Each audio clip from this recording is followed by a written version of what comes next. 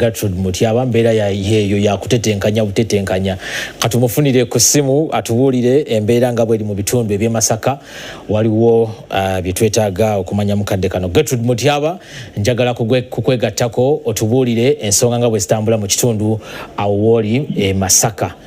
Abatuulaba bakulindiridde okuwulira. Webale nnyo mwamba mu kiseera kino nnimiridde wano kusaza ground division ya Nyondo Mutungo okulaba butya akalulu kano bwe kanaalangirirwa. Mu kiseera kino amagye ne poliisi geebunguludde ekifo kyonna okulaba nga mpawo omuntu yenna abaawo buvuyo bwakola. Mu kifo kino bana NUP beeyiyeewo mu bungi okuva ku ssaawa emu ey'okumakya nga badimandinga poliisi nga badimandinga akakiiko k'ebyokulonda okulangirira banna NUP ne balowooza nti be baawangudde akalulu kano. Bano babadde babagalidde emiggo saako n'emiggo nga bagamba nti akakiiko k'ebyokulonda nate kaluddewo okulangirira abantu baabwe nga bagamba nti wandibaawo olukwesikwesi okulangirira abo abatali be balowooza nti si be bawanguzi. Mu kiseera kino akakiiko k'ebyokulonda kakyagenda mu maaso n'okusoma ebyo ebivudde ku polling stations ez'enjawulo okumanyisa bannamasaka ani asinze mu kitundu kino ani asinze mu kitundu kiri. Wano ku kibuga Masaka abakyala bali bana abeesimbyewo okuli Rose Nalubawa owa NUP, Justin Namere Nsubuga owa NRM, Juliet Kakande owa Democratic Front, saako ne Sawuya Nanyonga owa Independent.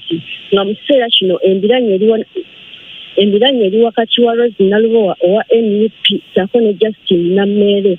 Wabula nga mu kiseera kino obwedda okuva mu kiro twalabye omukyala Namere ng'ali wamu n'omwami w'Ensubuga nga bawakanya akakiiko k'ebyokulonda ebyo bye kasoma nti bosi ebiri ku DR forms zaabwe nga bagamba nti okusinziira ku bba wa Namere omwami Hamuza Nsubuga agamba nti nno akakiiko k'ebyokulonda kandibanga keekobanye n'ekibiina ki NUP okumunyagako obuwanguzi bwe nti kubanga bo banna NUP buli we beemulugunya nti nno polling station eyo obululu obwo si bwe bateekeddwa okuba nabwo okusinziira ku DR forms ze balina. Akakiiko k'ebyokulonda kabaanukula DR forms zaabwe ezo ne zaanukubwa oba ne ziteekebwako omulaka. Kyokka Namere agamba nti nga ye bwe yeemulugunya DR forms ze tezitunulwamu kulaba obanga ddala ziri sensobi. Namere akyagenda mu maaso n'okulaga obutali bumativu era basinzidde wano n'omwami we ne basaba Pulezidenti Museveni ayingire mu nsonga zino nga bagamba nti baagala waakiri akalulu kano kaddibwemu okulondebwa. Mu kiseera kino tukyalindiridde okulaba butya akalulu kano bwe kanaavaamu nga tulinza akakiiko k'ebyokulonda okulangirira oyo anaabeera omuwanguzi. Wabula mu kiseera kino poliisi n'amagye mpawo omuntu yenna gwe bakkiriza tebalina munnamawulire gwe bakkiriza kukwata wabweru okugeza ngaawo yakubye wali tiya gaasi mu bawagizi ba NUP ababadde bakutte emiggo tebakkiriza munnamawulire n'omu kufuluma. Wabula twagezezzaako okubbirira obufaananyi okulaba bukya we tunaabutuusa ku bantu baffe eyo abalabi ba NTV. Kati mu kiseera kino tukyalindiridde ebyo ebinaava mu kulonda era tujja kuba nga tubibatuusaako okuva wano okusaza grounds e Masaka.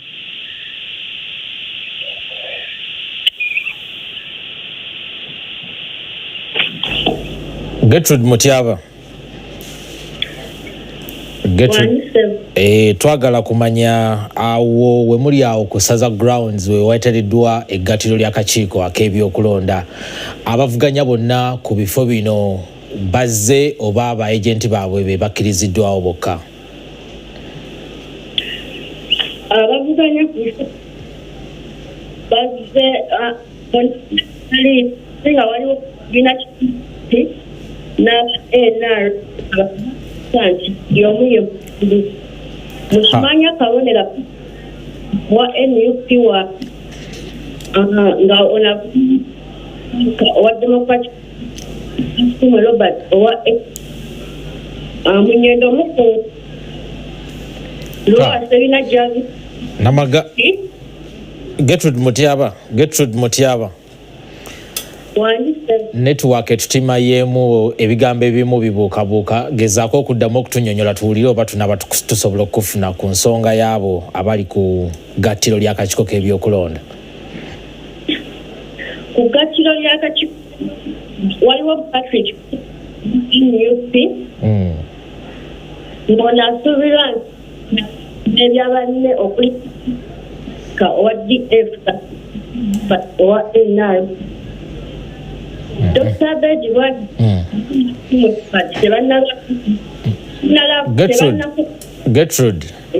Gertrude ndowooza katusooke tukwerekereze kubanga network tutemaye tetukufuna bulungi nnyo bwe nebeera eteredde tujja kukuddira kubanga ebigambo ebimu tebiwulikika bibuukabuuka ate ng'oba oliawo abantu baffe bandyagadde okumanya kyogezaako okunnyonnyola. Tujja kuba nga tukuddira mu ddakiika ezo ezinaaba ziddirira si zaawala nnyo oyongere okutubuulira embeera nga bweri mu kitundu ekyo eky'e Masaka. Kale kankomewo eri bannange bano be tuli nabo omukyala Namaganda ne Honorable Mike Kennedy Sebalu. Tubadde tukyagezaako okuttaanya ku nsonga y'ebyempuliziganya Sebo. Ensonga y'ebyempuliziganya ngazi bigenda wala biyinza okutaputibwa mu ngeri ey'enjawulo era waliwo bwe tuvudde Butambala olina ka comment k'okoze kembadde njagala ntereeze nakati wagenze n'ogamba ebintu bwe bityo bwe biri bwe birabise mu bitundu ebisinga obungi. Kati omuntu awulira ayinza okulowooza nti mu bitundu ebisinga obungi mu Uganda waliyo obutabanguko, which is not the case. So eyo y'empuliziganya and how impactful it can be. Kati tulina okugitunuulira mu bintu bibiri. Kiki ekiri primary? Ekiri primary security and stability. Kubanga ekyo ffenna kitukwatako. Kakati olumu tuyinza okugamba what is the cost of security and stability mu mbeera eno eri fragile eri fluid. Olumu oyinza okwetaaga okugamba nti tukendeeze ku biyitiŋŋana bye tutalinaako buyinza kulungamya, bwe tutalinaako buyinza wajje biva wajje biraga kuba kati AI waali asobola okujjira omutwe gwa Katamba n'aguteeka ku Ssebalu n'alaga nti Katamba alina omuntu gwakubye essasi era n'alaga nti abantu bagwira n'abayaayaana. Ekyo ne kigenda ku mutimbagano kuba kati buli alina essimu eyakaseereza yafuuka munnamawulire. Kakati tebalina ethics nga mweze mulina, tebalina n'ebigendererwa olumu byawuka. Kati mu mbeera eyo wabuliwo ebisalibwawo ku lw'obulungi bw'abantu bonna. Kakati newabeerawo n'ekintu ekirala kye tulina okugoberera nti gavumenti yonna gyeri ne bweribeera ya mukulu Kyagulanyi nga yaaliwo n'eyaaliwo yonna gavumenti etambulira ku kye bayita intelligence okunoonyereza. Ebiseera ebisinga ebeera ne information gye tutalina naye ng'ate information eyo yeetaasa okubeera mu mbeera gye tulimu. Emyaka 4 gye tubadde ng'obulumbaganyi bungi waliwo obulumbaganyi obubeerawo ne babunyiga ne batavaayo nakuboogerako nga tebutegerekese naye mmwe n'olaba nga tweyagala tutambula naye ng'eri waliwo abateebaka okulaba nti obutebenkevu bubeerawo. Kati ne mu mbeera eno tuyinza kubuusabuusa nti oba waliwo information gyerina waliwo enteekateeka zeetegeddeko naye n'ekikulu kya byonna nti waliwo abantu abatalina buvunaanyizibwa abasobola okukozesa eddembe lyabwe erya intaneti n'ebigenderako ne AI ne bateekawo embeera eyinza okuleeta obutali butebenkevu. Olwaffe ffenna okubeera obulungi ensonga eyo nayo erina okutunulwamu ng'osinziira ku ndowooza bwetyo naye nga mu byonna nange kenyini okuba nti internet eriko kinkosa wandi we esimu zafuuka kitundu kubi Zoom meeting zembadde nkola ku bintu byange business biki byonna naye ku lw'ennaku zino oba wiiki nga obutebenkevu webuli tubeere ne future olumu cost eyo ne pain eyo you undergo it for the common good and general good. Kale sebo tuyanza nnyo tuyanzegesebo mukadde waffe olw'ensonga eyo mukadde kaneeno njagala tugendekoko tulabe embeera nga bwe yabadde ekkololo awo abasasi baffe bagenda maaso n'okulondoola ebyokugattagatta ebivudde mu kulonda naddala wano mu kitundu ekya Kampala nga bwe byateereddwa naye ka tulabe ebifaananyi nga bwe bigamba.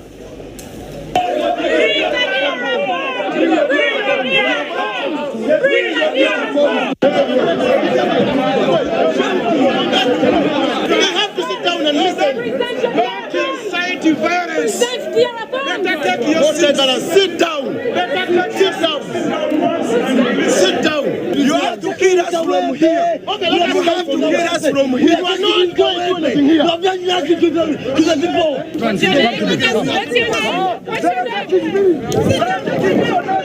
My name is Fernando Sulaiman. They are asking me to present.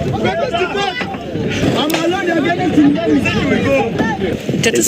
Ezaro isemboga baganyo yingiza ba agent baffe basigadde ne DR forms ku gate n'abaana babakutte so tetusaba kukkiriza bisomebwa wano bya bantu babiri bokka ngate ne waroyi mwali mu gundi mu race so that means if baba sideline it commission you said join commission what's the problem with you let the easy happen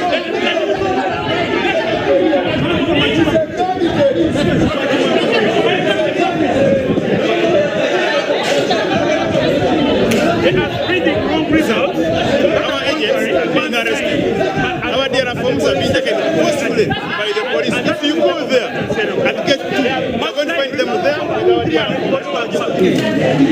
Candidate bana muraba gabanya data forms abezongera chechimu omwani nese kasini na wano yeze kusoma chechitufu kati omwana afazene data form wali eri baina kamera babalabira bade bali kunyonyi gadi nzika bakoze obekwese bali muzisotinga olubadde okusala bwati kubona mugamba jangu oyagala njagala DR4 nono ndese DR4 muzani zakandi amugamba hey kali mamuderi onazina jjo nakoleki amukubira esimu olute wali eri bamusibi ne DR4 bazikozeeki bazikutte afanda ngambe mu DR4 zina kuyingira misa zina kuyingira kiro je kiro tisiyaswa kola ki ebo tugenda kadisa zino wali eri omwana wali ne gundi bakola ki bazina nurugire wesa zino wali kwedi gate 2 kawanze kola ku sarugoji yasaba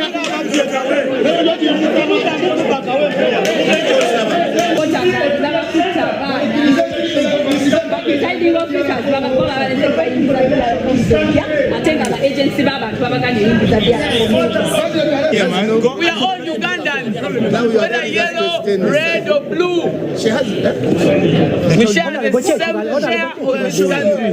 Obuzibaddewo webuzibu badde mu ggwanga lino okumala ebbanga ddene kubba bululu abantu kitwasigaza kyokka bwe tuba twakukuweereza abantu baffe tuyita mu kalulu babbe bokisi ne bagenda ne bakyusa obululu ne bakomyawo gundi DRF mwenfu mu bokisi kati gye bajjeemu gye basoma basomaliza banange abannakalukambe kali mukumbi bawanino tekabbibwa nti tulina DRF tuzirina naye poliisi kati ekwataganye ne bakandenti b'enaalimu batwala DRF zaffe omwana kuva jjo ekiro batusindikidde abayo tugoba kati omwana yazikukusizza bw'atuuse waneeno poliisi yemukutte nezikola ki nezimujja kana nogera ku gate tuwali eri basitutte eno gona majoga laba tegeza kutujjako DRF bano nabo bageza kutujjako DRF butugeza ko kya mwana bajja ko abana bakwaki babasiba kati mwana se DRF za mulago 2 mulago 1 ne wandige yezange bazikoze ki bamukutte ramusi ali wali eri tena kyo saka kwogera waneno kati nabali eri wabweru wa gate abagiza batokunganyiza nabali mbasa abakiriza eri bali bakiriza eri wansi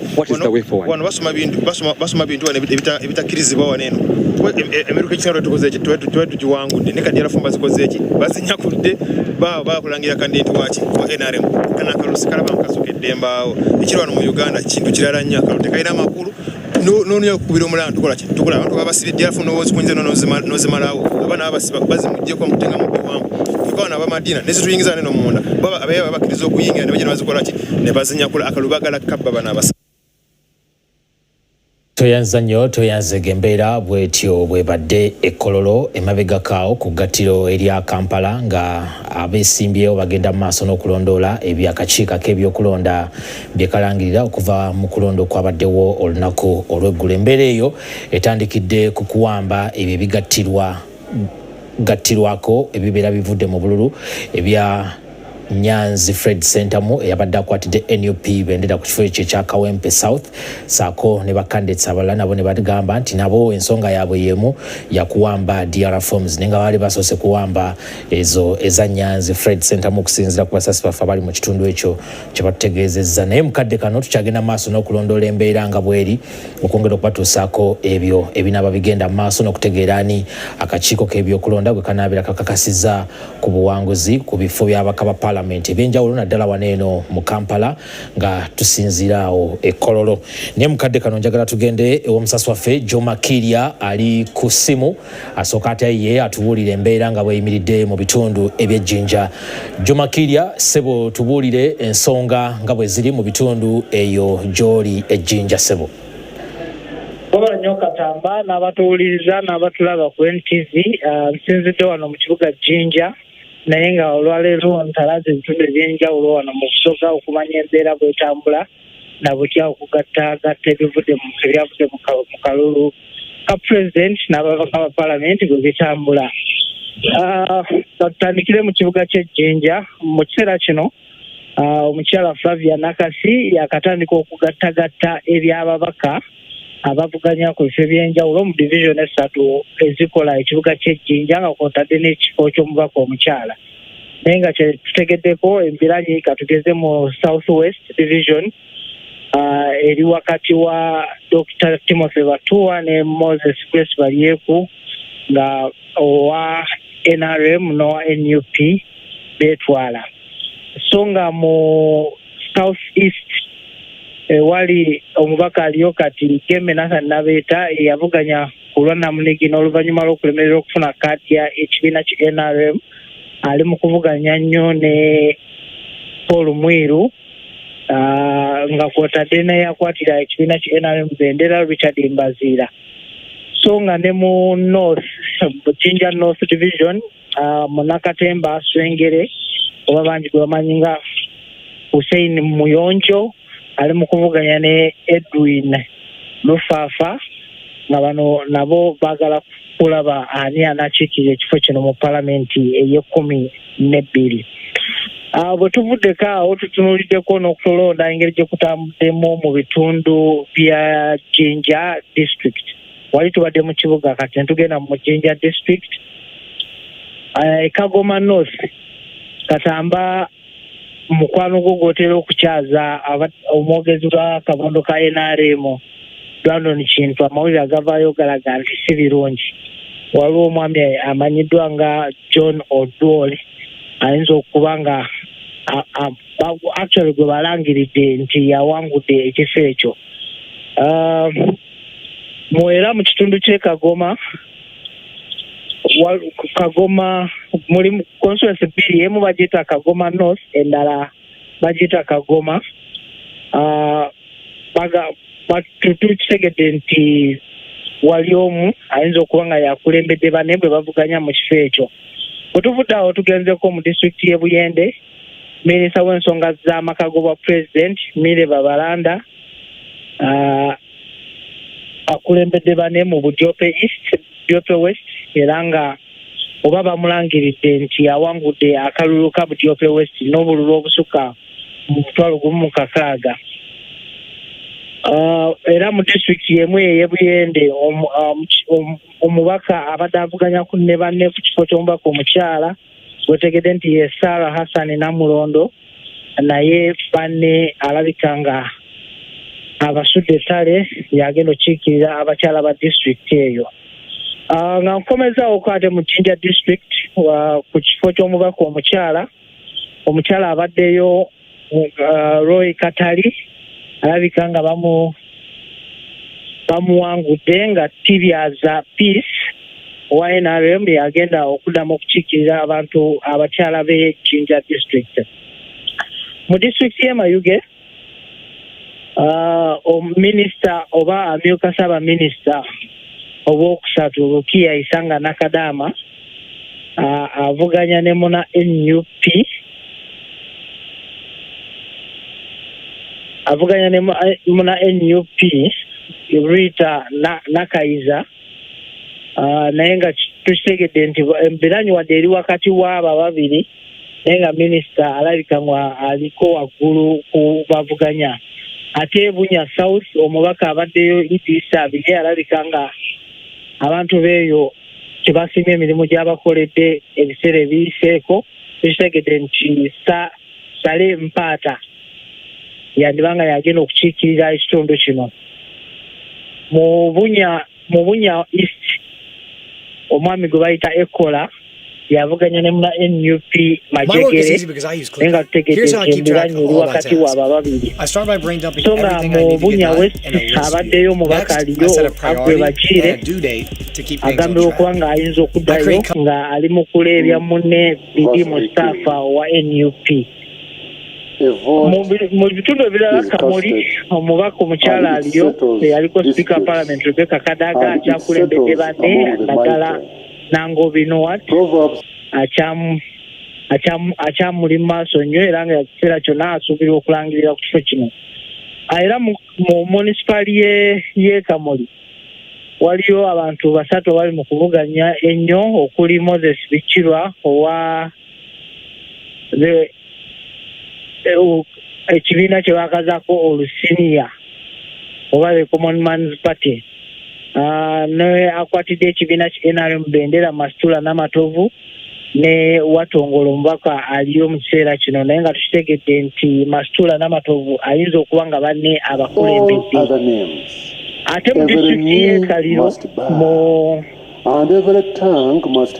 mu constituency ya Bulamoji North abadde minisita Gume Ngobi alabika nga naye abalonzi bamugambye otulabyeko nnyo kati basindiseeyo Kasajja John ng'ono afunye obululu obusukka mu 9 obumutwala mu palamenti era ono nga yakwatidde n'ekibiina ki NRM Bendera.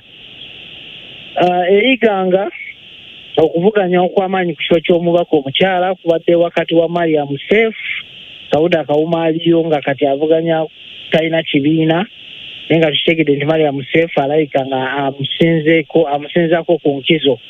Mu ngeri emu tukitegedde nti Eiganga era bamaze okulangirira Abedi Nasa bangi gwe bamanyi nga Mudi Obole ng'ono awangudde Peter Mugema Panado ne Haji Swaibu Osinde owa NRM. Peter Mugema Panado yabadde omubaka aliyo era nga abadde avuganya talina kibiina.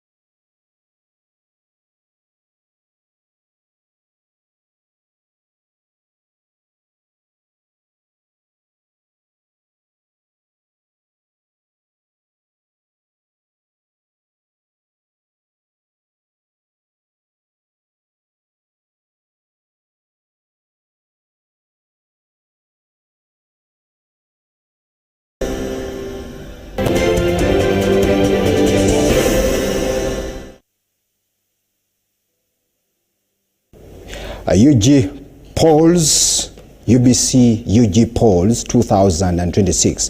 Yeah, we are covering a 360 coverage of the UG polls 2026, and now I'm joined on the phone call with one of our friends in Entebbe for us, that is Sula Kagugube. Sula Kagugube.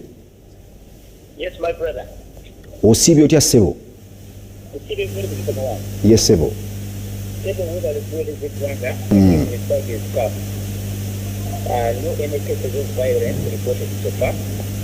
And if you move around along into the streets, they are all empty. Shops are still closed. So meaning most of the people they are still at home. So basically the situation is calm, and of course everything which is happening, we are currently waiting results from our official district. Of course, we are waiting for the declaration. So the chief competition between Shaka Stephen Gashaija, the inner brother Piara, and Nagata Namri Joyce, who is on no ticket.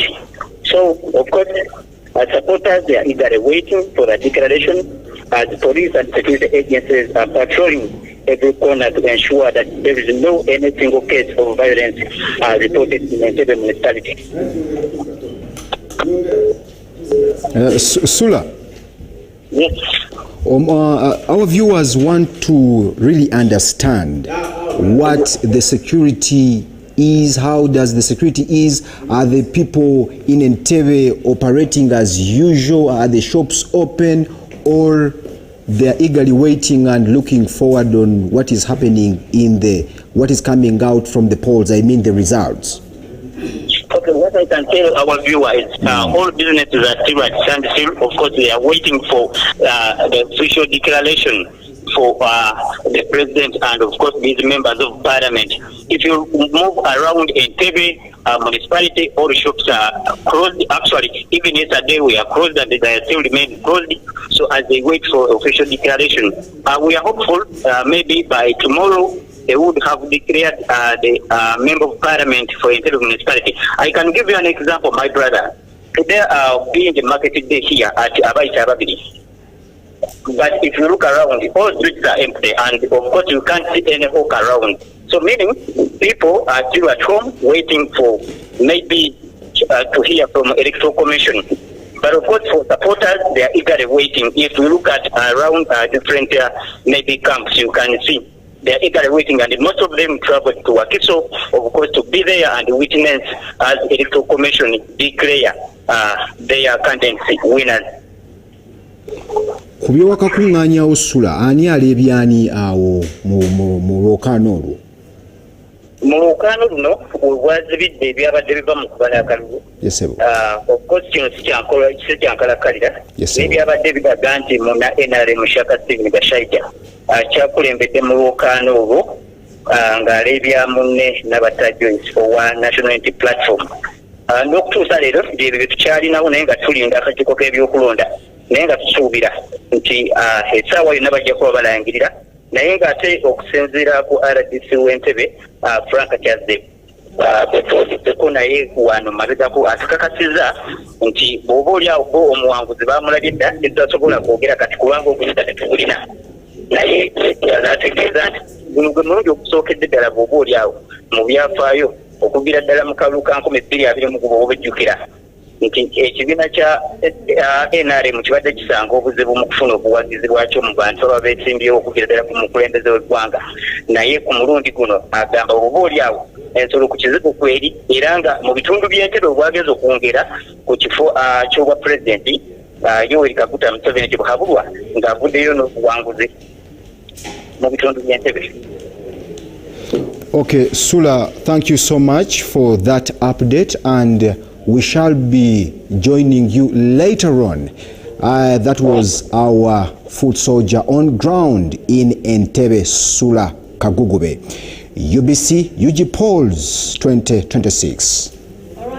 As we continue to bring you updates on what is happening in the different parts of the country. And not only that, we have some provisional results of what has been happening in the parliamentary race for the parliamentary seats in the different parts of the country. We will start with, of course, Busiro County North, and this is what it looks like. We see for the provisional results, we see Mayanja Moses of the party taking 56.84%, which registers a 19,319 votes. And looking at another, we see Semaganda Ronald of the National Unity Platform taking on 43.16%. That registers to 14,667 votes. And of course, if we can move to the next county.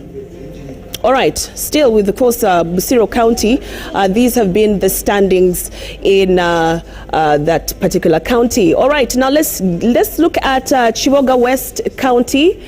We do see a registered win for Lule Eria Eric, still under the NRM party. He has registered a 61.25% win, which also registers as a 9,235, and we also do see Mutumba Abdul, who is an independent, with 5,846.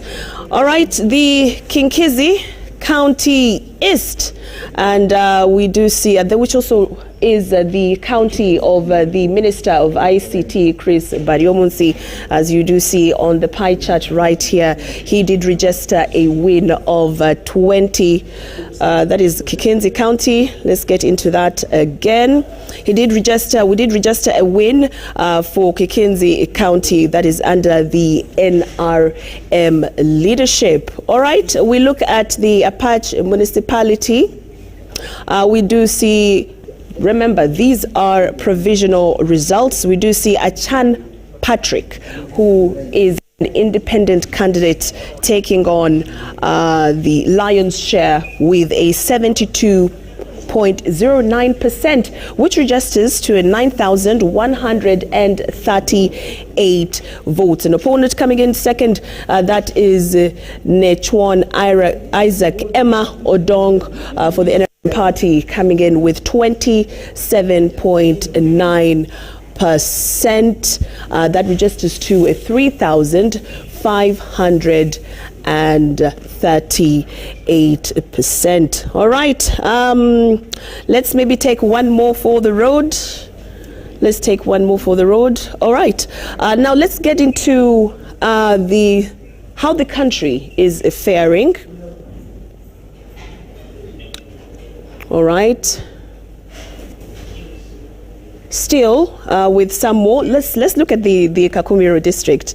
Like we did say earlier on today, Kakumiro did register the Right Honorable Robina Nabanja, a win for her, and then of course a win for the NRM party as well, with a 78.01%, registering to 78,533 votes, of course, which gave her a win. And we did see to Shemerere Grace, who is an independent candidate, coming in second with a 21.99%, registering with a 22,136 votes. We will continue to give you more updates on what is happening in our country, and more so what is now, as you can see here, the map of Uganda.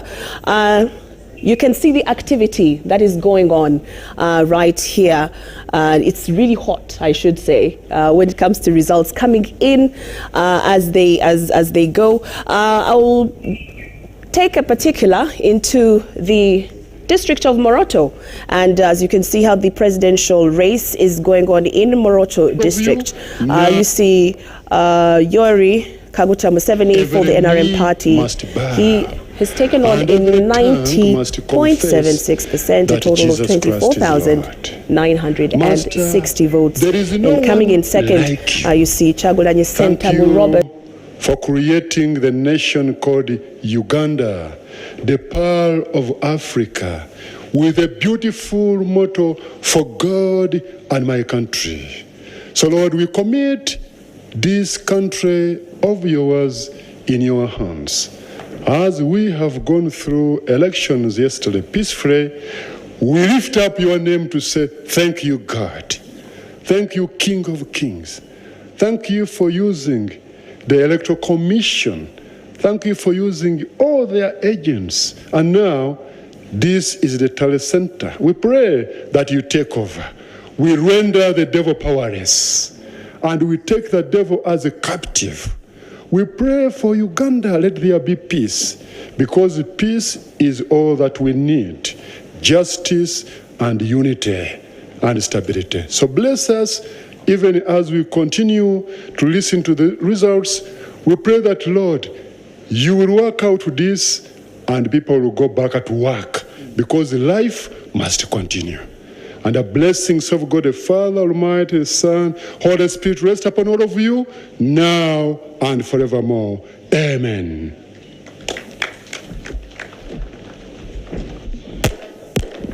Thank you very much, Your Grace, for committing this afternoon to the Almighty to be with us and to guide us in what is going to happen.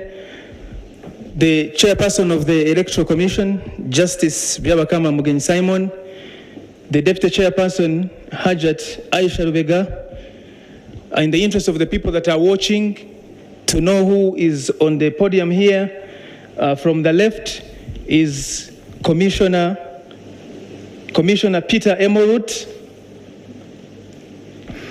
Next to him is Commissioner Honorable Anthony Okero.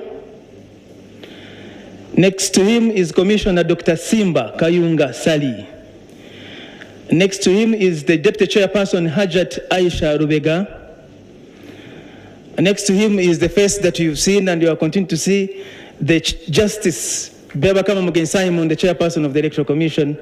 And next to him is Commissioner Honorable Stephen Tashobia. And next to him is Commissioner Caroline Bright Binamario. And next to her is Mr. Kamjishababo Richard, the Acting Secretary of the Commission. You're welcome here, Commission. Your Excellencies, heads of missions that are observing these elections, the agents of presidential candidates participating in this presidential election, representatives of political parties, representatives of the observer missions that are observing these elections, both international and local, members of the civil society, members of the media, the staff of the Electoral Commission, all invited guests here, ladies and gentlemen, you are welcome to this afternoon session at the National Tally Center for the presidential elections of 2026. And without much ado, I will hand over to the chairperson of the Electoral Commission, Justice Byabakama Mugenyi Simon, to constitute us and guide us accordingly. Thank you very much, Lord Chair.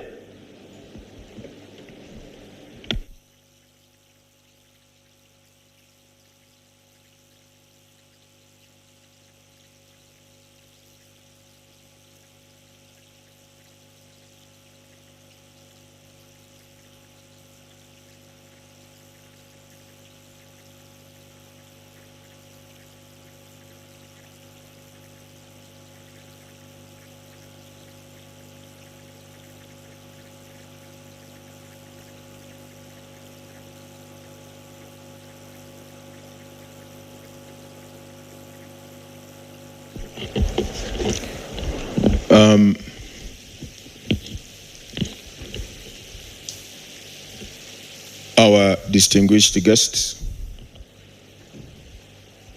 maybe allow me to take special recognition of His Excellency Jonathan Goodluck, the former president of the Federal Republic of Nigeria, who is in our midst. He's the head of the African Union Observer Mission to the Uganda General Elections 2026. Your Excellencies, ambassadors, heads of missions, and all distinguished heads of the various observer missions who are here with us, ladies and gentlemen, we are honored to be gathered here this afternoon once again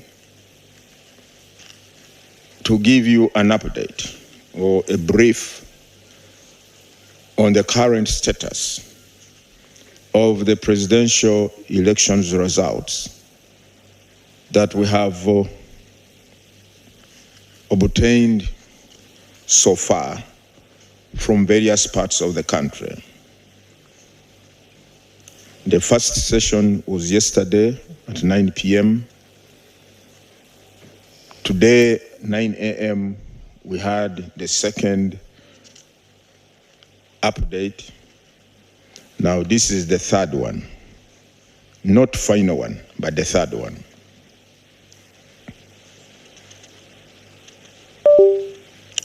The total number of registered voters on the National Voters Register are 21,649,067. The total number of polling stations where the Ugandans went to cast their votes yesterday are 50,739. The total number of polling stations whose results we have received so far here at the National Tally Center are 30,138, constituting 59.4% of the total number of polling stations. This is the candidates' performance as of this hour. Bulira Frank Kavinga, 29,713, constituting 0.44% of the valid votes cast for the candidates. Kasavante Robert, 20,626, constituting 0.30% of the valid votes cast.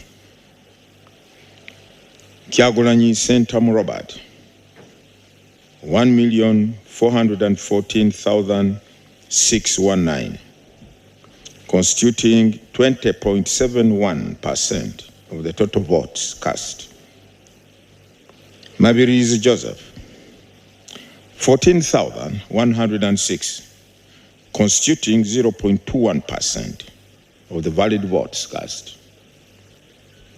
Mugisha Gregory Muntu Oyera, 38,582, constituting 0.56% of the valid votes cast. Munyagwa Mubarak Serunga, 19,034, constituting 0.28% of the valid votes cast. Nandala Mafabi James Nathan, 144,564, constituting 2.12% of the total votes cast. Yoweri Tuhaburwa Kaguta Museveni, 5,148,845,000, constituting 75.38 valid votes cast. The valid votes altogether for all the candidates so far are 6,830,089. 60,830,089. Invalid votes 170,655, constituting 2.44% of the total votes cast. The total votes altogether valid are 7,744, constituting 32.34% of the registered voters. Spoiled votes, 22,356. Now, this is the summary of the total votes per candidate so far. But now we are going to make a presentation of the breakdown of this summary on our screen. Technical, can you come and take through our guests on the breakdown of this data, of the votes, or what the results I have read to our guests this afternoon? Thank you for listening to me.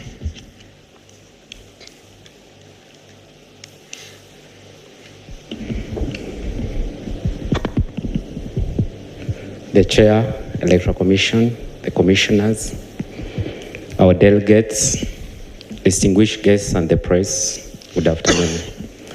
Today I will be presenting the election results visualization system that we normally call ERVS in short.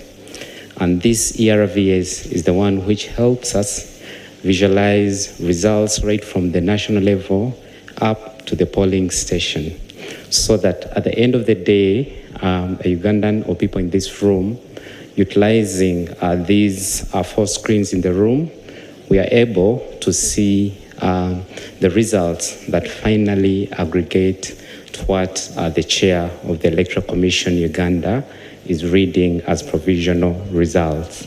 When you interact with this system, the landing page, which we call the dashboard, has a geographical representation of the votes, where they're coming from. We have a breakdown that lists candidates depending on the leading candidate by percentage in terms of votes that they received. We have at a glance dashboard that is at the end that is able to display results right from the national level up to the region. So it will allow me to interpret for you the electoral map. As you see on the map, the colors that come up, whether it is yellow or red, this shows the different districts where we received results from the district tally centers, but we show the leading candidate at that specific district tally center that is leading in terms of the number of polling stations that have submitted the results. So that's how you end up seeing at the moment blue and red. The white there, these are water bodies. They're water bodies, and we chose white because it's neutral, as blue, which is normally utilized for visualization of water bodies, is one color for one of our candidates. The middle screen, where we see, for example, the percentages, the highest being 76. Our national agenda to achieve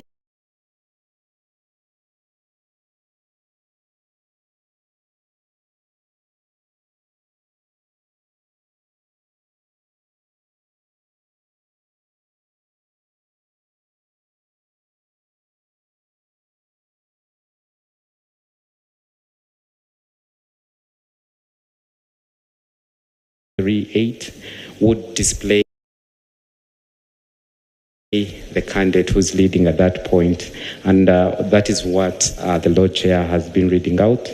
And when we go to the region, at the moment we are displaying Uganda region, you look at the voter turnout, and here it has changed to Kampala City region, but here we look at the registered voters in that specific region, and we see how many turned out, and we're able to calculate a percentage.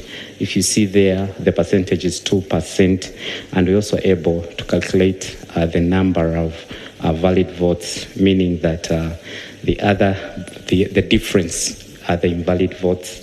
We also look at the polling stations that are reporting. We start by indicating the number of polling stations, for example, in that region, and how many have we received results from. And the last visualization card is for specific candidates, presidential candidates in that specific region, where we indicate the candidate, what the percentage they get in terms of votes and their symbol. Allow me to drill down to, you could go, allow me to drill down. We have a section where we go to the electoral map, which allows users, for example, those on laptops in this room, to drill down to the different polling stations or districts. But for purposes of this specific presentation, we shall choose Lango. You can choose Lango region, but any other region you'd be able to visualize. So in Lango, okay, if you could hover, you've chosen Otuge. Could you go back so that we're able to see Lango as region? So it's okay. Within Lango, it will zoom, and we shall look at the different districts within Lango, but you could hover over Dokolo, for example. Okay. Show names, yes. So you'll be able to see the different ones. So if you are to hover, for example, on Dokolo, okay, so we can be able to see the performance of a candidate in that specific district. And when you look at this card at the moment, you're able to see that Dokolo has 2 constituencies, and you're also able to see the number of polling stations in that specific district, and also to know that how many of these polling stations have reported. It's the same summary, but it's broken down now at district in terms of registered voters, how many were valid votes, and also we show the trend, the performance of the candidate in that specific district, and you're able to interact in this same manner for the rest of the districts. You could, for this purpose, we shall demonstrate up to the polling station for you to be able to understand that the results that are declared at different intervals are a summation of what we get from the different polling stations. So Dokolo, you could go down to, you could choose North, 1 constituency. So the maps are very interactive. You just, at 1 click, you're able to go. So could you go down up to the sub-county in Dokolo? Constituency, North, you could choose North. And then, so you're able to look at the number of the yellow ones or the colored ones are the ones which have polling stations that have submitted results. When you see the ones which are grayed out or white at this point, it means that in those different sub-counties, no polling station so far has submitted results. So when you look at this, at least maybe choose Adok. Adok is one of the parishes within Adok sub-county, and we are going to look at the results at least of 1 polling station. And within Adok as a parish, we see that it has 5 polling stations. So you're able to look at the breakdown in terms of polling station level, where we aggregate results from that level up to the national level. So taking an example of there, we're able to see that we have 692 registered voters, and we had 365 valid voters with 384 voter turnout. 365 made were able to have valid votes, and then the invalid were 19. But even at this level of a polling station, at least we are able to visualize a candidate who is leading, or the breakdown in terms of number of votes, which we visualize as vote count. But we are also able to look at the percentage that a specific candidate was able to receive. And you can do this for your area of interest, for your polling station of interest, and you're able to navigate across the entire country in this specific manner. So that being said, that brings me to the end of this specific presentation of how we visualize our results right from the polling station level up to the national level, utilizing the election results visualization system. Thank you so much, and Chair, back to you. Thank you.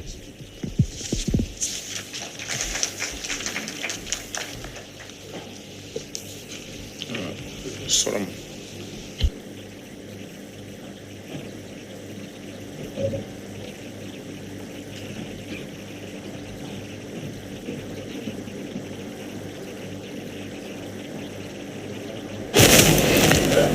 Enzanyo toyanzege tukyagenda maaso n'okubatuusaako embeera nga bweyimiridde mu kwetegereza engeri bannayuganda gye bali mu kusalawo naddala ku kifo ekyomukulembeze w'eggwanga ssaako n'ababaka ba paalamenti.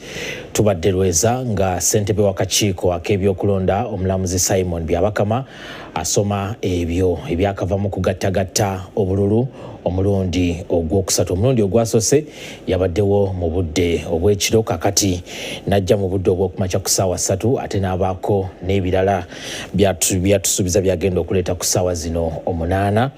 Era ndowooza ababadde bagoberera mulabye nti obululu bwongedde okukyuka. Mukadde kaneeno njagala kutegeeza nti bakandidates ababiri abali ku mbiranye ey'amaanyi boyongeddeko okufuna omuwendo ogw'obululu. Bw'otunuulira candidate wa NRM Yoweri Kaguta Museveni ayingidde obululu bwa $1,14,845. Bw'otunuulira Honorable Robert Kyagulanyi Ssentamu wa NUP alina akakadde kamu mu $1,619 nga buno bukola ebitundu 2 ku n'obutundutundu 7 ku buli 100 ate nga ye Yoweri Kaguta Museveni obululu bwe yakafuna bukola ebitundu 7 bitano n'obutundutundu 38 ku buli 100. Kale bw'otunuulira mu budde obw'okumakya results ezazze ku ssaawa 3 akakiiko k'ebyokulonda ze kaleese Yoweri Kaguta Museveni abadde alina obululu bukadde 3,996,438 nga bukola ebitundu 76 n'obutundu 25 ku buli 100. Ate nga ye Robert Kyagulanyi Ssentamu yabadde alina akakadde kamu mu $31,000 mu 2,047. Kale olabira ddala nga obululu bweyongeddeko. Abalala sijja kubayingiramu nnyo, tukyagenda mu maaso n'okuteekateeka emiwendo gino tugisome bulungi nnyo nga tegiriiko kabuuza. Kale yembeera eyo gye tulimu, naye ndabanga ssentebe w'akakiiko k'ebyokulonda oba akyalina byayogera. Simanyi abali mu control room waswa osobola okulaba oba tusobola okutwala ebigambo bya mukulu Byabakama. The President and the nation at large. Once again, you for coming, for having a keen interest in what we are doing and the outcome of yesterday's processes where Ugandans stand up to vote for their next president. I thank you and see you later.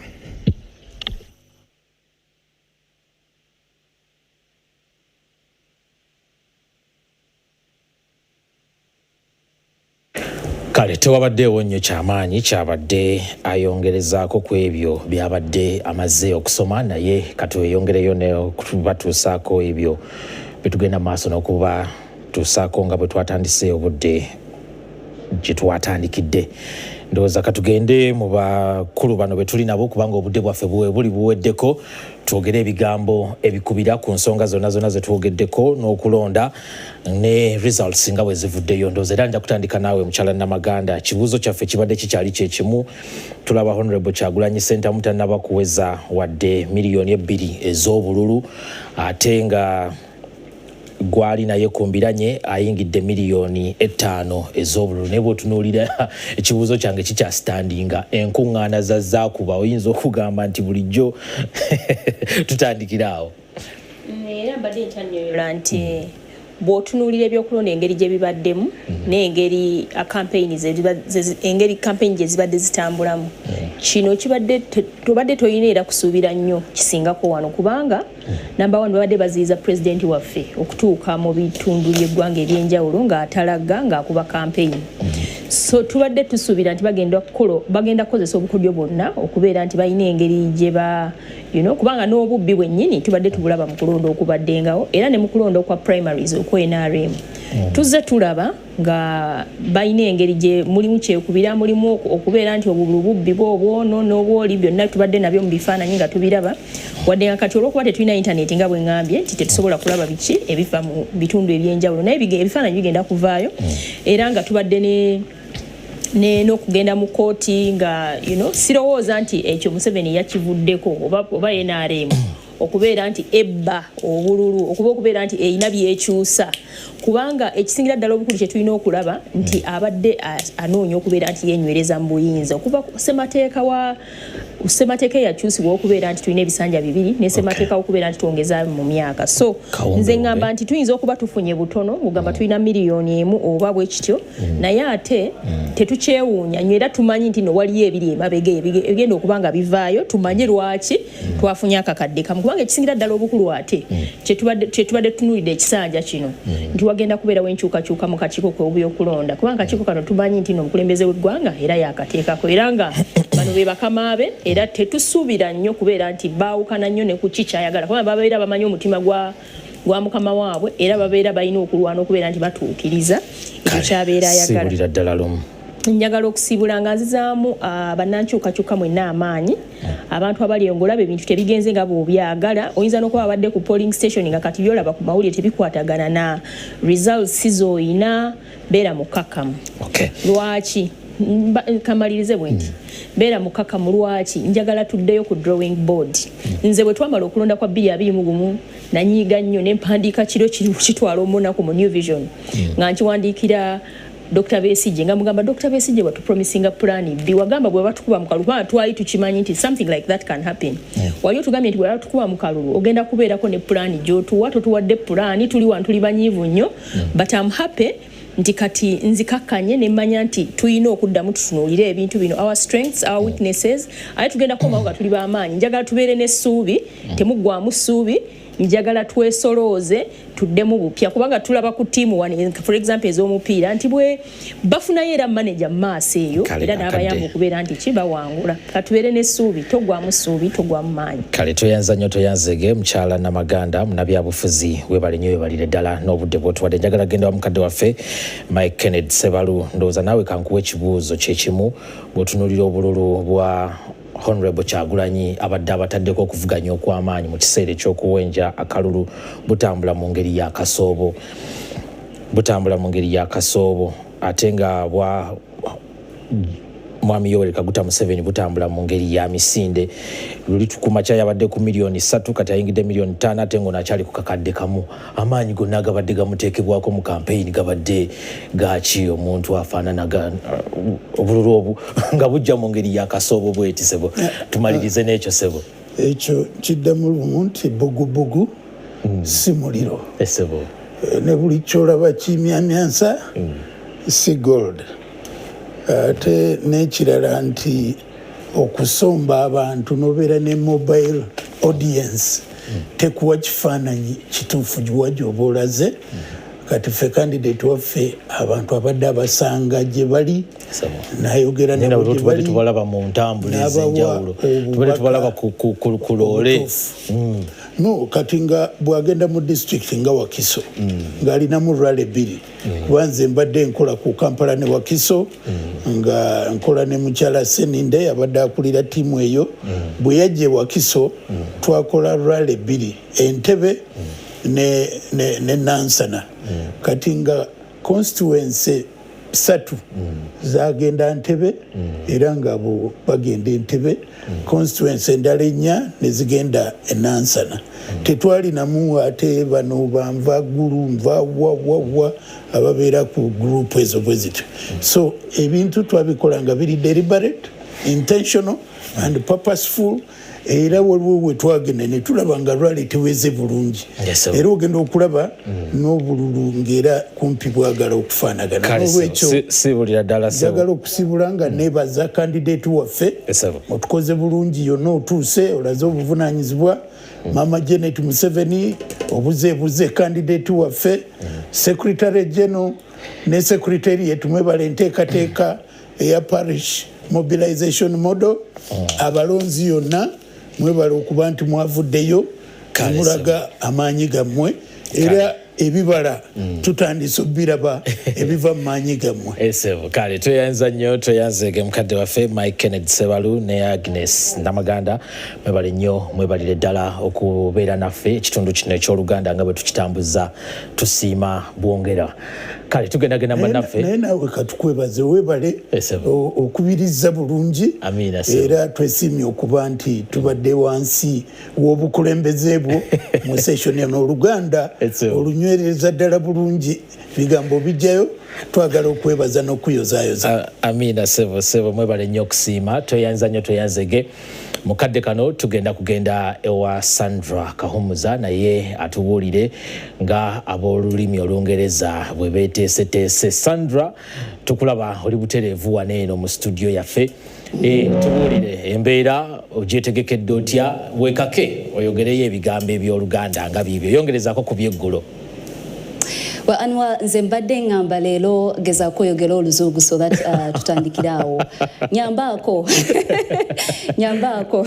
Okay, you can give us a brief on what you're going to tell us. Well, thank you so much, Anwa, for that previous segment in the Luganda version. And we really want to build on from that. It's not really the best of days considering that we are seeing a number of people that are currently, we have seen reports coming through that some polling stations have actually registered a number of people that have passed on, and the police has equally come through to actually confirm some of these. And what we are seeing is that there's a lot of anxiety around some of the polling stations. And I just want to quickly state that that's precisely where we're going to be starting from, but just to re-emphasize what some political analysts are actually saying.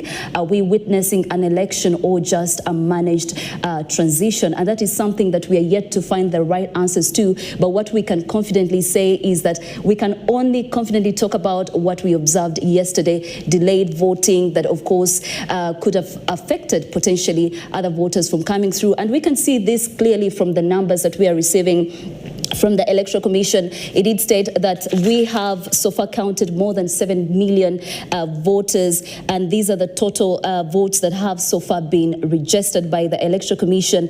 The EC did speak about the latest results, and we are continuing to update and actually verify these results. But as we can verify, what we can say confidently is that the incumbent President Yoweri Kaguta Museveni is still in the lead, and he is currently standing at 5 million votes, 148,850. That is more than 1 million votes from the previous address that the EC did give to the nation. He was previously standing at 3,960,438. That was a 76.25%. But currently we are looking at more than 1 million increment in terms of the votes so far counted. And the one who's following him closely, that is the NUP flag bearer, Robert Chagulanyi. He is currently standing at 414,619, just an increment in the percentage of 20.7%. And looking ahead at all the other presidential candidates, they're following on smoothly. We have Joseph Mabirizi, who was previously in the previous address at 10,910. That was a 0.21%. And there's been an increment of about 4,000 votes, and that is 14,106, taking it to 0.21%. Now, moving on to yet another candidate, a presidential candidate, Mubarak Munyagwa from the Common Man's Party. And previously, in the previous address to the nation, the provisional results do indicate that previously he had 14,742. That was 0.28%. And there's been an increment of about 3,000, taking it to 19,034, which is about 0.2%. 0.28%. Moving on to other presidential candidates, Nandala Mafabi was previously standing at 108,301, which is a 2.08% of the total votes at the time. But now there's been an increment to 144,564, which then brings him to 2.12 of the total votes, which we've spoken about over 7 million votes so far counted. Now, for the National Peasants Party, we are currently looking at 20,626, 26 votes so far counted. What we were actually thinking about, and we hope that maybe in the next address, the Electoral Commission chairperson will talk about the regions and deeper region. I know they did talk about briefly, but we want to continuously look at how the regions are performing and how the presidential candidates are actually performing in the various regions so far. Frank Vulira, also from the Revolutionary People's Party, previously was at 23,267.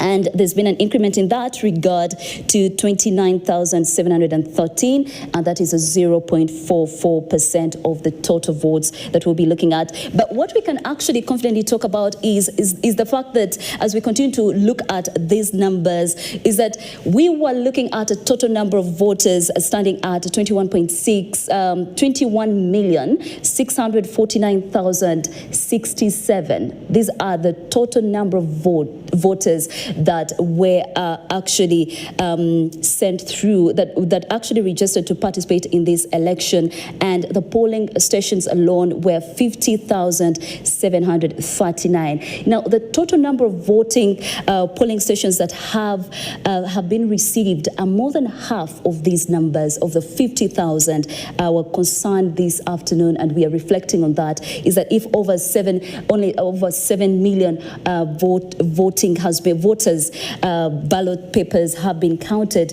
and bringing it to 33.4%.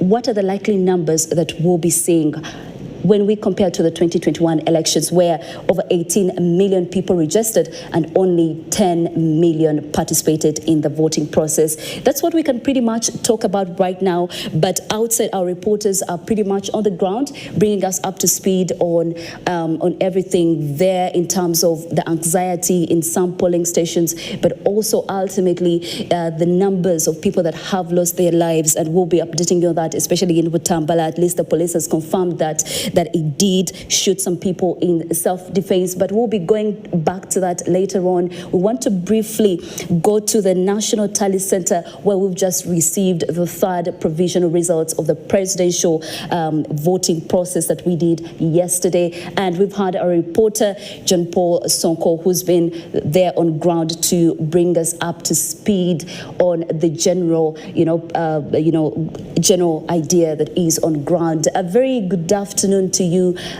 Paul. How is it going? I know we've received the third provisional results from the Electoral Commission, but what more can you tell us this afternoon? All right. Thank you very much, Sandra Kahumaza, for that preamble.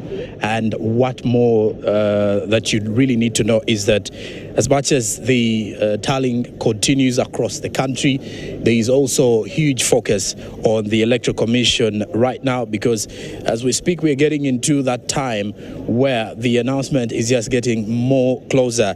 Because when you look at the polling stations, 50,739, and then the votes that have been received come from 30,138, just as you mentioned earlier, more than half of the polling stations. So you could easily see that, yes, we are getting into that particular context. But then also, as the Electoral Commission chairperson came in to give us an update on how the situation is and how many of the different polling stations have sent in their results, you get to also realize that we've seen a number of observers coming through different organizations, not only across the African continent, but then also those from Europe.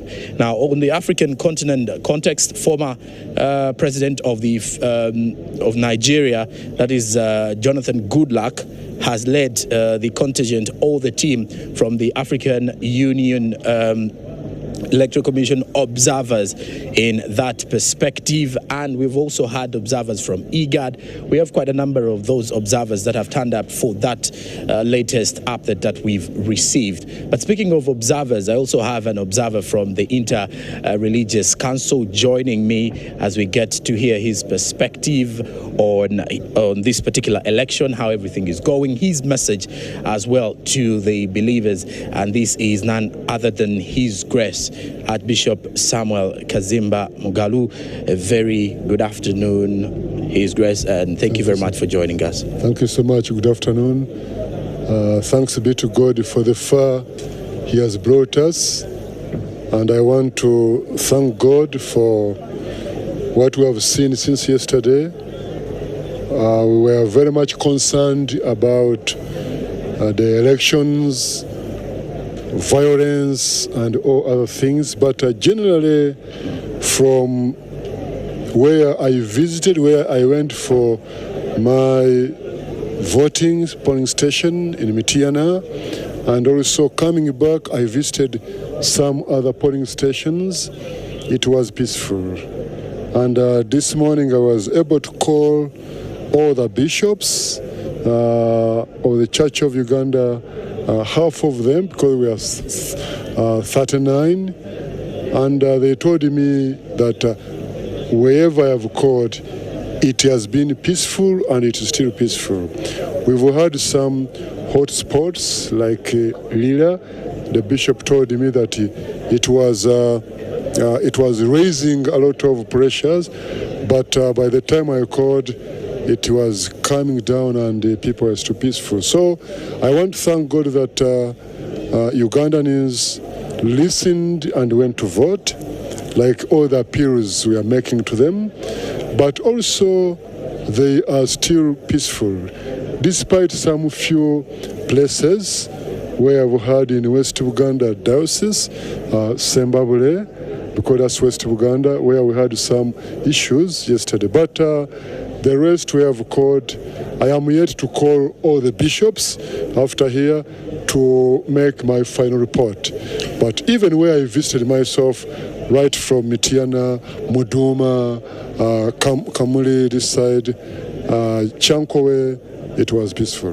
Well, His Grace, when you look at the situation to do with elections, there is always a happier party and there is always one that is left with sadness, especially if they do not make it in regards to either parliament or on the presidential ticket.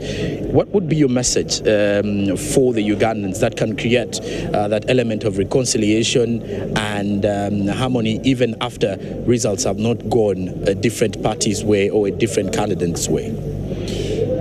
We read in the scriptures from Proverbs chapter 18, verse 18. Casting a vote will always settle disputes, and it helps to get the mighty one. But also in Proverbs chapter 16, verse 33, it says, a vote is casted in the lap, but its outcome is from the Lord. So I want to say that those who may be winning when you are yes and you are happy, when you jubilate responsibly, and also don't intimidate or even provoke those who have lost. God is all God's people. May you be ensure that you give attention to those who have lost and make a decision of working with everybody, because even this one who has lost has something good for the people. But now I want also to invite those who may have lost to remember that this is not the end of it all. Uganda is here to stay, just to go and prepare for another time. I pray that God will help those who have lost to take heart. It is painful, but that's not the end of life. And I want to call upon all Ugandans. This is a temporary event. Election is temporary, but we are here to stay. Let us go back at work. Let us go back and find strategies to survive. Okay. And I want to invite those who are taking on leadership, please remember, even those who have not supported you, they are your people. Don't just say, you didn't give me, this area never supported me in this constituency or this region. No, these are God's children, and God is calling you to offer leadership. Remember what Jesus taught, that he gives rain and gives even sun to everybody, even those who are sinful. So it's your duty to give services to each and everyone. Well, thank you very much, His Grace, for your time and for those kind messages to everyone involved in the general elections 2026. Now, Sandra, there you have it from the Interreligious Council representative. Here we have quite a number of those. Yesterday we also talked to Apostle Joseph Serrada in the same capacity, but here we've been privileged to speak to the Archbishop, His Grace Stephen Kazima Mugalu, to hear his perspective on the general elections 2026. But before I also head back to you in studio, just to remind the viewer that as of the latest update from the Electoral Commission, the valid votes that have been cast from the 30,138 polling stations, the invalid votes are 170,655, the valid 6,830,089, while the total votes cast is 7,744. So at 6 p.m., the Electoral Commission chairperson will be coming back to give us an update on the same. But along the way, my colleague David Joe will as well be giving you updates as they come here at the National Tally Center in Reza. Sandra, back to you. Well, thank you so much, Joel, John Paul Sonko, for that update, especially, the calls for peace in this period as we speak. In fact, I should also let you know, you probably have seen that already. Some polling stations are reporting, chaos, death, and some gangs have actually come through to attack people within the polling stations. But just to give some perspective on that as well, we did receive reports from Butambala that at least 8 people are confirmed dead. The police did say that they did shoot in self-defense. For one Kurukuku, we also have our reporters who are trying to verify this. There's reported death as well. So the calls for peace come in really handy. In Makindye, we also have had conversations on gun violence. We're looking forward to having a report on ground to bring us up to speed and to paint for us a clear picture of what is happening on ground. Also in Kayunga, we are yet to hear from there. Mukono municipality concerns around the anxiety about the polling results and so forth and so on. For the Kololo Tally Center, we've had reports, and actually later we'll be showing a short video where reported gangs actually stormed the Tally Center. In Magere, Bobby Wine's home, that is one of the presidential candidates, Robert Chagulanyi. There's a lot of heavy security deployment. We did capture some videos much earlier and we'll be taking you there. Chibibi also, 7 people have been shot dead and 25 arrested, and it all goes back to the anxiety surrounding the results that are coming through from yesterday's voting process. But once again, we want to encourage you to please maintain peace wherever you are. This is a very important civic activity, and we ask that we all, try as much as possible to maintain peace wherever we are. But I just also want to say that yesterday's voting process is potentially bringing into the whole perspective of foreign influence, and of course we'll be speaking on that later on, foreign policy rather, and we'll be speaking on that later, and the key similarities that we are seeing in this 2026 election with the 2021. What lessons did we not learn from the 2021 election? Is it true that we are in a purely fair and fair election, or are we simply seeing a managed transition? This is something that of course the political analysts are saying, but on ground we are also seeing that the president, who is the current president, Yoweri Kaguta Museveni, and also the NRM presidential candidate, is in the lead, far ahead of contending opposition leader Robert Chagulanyi from the NUP party. But this afternoon, of course, I'm not doing this alone. I am joined by my colleague Betty Mudondo, and we want to quickly go there just to get her perspective on today's event and what it actually means as we move forward. Post 2026 elections, it is definitely clear that we'll continue to see various, responses from either the opposition party or from the, from the ruling party. We are looking forward to hearing their thoughts on this election that has seen quite increased a number of people participating in the election. But we also understand that the 2021 election itself did have similarities with what we are seeing post 2021. We did see complaints of, police brutality, heavy military deployment, and it is pretty much the same. It's what we are seeing today in this election, 2026 general elections. But needless to say, we'll continue to update you on everything that unfolds from the different over 50,000 polling stations. But we are again questioning how many people did participate in this. We wait to see what will happen, and hopefully by tomorrow morning we'll have all the nitty-gritties when it comes to this. But the complexity of this election is yet to be fully defined, because we are receiving very unfortunate news from various polling stations. However, we also have seen some peaceful, voting counting processes in various polling stations. So we'll be updating you on that. And later, of course, we'll be having a conversation on, foreign policy. What does this election mean for the country? What does it signify? What do we need to be reflecting on? What will it do for the country? And lots of conversation on who matters most to Uganda when it comes to this election, and what should we be focusing on, and just the nuances surrounding that. We'll be diving into that much later. But we want to get to one of our reporters just to get a quick update before we link up with my colleague Betty Mudondo. Ijo is definitely should be online and should be joining us rather shortly, and we'll be speaking about today's proceedings and just the voting process, what it is meaning for generally the electorate who are currently at home, anxious, looking forward to what will be the outcome of this 2026 general election. Ijo, are you ready can you hear us this afternoon? Yes, I hear you. Yes. And here at the National Tally Center, figures keep increasing, percentages keep increasing. But interestingly, whatever activity is taking place here is an activity guided for in the law by the Presidential Election Act of 2005.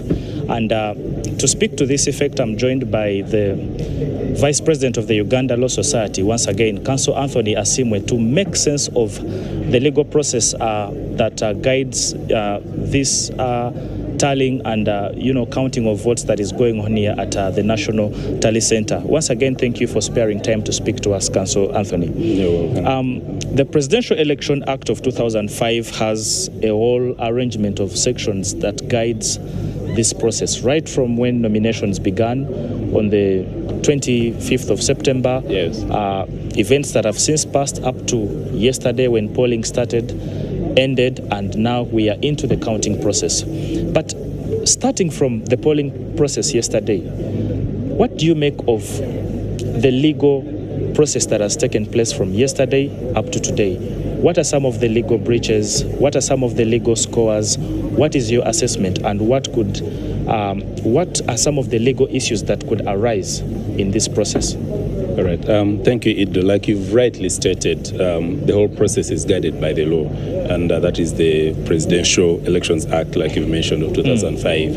And I'll speak, it's a long process, right from nominations, like you said, the campaigns, the voting, and now at the time of counting the votes. And when you look at that act from around section 48 onwards up to around section 58, it is very clear on how the votes should be counted or tallied and transmitted from the polling station up to the EC at the time of declaration of these votes or the outcome. And what is clear from the Act section 48 is very clear that at every polling station, the presiding officer shall, and in the law when there is the word shall, it's mandatory, immediately after closing the polling, the voting, with immediate effect, shall cause the counting of the votes that have been cast at that particular polling station. And how this is done is also very well articulated in the Act, in the law. And it gives, the clear procedure, the box they are using, it has to be done in a transparent manner. It should be actually opened and people are sure that there is nothing remaining. And they count the votes for each candidate in the presence of the candidate or the agents of those candidates. And after counting those votes in the presence of all these people, the votes for each candidate, the invalid votes, the spoiled votes, and then after there's a form, the one we call a declaration form, a DR form, declaration results form, which has to be signed by the presiding officer, and the agents of each candidate must sign that form. But before they sign that form, he has to read what has been included. That means the votes received by garnered by each candidate, and also the spoiled votes, the invalid votes. And after that form has been signed, it is signed in about 5 copies. There's a copy that the presiding officer retains. The agent, each of the agents is supposed to retain a copy. There's a copy that is placed in that ballot box, because after that they have to be tied for each candidate separate, and then put inside that box, which is sealed and tied in the presence of all these people. And again, the law still makes it very clear on the transmission, what happens, where does this go. Now, you need to take note that if any complaint arises, any agent or any person has a right to record a complaint in writing, which should be received by this presiding officer. Now, refusal to sign on the declaration form does not invalidate the outcome, but that presiding officer must note that an agent of such and such a candidate has refused to sign on this DR form for reasons A, B, C, D, and put that note on record. Now, after that, then these votes, from this polling station, usually the returning officer appoints a collection center, various collection centers, and there are people supposed to collect these votes. So they are with immediate effect, taken to that collection center, whereupon they'll be transmitted to the returning officer at the district. And when they reach at the district, even the time the returning officer now is opening these various boxes from the various polling stations, the returning officer is supposed to do it in the presence of the candidate or the agents of the candidates, to be sure that what they've opened, it was sealed. They actually inspect and ensure that it was sealed. And in that, what the returning officer actually receives, there's an envelope that is usually provided with all this other information with the DR forms. Now, the returning officer now has to add, reading the DR forms as have been presented from the polling stations by the presiding officer. And that addition, also that tally, has to be made in the presence of all those agents and all those people in open. It shouldn't be done in hiding, it should be done in open. And actually the law is very clear that the place where it is being done should be visible by everyone. Now, in events that, and actually the law says by the time the returning officer does that, they should have received this information or the DR forms from each and every polling station. There's an exception where maybe the votes have not been counted immediately, and that exception is also very clear. Maybe if there's been like some kind of a riot or some kind of disagreement, and it is not possible to count the votes immediately, then the counting can be postponed. And even when the counting is postponed, because the law is very clear, it should be done immediately. But why it's postponed, the presiding officer is supposed to inform people that have postponed the counting to maybe tomorrow beginning at this time. And the candidates or their agents are even allowed to stay there. The boxes should be sealed, kept in a very safe place, but the candidates or agents are even allowed to keep there and stay there to ensure that no one has entered or tampered with it. And then the following day, they resume exactly as it is supposed to have been before. Now, we come back to when the returning officer is, getting all this information from the various DR forms. And like I said, these DR forms are supposed to also be availed to the candidates, the agents. And where no agent or candidate picks a DR form, the presiding officer is supposed to remain with a copy for purposes of transmitting to the,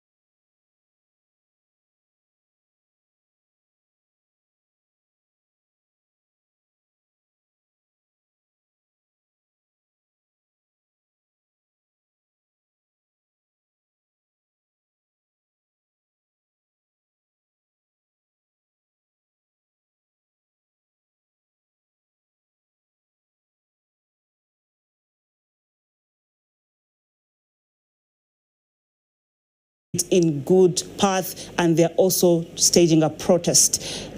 Look at it, and I'm going to read all the details at it, and I'm a protest. Very unfortunate events coming through there from the different parts of the country. So it's very important to note. But also, Sandra, to let you know, and the viewer that is watching, there's been more developments. And among these is the Ministry of Education and Sports that has come out to clarify and say that the opening dates of the next term have been postponed. And there's a document for you here from the ministry. I would like you to take a look at it, and I'm going to read all the details for you so that you get clear and first-hand information. It says, official announcement on the reopening of all schools and education institutions. Reference is made to official announcement issued on 6th January 2026 by the Ministry of Education and Sports regarding the reopening of all schools and education institutions across the country on 2nd February 2026. It further says, the ministry hereby informs you that due to the general elections and to ensure the safety of all learners, all schools and education institutions across the country are directed to reopen on Tuesday, 10th February 2026. For avoidance of doubt, this includes all international schools, tertiary institutions, and universities.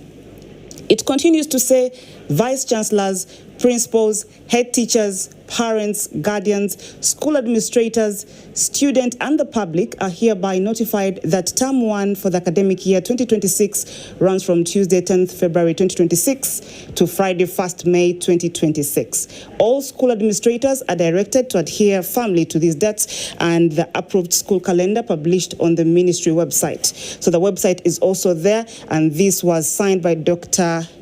Turia Agenda, the Permanent Secretary in the Ministry of Education and Sports, and it is dated 16th January 2026. Now, you've seen that document, and when it came out, there were questions coming through across the different platforms from us in here, but also messages and people calling in and asking, so what happens? What is actually happening now? These questions are coming at a time when we are in the dark. There is an internet shutdown, and the question remains, when the internet is shut down amid such times, does this mean that there won't be information spreading around, or disinformation is curbed, or it actually leads to more rumored information, speculation, and also all sorts of personal contact, because you want to know what's happening, but you have no idea. So now what happens? This leads to people asking questions here and there, and this leads to more, I think, more misinformation, because there is rumored information. However, that document is out there, and like we earlier also briefed you, we shall be looking further into what the electoral process actually looks like in the political lens, on the political scene, but also in regard to international relations. When things like this happen, we have international students who are currently in the country and acquiring an education here in the different institutions, be it tertiary, be it universities, be it international schools. So where does this leave them? Where does this leave us as Uganda, a country?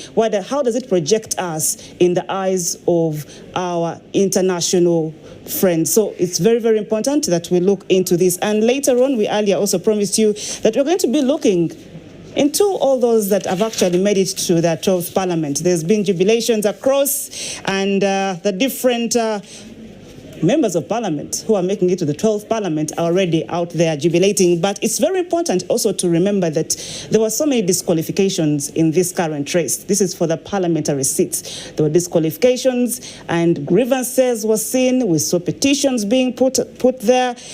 But there were also high-profile figures that stood out as unopposed, and also this raised a number of questions across. But before we delve into knowing who has made it where, in which county, maybe in which constituency, we'd like also to first look at some of those that were unopposed previously that already made it to the 12th Parliament. And among these, we have the Speaker of Parliament, Anita Among, and then we also had the Deputy Speaker of Parliament, Thomas Tayewa, and this is for Ruhinda North. There we have Jessica Alupo, the Katakuman Member of Parliament. She also came through unopposed. We had Matia Kasaija for Bienja County, and remember he's the Minister of Finance. We also had Moses Magogo for Budiope East, and we look at this ahead and we see Nebi District 1 MP, Fiona Nyamutoro. We also further looked into, we had Lilian Paparu Baile, the Arua Member of Parliament. We had Ofono Pondo from the Eastern region representing all the persons. So these were key figures. It was very notable, and there was more questions coming through here and there, but still the list grew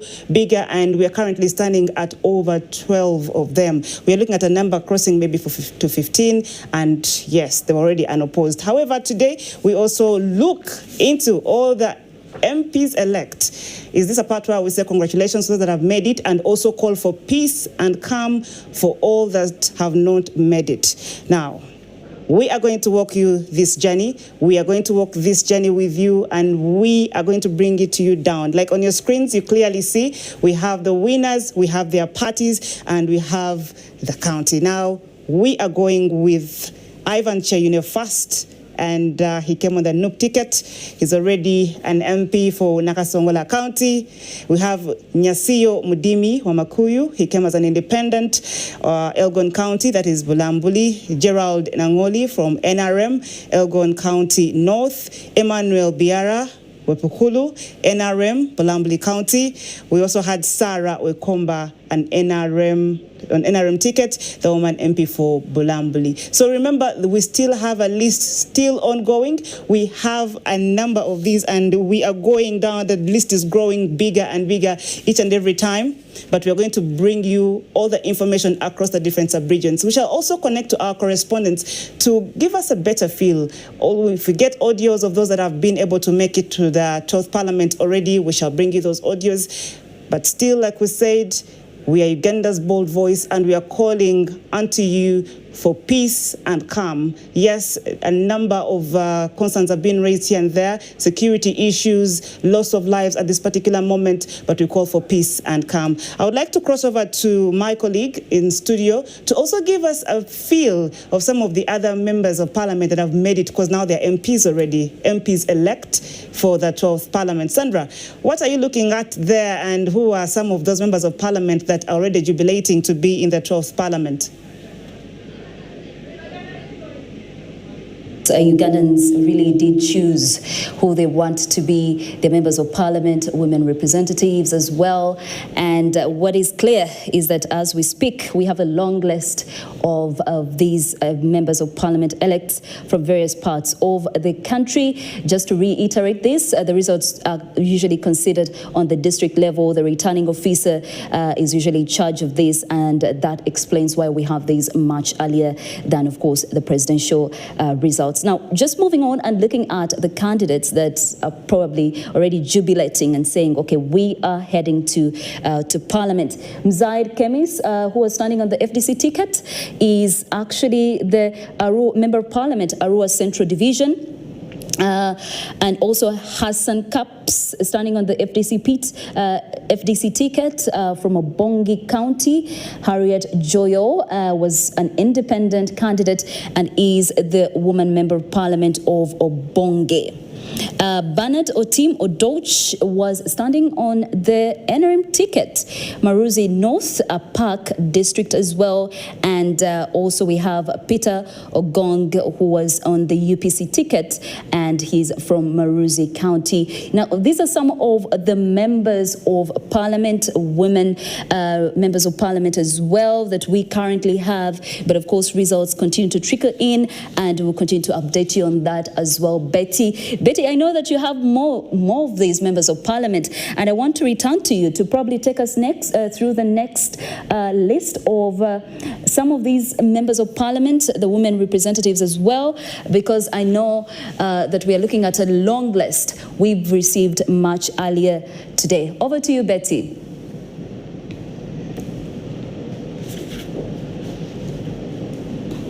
I don't know whether you saw one of those people that you elected for or someone you know. You really read one of the names with a lot of energy. But regardless, Sandra, I moved to a park municipality, and here we're looking at Patrick Ochan, who came as an independent. Then we head to Busiro North. We have Mayanja Moses. He came on the NRM ticket. We then moved to Wilson Kajwenje, the NRM candidate, who is now the MP-elect for Nyabushoji County. We moved to Genesio Tumoriami, NRM. This is Kashongoi County. And we continue with Chris Bariomosi. Oh, okay. On the NRM, coming in again for Kinkizi County East. Now, it's very important to note, Sandra, that the number still continues to grow, but earlier I was hearing a few comments here and there, and if you look at the list currently, we are having a number of independent candidates that actually came through. It brings back that question of, yes, the introduction of multi-party politics, but then the independents are pushing through. Is it a question of now, if this fails, we come through like this? Because I remember the NRM primaries gave us a serious push. Also, when NUP had its nominations there coming through, it also gave us a push. We saw a number of rise in independent candidates. But regardless, they've made it to the 13th parliament, and we are going to continue reading for you those that have come through for the 12th parliament. And Sandra, please take us through the other members of parliament who have made it to the 12th parliament and they're already jubilating. Well, I think, Betty, even before I speak about the next members of parliament and the women members of parliament as well, when you mentioned about the multi-party politics, it's quite a complex one, you know, when it comes to the elections of this nation, Uganda, or for countries in the global south, those that are still developing. It's often a point of contention in debates that, you know, do African nations or developing nations or countries in the global south, do they really need multi-party politics? Is it for their good or not for their good? Is it something that they would really need for the development of a nation? So multi-party politics comes in handy in several aspects, but in others, some could argue that maybe not. What benefit does it bring to the nation? However, back home, we're still debating on that exact conversation.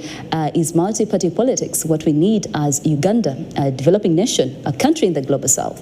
Well, we also want to say that even as we celebrate with those members of parliament elect, those that have been selected, those that have been voted in by their constituencies, those that have been, you know, when you get elected, you just have the confirmation that you've been pushed ahead to go and represent the interests of the people.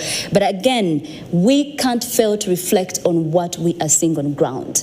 Of course, on one hand, there is jubilation. On the other hand, there is, of course, concern on the anxiety on the ground, on the polling station, and even that report itself, you know, on the opening dates of schools being extended, you know, it's one that causes one to wonder what exactly is happening.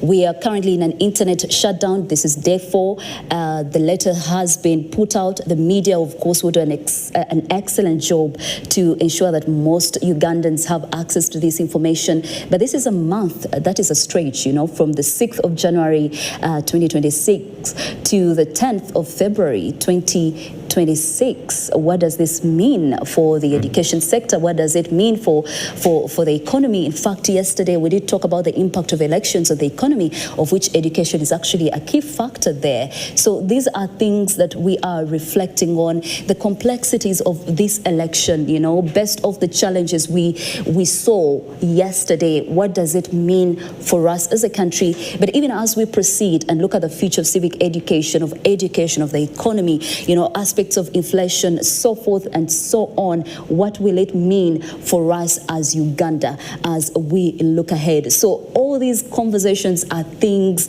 are aspects that we are reflecting on as NTV, and we are, you know, we are really on ground, trying as much as possible to get people to give us these perspectives. And later, we'll be getting the foreign policy perspective, international relations, and what that really means, especially in regards to to what we are seeing on the other side of things. We did say that in some regions across polling stations across the country, there's been report of violence, death, and of course a lot of anxiety with Tambala, Kayunga, and of course Mkono, Kololo Tale Center, Magere, Chibibi, and so forth and so on. We'll be listening in from some of the reporters who are on ground, and they will be updating us and painting for us a clear picture of what that actually means. Please do allow me take you briefly back to Betty with some of the updates that we are reflecting on this afternoon as we continue to be the bold voice that you actually need in this season.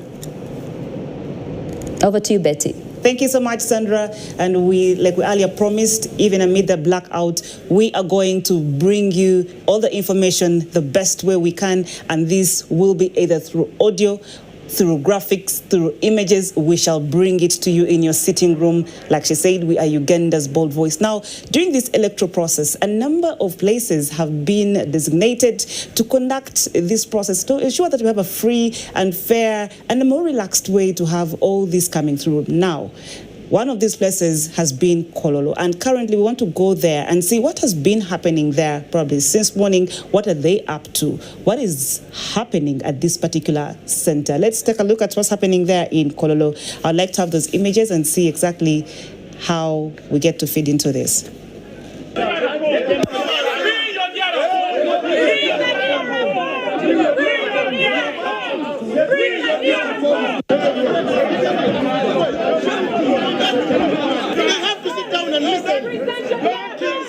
Violence.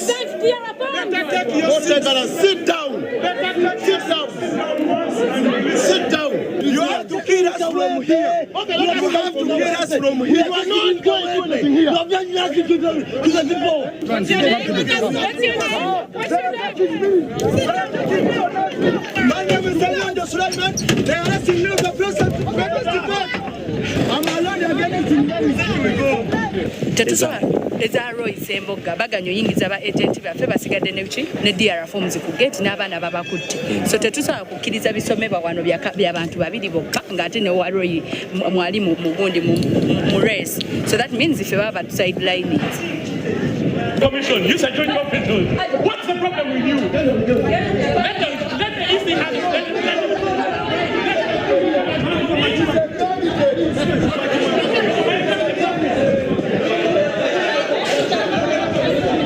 They are reading wrong results. Our agents have been arrested. Our data forms have been taken forcefully by the police. If you go there and get to, we're going to find them there with our data. We have been leading this race. Unfortunately, now they're trying to turn around the results. The NRM candidate, they're working with police. They have arrested our agents with our data forms and have confiscated them. They are saying they can't access the polling state, rather the tally center right now. It's day they're supposed to come in the night. They are saying we're not being wise. They're playing all kinds of semantics. What I can tell you, the security personnel and everyone, they're trying to get our data forms. Even those that manage to sneak in here, they are hiring goons to come and take them away from us before the glare of the police. Even police just looking. It's a plot by everyone, from police, from the goons, from the candidates, to ensure that they take away our victory. But we are telling them we are going to soldier on. What is the percentage according to that? We are going to soldier on. It was around 61. By the time because there's one I didn't get, it was around 61 by the time. But even if all of those votes are given to them, nothing can change. Having scenes coming in from Kololo, we are seeing so much confrontation between the security and also the civilians. We are hearing conversations surrounding DR forms, pushing out agents from the center, and they're not having access to their DR forms. Now, it's very unfortunate that in times like this, when we are supposed to expect vote counting and tallying of results that have come across the different sub-regions, we get to see such images. But you've also seen it for yourself. Security is trying to keep calm, law and order the best way they know how to, but you're seeing the confrontations. However, this is quite absurd that it's also crossing different regions. You look at Lira, we're also having reports from there that Honorable General Ruth Acheng has been declared. However, the camp from Betty Amonge's side is also not taking it in good path, and they're also staging a protest. Very unfortunate events coming through there from the different parts of the country. However, we shall continue to update you about these because we have to keep you up to speed But for now, we are going to continue with a list of other members of parliament. But let me first cross over to my colleague, Sandra. Sandra, it's very unfortunate what we are seeing currently, the reports from Lira, and then we have Kololo here. The agents are very dissatisfied, and you can see they're trying to express their grievances. However, the confrontations show that the clashes are actually huge. So Sandra, what do you take of this entire process? Because like we said, transparency and accuracy was actually looked forward on this day, but here we have all these confrontations. Where does this leave us as a country, Sandra? What do you think about all that is going on? Indeed, Betty, when you say where does this leave us as a country, I can't avoid to think about the internet, honestly, for a second and say right now we'll be getting, live and updates as quickly as possible just to understand what is happening on ground. And that's where technology really comes in again. But much earlier, of course, we were celebrating and putting out the members of parliament that have been elected, but we're seeing contested results that are coming through. But we do ask for peace in these places. We ask that at the end of the day, consider the fact that you need to be as peaceful as possible. And like my colleague Betty did mention, the contestation that we are seeing in Lira City between Jane Ruth Acheng, who's been elected as the woman member of parliament, but the supporters of Betty Amongi are saying no, and this is an update that we want to bring you. And do allow me to cross over to Julius Ochen. I have been having several conversations, live broadcasts with Julius, who's been bringing us up to speed in regards to what is happening in Lira City. And I want to call him over to paint for us a picture of what is happening on ground. What exactly? We hear, Julius, that there is, contestation about the latest results. But what can you tell us, considering you're there and you are our ears and eyes on the ground? Yes, thank you very much. Sandra, Julius Chen coming live from Lira City, where we were there throughout the night as they counted the results, and it took them about 12 hours to come up with the declaration of the winner of the election. And the voters of the city exercised their constitutional right to elect the candidate of their choice. And today, at around midday, James Agre Ipeto, the returning officer of Lira City Electoral Area, declared that Dr. Jane Acheng, the Minister for Health, as the winner of the NRN of the election for woman member of parliament for Lira City. And people were there waiting. It took a lot of time to wait for announcing that result, because they were still putting it together. They had to send it to meet it to the headquarters before they declared it. But after declaration, people move on the street. Right now, as I'm talking, the team, Dr. James Camp, is now moving in the city. They're covering almost everywhere. Very happy, playing music, praising her name, and even the security is there, trying to see that there is order on the roads. So when I talked to Betty Amongi, I went to her home in Lira City East, which is senior quarters. She was there, and her supporters were also there. She said that she does not accept that because there were so many irregularities during the electoral process in the city, whereby she has not accepted it in any way. It was rejected, and she said that her husband is now in a laptop district where he was trying to follow up with their candidates there. One of their candidates also passed from there, Morocco County, Eleo Lem, who went through, and her husband is still there. She says if the husband comes back, she will have to sit down and intervene in a press conference to declare and bring out certain points which made her not go through. She said that she rejected, said that Dr. Jane Acheng is not the member of parliament for Lira City, because the way she has come, it was not the right way, because it's citing the delivery of voter materials late, whereas in some poll areas, people started voting like at around 1 p.m., which was late. And even she was saying there were some people who were imported from some other places to come and vote, and we don't know those people. She said she will reveal when she's in the meeting. When asked whether she will take legal steps, she will still consult the husband. So that is what took place today. Camp is quiet, and even town here, the city is calm. People have resumed working. Yesterday it was like a ghost town. All the shops were closed, but today there is some life in the city. Also, there are people who have come up, gone through this election, like Yam North, Santa Alum, from UPC went back to her seat, and she took it, and also another person, Eunice Apio, the incumbent, also took the position of Yam North. That is UPC also, and then Yam South, there's Patrick Ogwang, NRM also went through, and there is Sandra Cheng from Kore District, woman member of parliament, time ticket, and Opia Chuti also came, and Okoto is the youth MP here for Northern Uganda, also went through in the Kore South. So those are people who have come out. Also in Kwania, there's Ron Tony who came out, he beat the incumbent Okai, and then another person is James Omuta. So those are people who have made it today. But otherwise, the situation here has come, except the supporters of Dr. Jane Nacheng, they are just moving throughout the town celebrating. That's what's happened here in Lira City.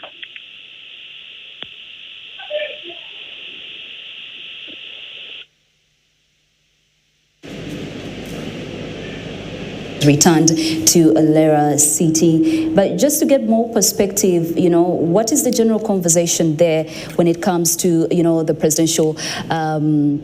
presidential election itself? Just to take you back to that. Julius, can you still hear us? I couldn't hear you clearly. Yes, please proceed.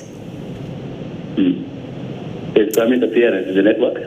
All right, so Julius, I was just simply asking, we've gotten the perspective on the, woman member of parliament and the fact that there is calm in the city, but generally from your perspective and what your own observations, what are the people saying when it comes to the presidential election itself that we did cast as well yesterday? Presidential election, with the President Museveni, in all the sessions in the Lira City, President took it all. There were 305 polling stations in Lira City. And in all these 305 polling stations, President Museveni took it all completely. In every polling station, he won. And you remember during the campaigns, even FDC, UPC members, apart from Juma Kena and others, they came together. Everybody is saying, vote for President Museveni. We want peace. People in the north shouted about during insurgency here. For us, vote for President Museveni. And if that part of the battle, vote for me and vote for President Museveni. So I think this time, it might be kind of landslide victory here for President Museveni in the Langsab region. That has been the talk of the day. Even opposition members here, they have been also campaigning for President Museveni. So at that level, the President Museveni is on top of the matter there.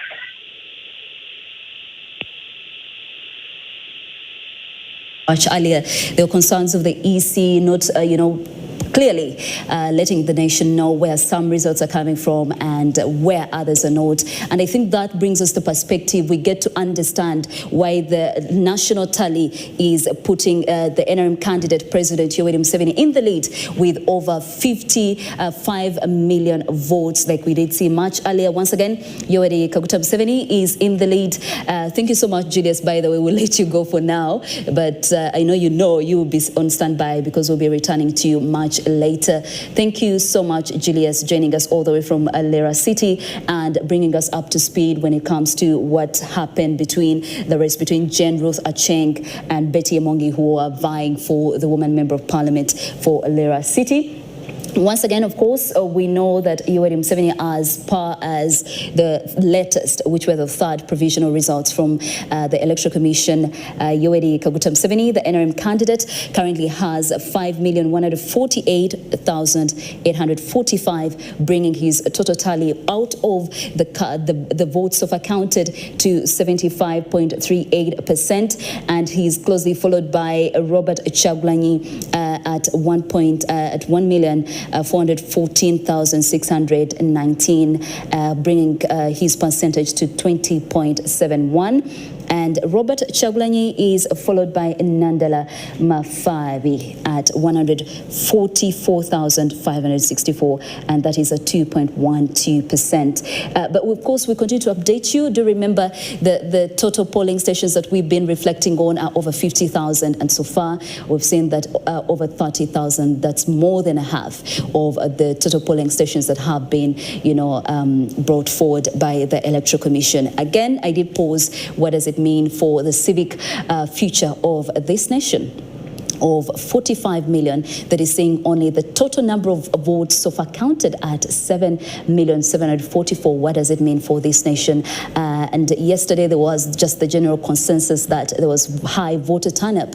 But of course, when we reflect back to the 2021 general election where the internet was shut down like it is this year, we reflect, we ask, and we wait to see what will be the full outcome of this. Are we going to see all the 21.6 million voters? Did they all cast their ballots, or like Ochen said, the voting did start at about 1 p.m. in some areas. So what does that really mean for the final outcome? And I believe that's one of the vital conversations that we'll be having when it comes to the final result in this election.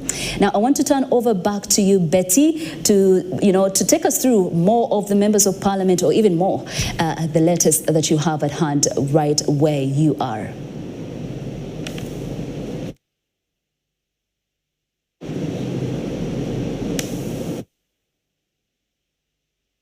One of these days I should put myself together and do something productive with myself, Sandra. Because when you keep calling me, I feel like you're going to call me next somewhere in between the conversation. That's a possibility, you know that for a fact. But we can always, structure, have a better way to navigate that. I know what you're talking about, but Uganda doesn't need to know.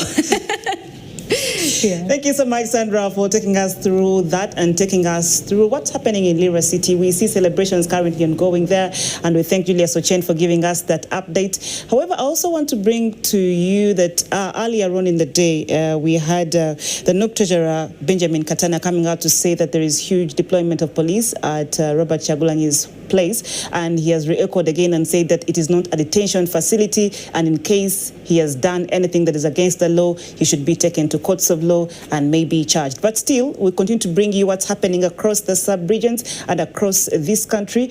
We take you to one of those spots that you would like to know actually what's happening there, and this is downtown. If you are a Ugandan and you hear the word downtown, you want to know what's actually transpiring, what's going downtown. So it's a very busy place, beehive of activity, but during this electoral season, what's ongoing on this public holiday? Let's take a look at what's happening downtown, and Walter Mwesje was there mid-morning today to bring us a better feel of how downtown looks like. Here's a picture of downtown.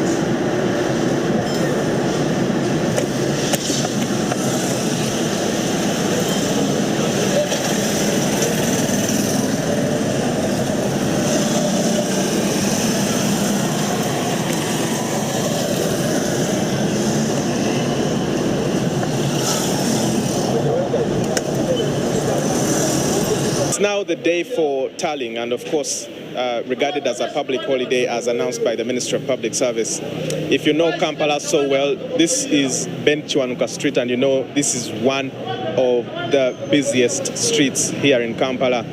We managed to take a stroll around the city. Most of the arcades, as you can see, are still under lock and key.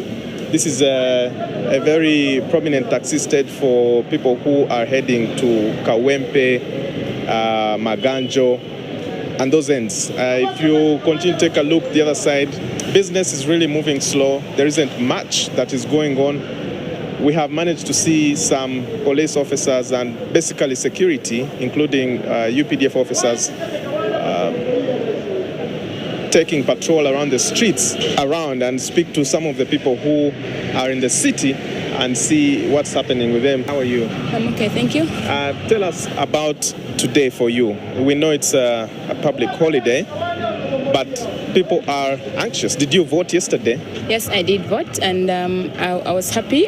The time I went to the polling station, they didn't have the biometric system working, but they were using the registration, and then my name was checked out, so I went and voted. Okay. It took me a little time to go vote and get back home.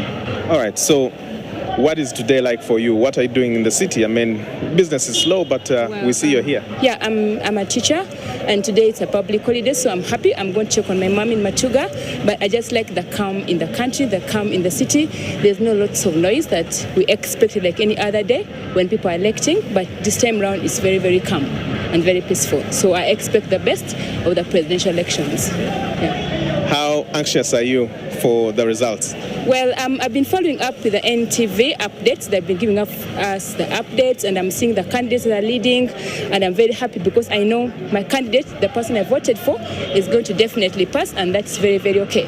And above it all, even about the internet things, I'm very happy because there's no internet, so people are not posting lots of nonsense and noise that they'll be making. So it's okay that there's no internet, so you can follow on that TV and you can see what's happening in the country. How is the situation where you're coming from, and for what time did you begin working today? How much money have you made today, and how is the situation like for you? Things are not all that good because I've started working at 7. Up to now I've got only like 11,000, and I've used a lot of fuel. So yeah, we're going to try as much as possible. We can get something that earn a living. Yeah. Okay. Are you ready to continue working even in this situation until the end of the day? Well, I'm going to continue because there's no way, or there is nothing you can do else apart from like riding a bike. Yeah, continue up to the evening. You get something at least to push life. Do you think it makes sense economically? I mean, there are some other people who work over the internet. What do you think about them? Yeah, for the election purpose, I think it's okay because, you know, Ugandans, many people like, I'm sorry to use the word hooliganism. People like posting a lot of nonsense, even what's not real, and then we are voting for Uganda because our motto says for God and my country. We're not voting for the entire world, that people should know what's happening in Uganda. So if they still come and people are not posting anything else and we are all getting the updates about the country, I think it's very fine. They can do the posting when the internet comes back later, but for now I think it's just okay without internet. How is the situation where you're coming from, and for what time did you begin working today? How much money have you made today, and how is the situation like for you? Things are not all that good because I've started working at 7. Up to now I've got only like 11,000, and I've used a lot of fuel.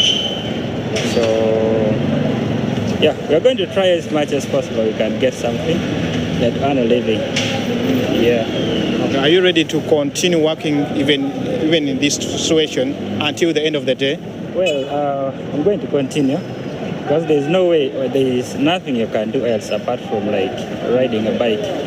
Yeah, continue up to the evening. You get something at least to push life. Yeah.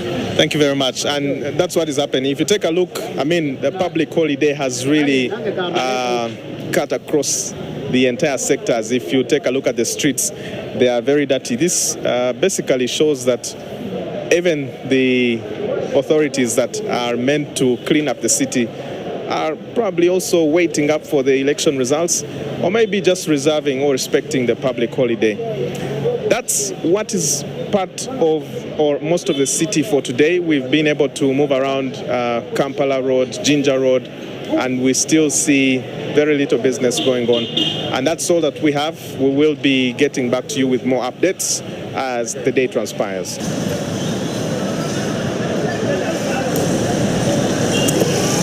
Well, the pictures coming through by Water Mwesje could, to some people, show a glaring picture of what is happening to the country in terms of economic aspects. But for the others, they definitely understand on a day like this, post-polling, there's definitely going to be slow activity in town. But of course, we understand that most businesses so far in the country do operate online. So with the internet shut down, I think there's less coordination that would facilitate, the current movement when it comes to, to the economic activity in the country. So those pictures do give us a clear picture so far of what is happening outside our studios. But later, hopefully tomorrow, we can look at what is happening on ground. Will it have changed? Will it have gotten better? Will people have gone back to work?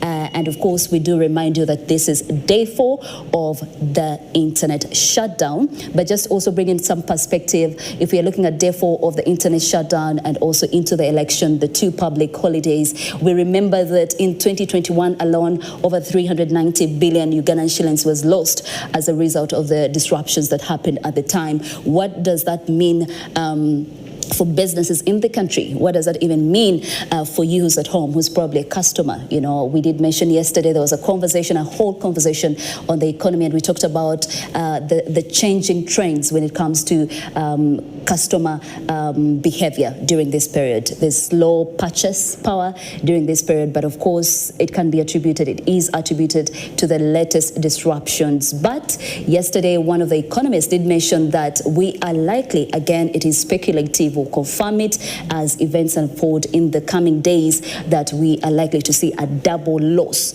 than we did in the 2021 general elections. Now, Betty, I do understand that just that conversation alone, while it gives us the domestic perspective of things in terms of what elections do mean to a country, it goes beyond that. It doesn't stop at home. Even on the outside, there are concerns, there are lessons, there are questions that we're yet to find answers for. Over to you, Betty. That brings me to that question that I was earlier asked by some few people some time back, and they were asking that, do these elections actually matter beyond domestic politics? What does this mean for an ordinary Ugandan? Yes, there are diplomats that understand these things at a diplomatic level, but how about an ordinary Ugandan? Do we know how much of the misinformation that we carry around, that we send around, do you know how much it affects us as a country? But also, whatever we are doing after the elections, this is on the tallying day, all the chaos, the beatings, the killings, do we know how they reflect on us on the international scene? Now, I'm going to bring you closer to a report that was done earlier last week. And this report was highlighting a UN report that came out to clearly say that Uganda's elections are taking part, coming at a time when Ugandans are going through repression, and they highlighted a number of human rights abuses, but also highlighted and hinted on some of the key figures in this country that have been very vital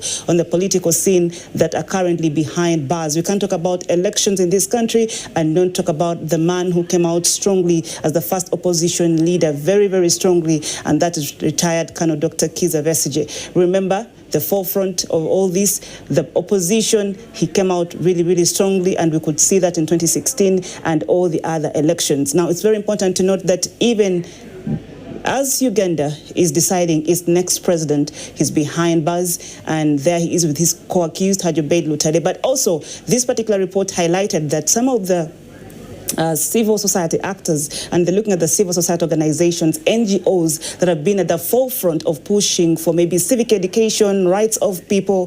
These have highlighted that some of these, including Sarah Birete, are still behind bars. So this report here clearly highlights some of these things, and they will be taking us into our next discussion where we ask, how does this entire electoral process bear on us as Ugandans, but also how does it look for us on the international scene in terms of relations with other countries that we do trade with, that we do a number of business transactions with, but we also relate on matters concerning diplomacy. Let's take a look at this report by the UN. Next week's elections in Uganda will take place in an environment marked by widespread repression and intimidation against the political opposition, human rights defenders, journalists, and those with dissenting voices. says a report that we have published today. In the report, the UN Human Rights Office accuses Ugandan authorities of relying on recently amended legislation like the Computer Misuse Amendment Act 2022, the NGO Amendment Act 2024, and the UPDF Amendment Act 2025 to silence, dissent, restrict political activity, and limit freedom of expression. The report states that opposition political parties have been particularly affected, with political gatherings disrupted, party offices blocked, and party leaders reportedly subjected to forced confinement. Ugandan authorities have arrested and detained opposition leaders and activists, raided the premises of political opposition parties, and confiscated their property. They have also suspended radio stations, arrested bloggers, and tightened control over NGOs. The UN has also raised concern over opposition figures and human rights defenders still in custody, including retired Colonel Kizza Besigye, Hajobed Lutale, and Sarah Birete.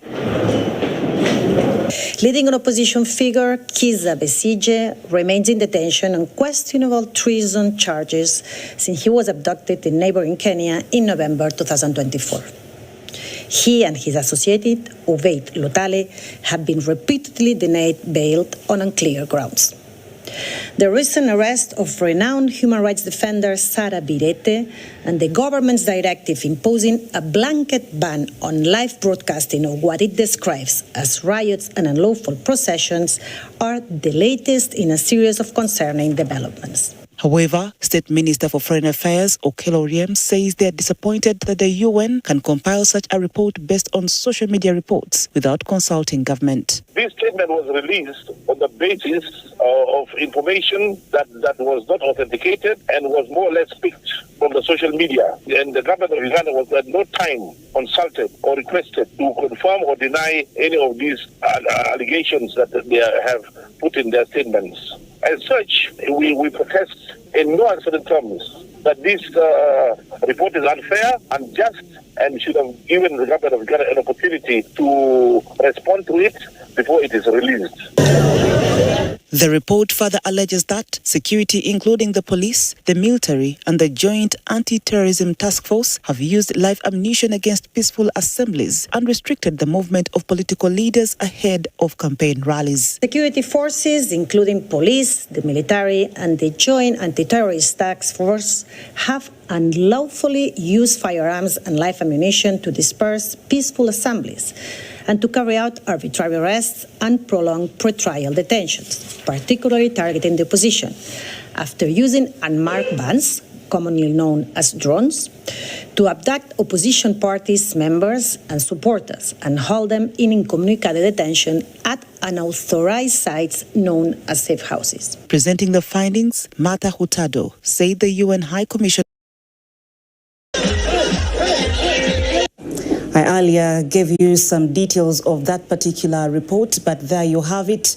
You have the UN coming out to strongly condemn what it called human rights violations, but also the fact that a number of political actors that are very influential in this country are still in detention. They've been brought to court.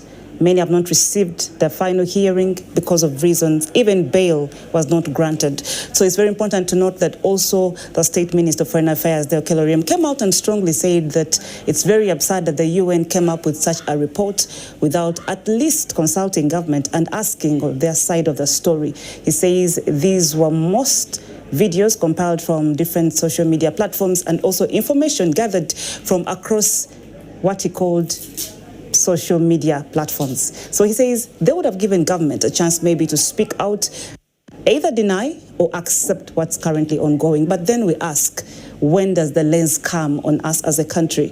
Where does this leave us as Uganda, a country, and our relations? And it brings us to a question to a number of things. However, today in studio, I am not alone, and I have a very, very, very important person who is going to help us understand some of these things. In studio, I have David Vosh Jr. He is a student of international relations, but also a journalist. So now this combination gives him that platform where he gets to be more objective about issues, get to understand them, but then bring us back home, relate what relations mean for us on the international scene. It's good to have you today in studio. Good to join you. Yes, it's very important that you're here at this particular point when we are trying to analyze and understand this electoral process through the lens of the international scene.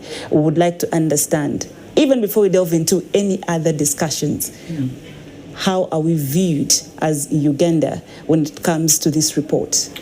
First of all, I think it is important for me to let you know that I've been in the newsroom for about 5 years. This is the second election I'm covering. But I can assure you the previous election, I don't see the level of heightened security that I see around Kampala right now. And to me, it speaks to one thing. It gives me the impression that the government currently deals with any kind of security threat to a level of a threat to the sovereignty of the country. Okay. I've been moving around Kampala. I suspect you've also moved around town. You see a lot of deployment. You see military planes in the air, in Uganda's airspace. You're seeing UPDF all over the place. And to me, it makes it clear that they are not taking anything lightly. But also, you want to look at it from the sense of the previous election. By this time, we were counting more than 50 people killed. You remember the November incident in 2020 where people were shot dead in Kampala here.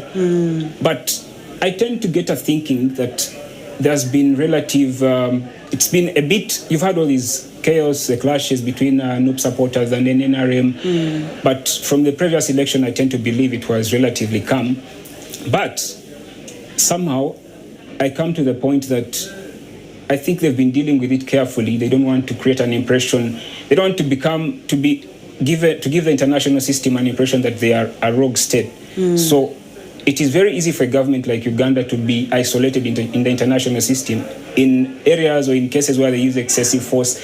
By this time last year, Bobi Wine was actually, in the previous election, Bobi Wine was in detention, was under a siege at his home. But yesterday, he did vote. He went home. It looked a bit peaceful until this morning where he was put under... Understand there is a military cordon around his home. It's been cordoned and we've been sidelined. We can't go there to access and know what exactly is happening. But then you realize it took slightly longer. There's been a careful dealing with the way they've been handling. Are you saying that tactics are changing a bit? They change because the state doesn't want to be isolated. Okay. But then also, if I listen to the minister Oriam speaking, it's the same thing that has been happening world over in the international system. There is a belief that the UN has established itself as a backing dog. There are so many things that will happen in Africa, beyond Africa, and they'll come out and speak, they condemn, they make all these reports after sleeping in all these good hotels, but then there is no action. So it makes it easy for a country like Uganda to downplay such reports. That's why you have Oriam coming out and he'll tell you, we have our own country, we are sovereign. Under international law, it is acceptable. You may think he has to give that position for the country, but then it's a careful navigation for the country. And when you listen to him, he brought it and actually had to attach in some other insurgencies that have been ongoing. He said they're targeting Uganda as a soft, they look at us like we're the soft ones because there are other countries that are actually pushing harder. He asked, is this the only human rights abuses that the UN can actually center on? He talked about the war in Gaza, he talked about the Ukraine, and he's actually highlighting it. So do you think that we are also looked at as a soft target at the moment? Is it just that? And also as you delve into that, I want to also understand, this report was released actually days before the polling day. So I wanted to understand the credibility of an election, for example, here in Uganda, through the eyes of the UN or the eyes of the international countries that we relate with. Does it come before, after elections, amid elections? When does this all start? Because we might want to play the safe zone, like you've said. Kyagulanyi was allowed to come and vote, and now until this morning. So we think we got away with it because, yes, people were able to go and do their civic duty. But now this morning, what happens? We are seeing protests, so you see that happening. So when does this happen? Where do we draw a balance? I think the UN comes out instantly, but then we have to, picking up from Oriam. Yes. If he comes out and he starts to say that they are choosing out Uganda because they see it as a soft power, a soft target. We also have to admit that there is a thing called power asymmetry in this global system. You don't expect the UN to comment about the US the same way they will comment about Uganda, because typically US cannot be in the same rank in the global order as Uganda.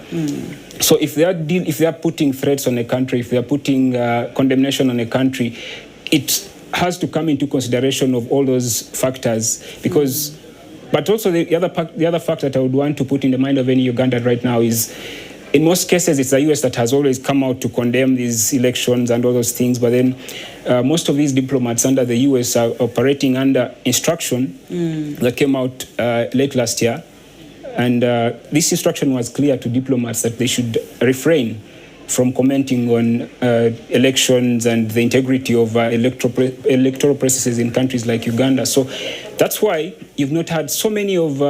You've seen all these clashes going around with police, you've seen the beatings, you've seen human rights violations, you've seen people that have been detained in line of this election, but then you've not had so much of these foreign establishments of their diplomatic embassies and missions commenting about these things, because they go about it carefully. But specifically for the US, they're under instruction. And also I need to look at it from a point of Trump. Trump comes in as a US president, but his thing is typically transactional. He's not so much bothered about what you have to deal with here, as long as the US interests come to the front of everything. But then you also have to understand that the current government has been so much famed for being like an enabler of stabilization in the region. So it brings that stabilization in a way that it also protects interests of the US, specifically economic and security interests of the US, especially in this from the Horn of Africa, you come to the East African region. So at some point, you tend to think Trump is not so much of a person that is interested in digging deep into what's happening locally. Because also you have to understand that there is international law that also recognizes a country as a sovereign.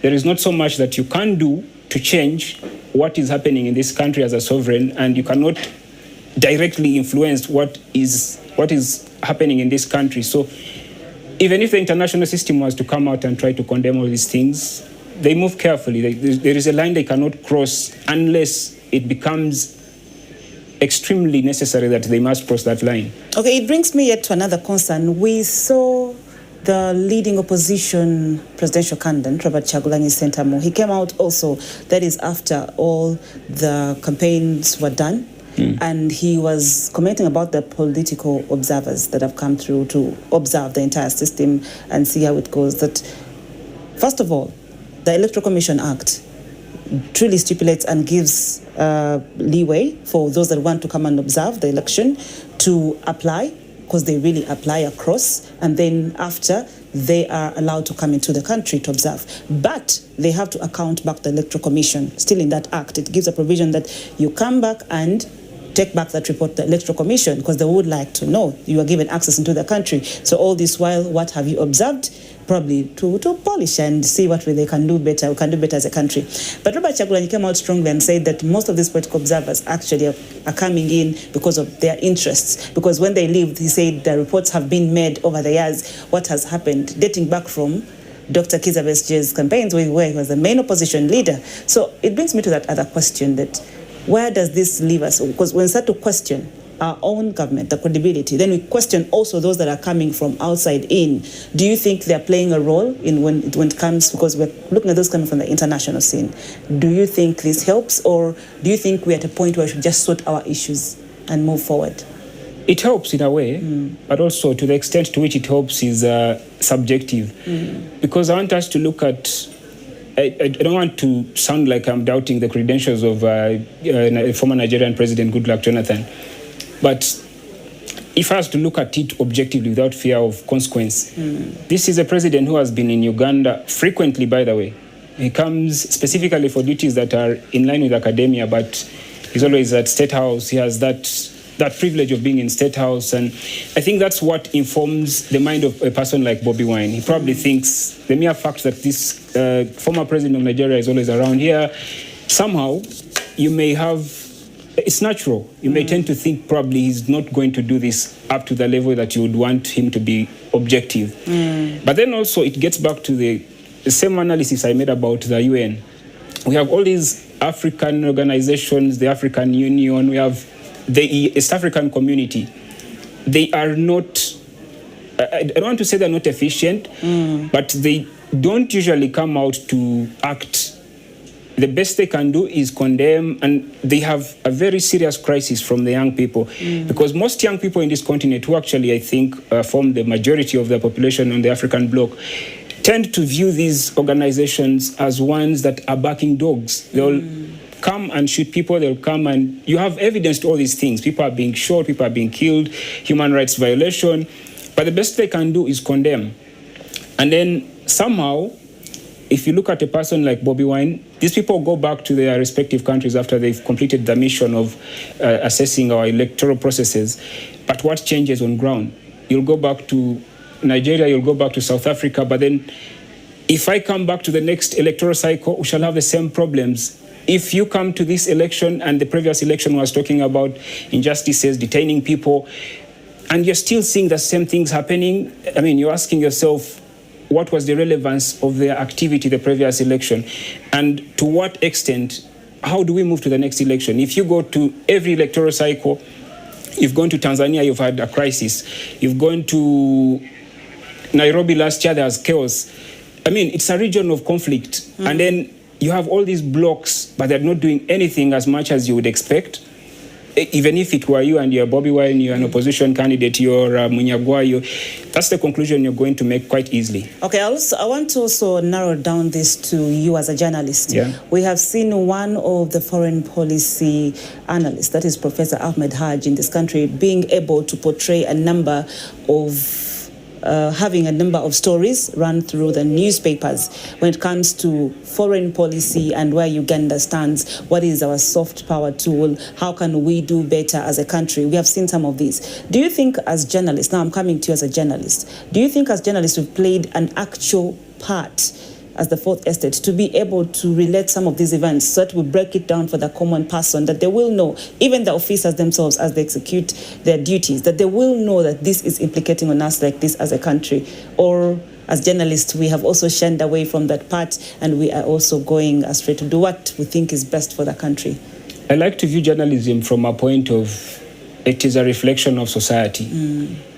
You do not conduct yourself in a state that undermines the Constitution and you expect journalism to convey a different picture out there.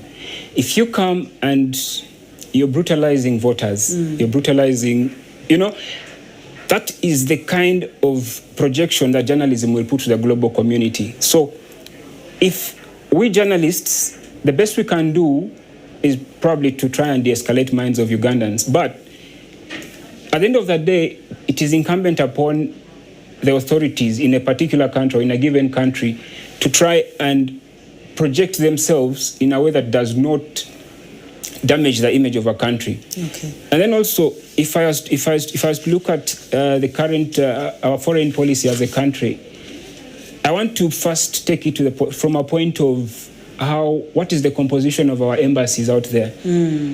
We have embassies that are filled with political rewardees. Not diplomats. Under normal circumstances, it could take you about 15 years to be an ambassador, 15 to 18, because there is so much that has to come in with you becoming one. In fact, I think Uganda has less than 5 career diplomats. The rest are political rewardees. These are people that have come through blue letters, typically from higher authorities. So from where I sit, I feel like you're saying that because these are rewardees, they're not actually diplomats, they don't understand the level at which Uganda's picture should be portrayed on the international relations when it comes to foreign policy. It also goes a long way to affect our negotiating power as a country, because if you're going to be a diplomat, you can look at what people like Marco Rubio are doing for the US. There are certain skills that you carry to the international system. There are certain abilities, there are certain capabilities that you are expected to project. But if you come with, look at what has been happening in the last 5 years of Uganda's election.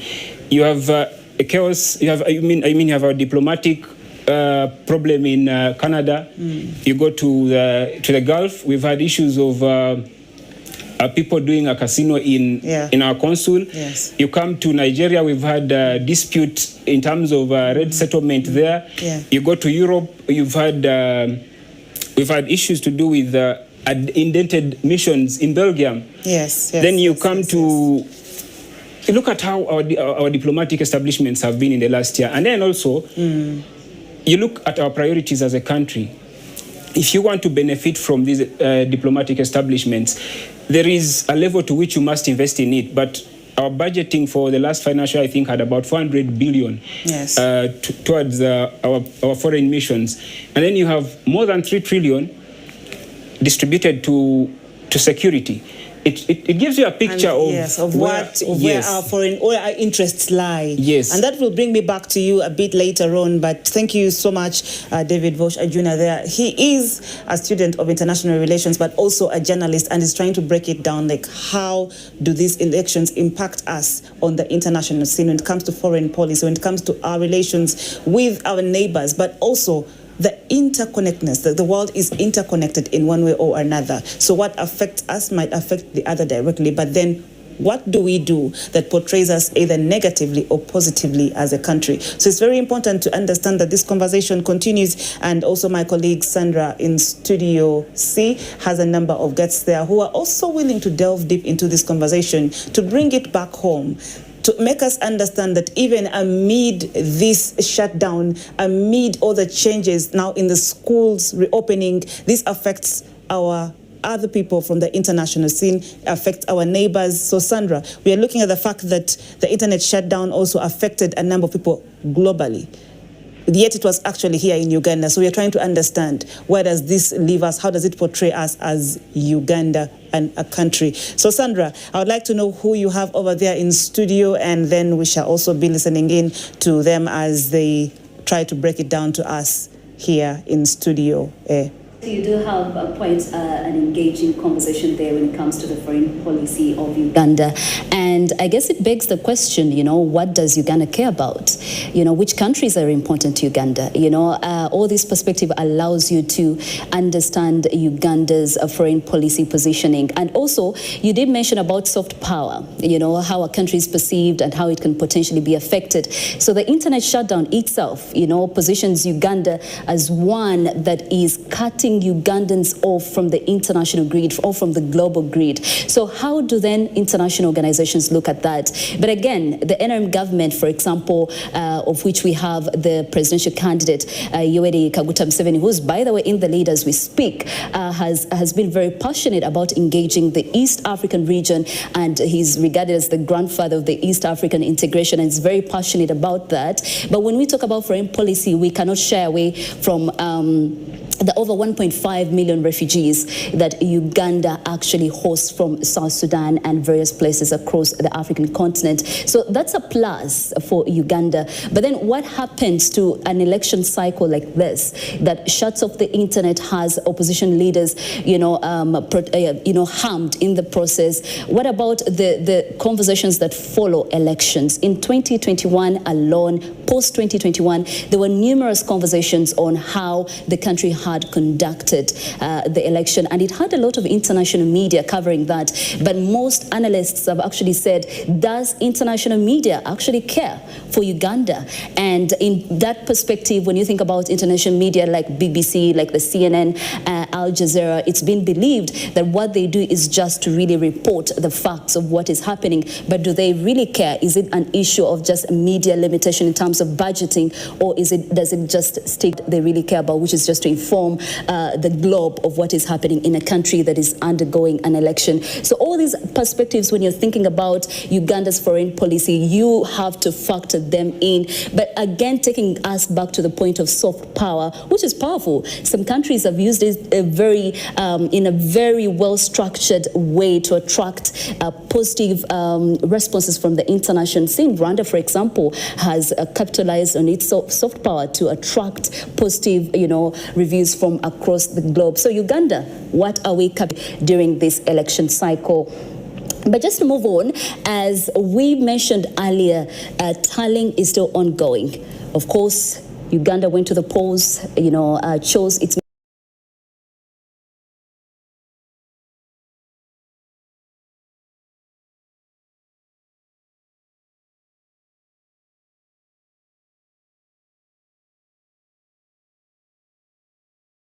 members of parliament, chose the president they want to be led by for the next 5 years, and lots of developments are happening across different polling stations. But we also did mention as well, before we dive into this conversation on foreign policy and before I introduce my guest, that there's a lot happening in different parts of the country, and we want to briefly take you to a video I'd hinted on, which is the security of one of the presidential candidates, Robert Kyagulanyi. You may as well know him as Bobi Wine, and that also ties into what we are talking about today, about the image that Uganda is portraying during this election cycle. So I want us to quickly look at this video that reveals the security of Bobi Wine's house, and we'll be able to tie it back to the concepts of foreign policy and also soft power that has seen some countries excel at it massively and others not. Let's take a look.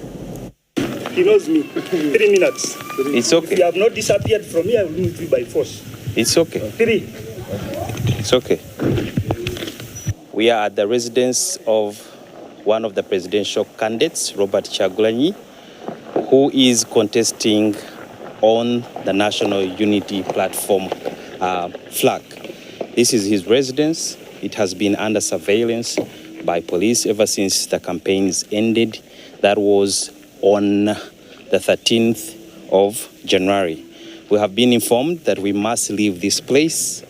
That is the order that we have gotten from police, and indeed, we must vacate as they have ordered us to go.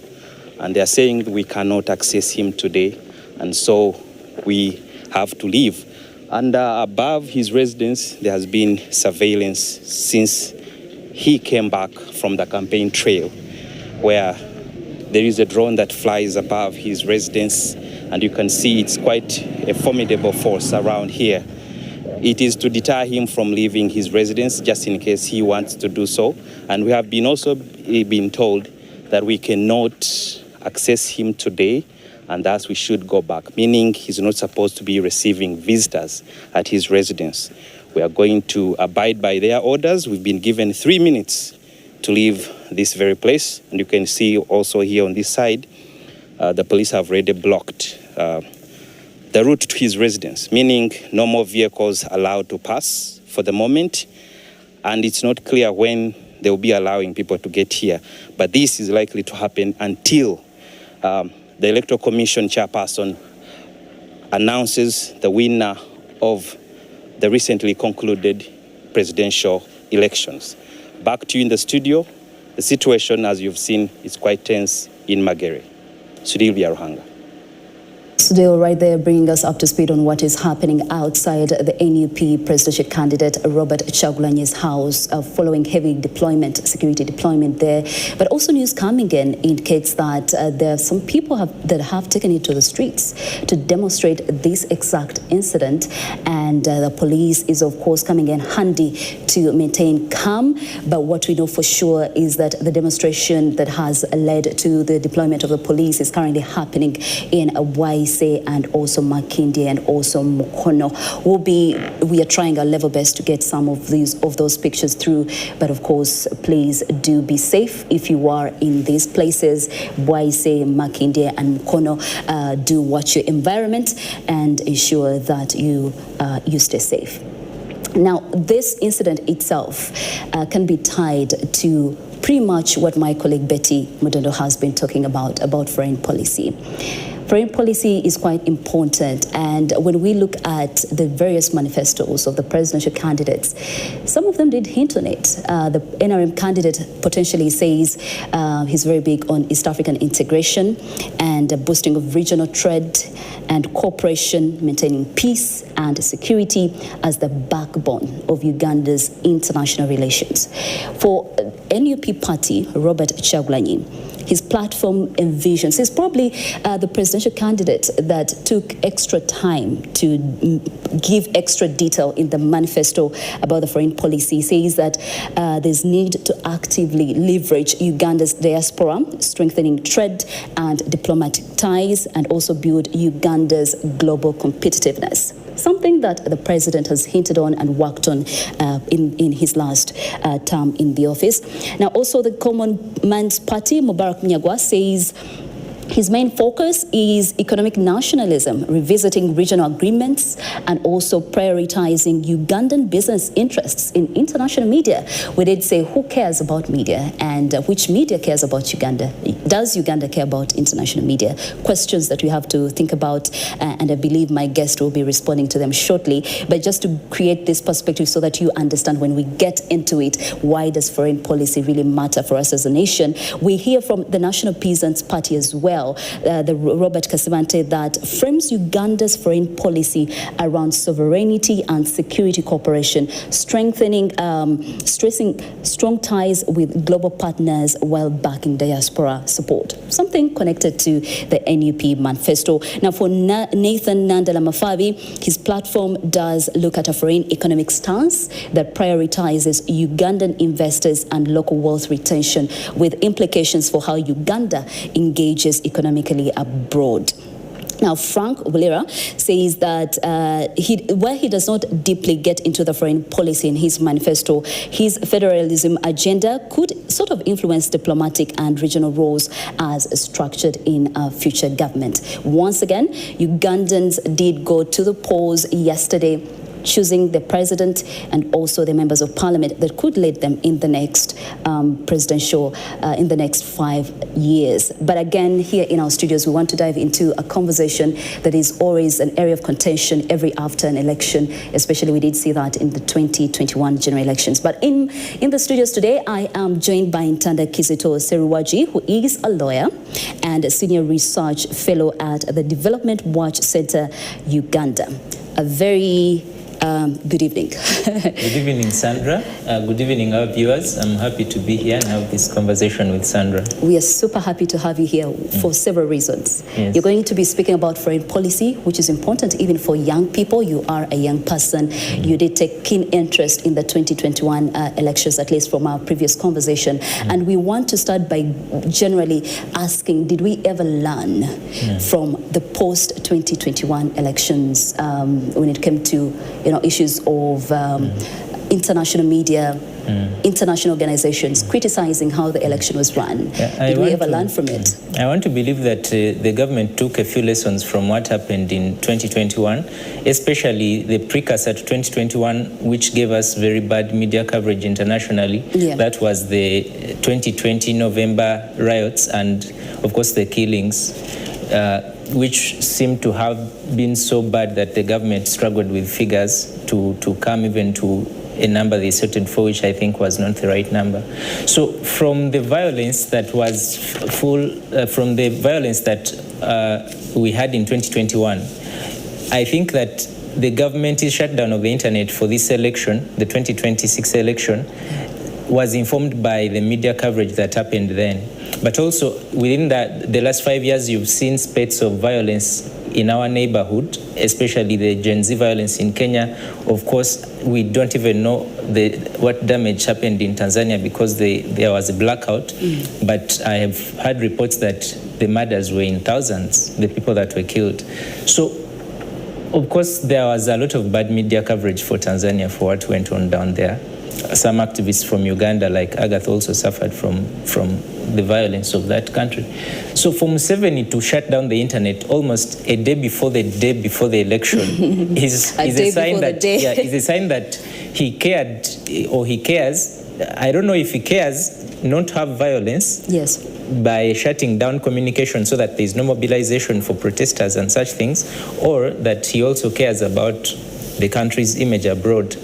I find him to have a character of a very confident person in his skin who seems to lack the appeal of public relations, and probably it might be more of a security issue for him than an issue of caring about what the world perceives Uganda's image to be for this election. But also I should tell you that a lot of changes have happened since 2021. One of those has been that the election of Donald Trump, has shifted the politics of the West, because the West is 8% of the global population, but its might is American might, because the West's might is military might, and America outspends almost half of the globe after in military. So their security is determined by the US, and so is their foreign policy. Then you have a Trump, a candidate who is very eccentric, but also who does not mince words about what he thinks about Africa. He thinks we are inconsequential, and when you look at figures, I think we are. Africa's GDP is about $3.94 trillion, which is almost less than the GDP of a single country called Germany. But when you have a leader like Donald Trump bullying the European Union, you see what he did to them with when he was fighting this trade war with tariffs. He talks to their leaders as if they are not peers, but some juniors. So when you have a leader who is dealing with China, a country whose GDP is above 20 trillion, he's dealing with the EU, and he's dealing with all these very powerful countries economically and militarily, you do not find that he will think highly about Africa. Altogether, we do not matter strategically in the world. We do not matter in terms of security. We do not matter in terms of economy. So with democratic candidates in the US like Biden, you have leaders who are idealistic, so they have an interest in Africa, or they may seem to make Africa seem important to them out of ideological reasons. They say they are pursuing democracy, they say they want to protect, like how they invent the right to the responsibility to protect, and which they use to intervene in our countries. But Trump has issued, actually about a month ago, he has issued the National Security Strategy, the NSS, where he says America is not going to pursue these ideals of democracy because we do not think we understand our countries. Countries with different cultures, different history should be governed. So we shall only pursue good relations based on our interests. And of course, sometimes you see that parts of that is hypocritical based on how, for example, he went and kidnapped Maduro from Venezuela. You don't just fly over a country, a sovereign country, kidnap a president, go put him on trial because you have an interest in oil. But you know, when that incident actually came out, there was just general conversation that could this actually apply to African countries as well? Do you think that could apply? Yeah, because you mentioned, I mean, it's been clear that Donald Trump has said he doesn't care about African politics, you know, but for an incident like that to have happened there, is there a little chance that it could also apply to African nations? I think it could happen if there was a serious issue of strategic importance to the US. And for Donald Trump... So it ties back to the strategic interests of those countries. Yeah, of the US, One of America's greatest, actually I think the world's greatest foreign policy scholar, who is Henry Kissinger, he wrote that America's foreign policy has to be informed by its domestic policy. Oh, yes. And I think that applies to any serious country. Countries' foreign policies have to be informed by their domestic policies. So what do you want at home? For America, let's say the United States wants minerals like coltan out of the DRC to feed its AI industry, to feed its computing industry. So when they have an interest, a domestic interest to have minerals so that they can build their technology, it influences their foreign policy in Africa. So if you ask me, can something like what happened to Maduro happen in Africa? I think it would be a fat no. Yeah, it would be a fat no, because I do not see it on an idealistic level, but also issues like rare earth minerals and all that, which of course you saw Trump enter what they call the Washington Accords between Rwanda and DRC to make sure there is peace there. But in exchange, he was flat about it. He said, we are here for the minerals. I like that. I like that you say that the foreign policy should, be determined by the country's domestic, policies as well. But if we are to look at just the last probably 30 years, what is important to Uganda? What do you think is actually important to Uganda over the years? So Uganda for the last 40 years has been under Museveni. So Museveni has been a very keen figure about the affairs of the region. He framed himself from the start as the security czar of Eastern Central Africa, of course also Somalia, where UPDF made a name. So Uganda's foreign policy has mostly also rightly been influenced by its domestic interests. But I think the immediate interest from Museveni was security. So you have Uganda for about 15-20 years when he was president, up to around from 1986 to up to around early 2000s, there was a war in the north. And that war was highly fed by the Sudan. Yes. So he enters a war with Bashir, and at the end of this war, he has broken Bashir's country into two countries. He has South Sudan as a buffer from Bashir. South Sudan is like a satellite of Uganda, honestly. We control their leadership. If we want Salva Kiir to be president, it does not matter. I think Salva Kiir right now it's not diplomatic to say, but I think he's not in his senses. But he's president because we want him to. Those are the thoughts of Ntanda Kizito, our guest, not necessarily at TV, please. Yes, I own up those thoughts. Yeah. So I think that, so for South Sudan, we had an immediate interest to secure northern Uganda, push out Kony. We pushed him up to Central Africa. We even deployed in Central Africa. In the DRC, we also deployed in Eastern DRC. We even tried to build their roads. So a lot of the security of Eastern DRC is determined by Uganda. Of course, there is also Somalia, where we went, I think, from 7 to create a negotiation arm with the US, because it had a security interest there to control the trade routes up. So then after security interests, a lot of Uganda's commercial interests are actually within the region. We are no longer trading highly with Europe. We are no longer trading highly with the US. If you want to see where Uganda's interest lies, I think one of our biggest trade partners is the DRC. We import and export there millions of dollars, hundreds of millions of dollars, of course, followed by South Sudan, followed by Kenya. Then you have Rwanda, you have Tanzania.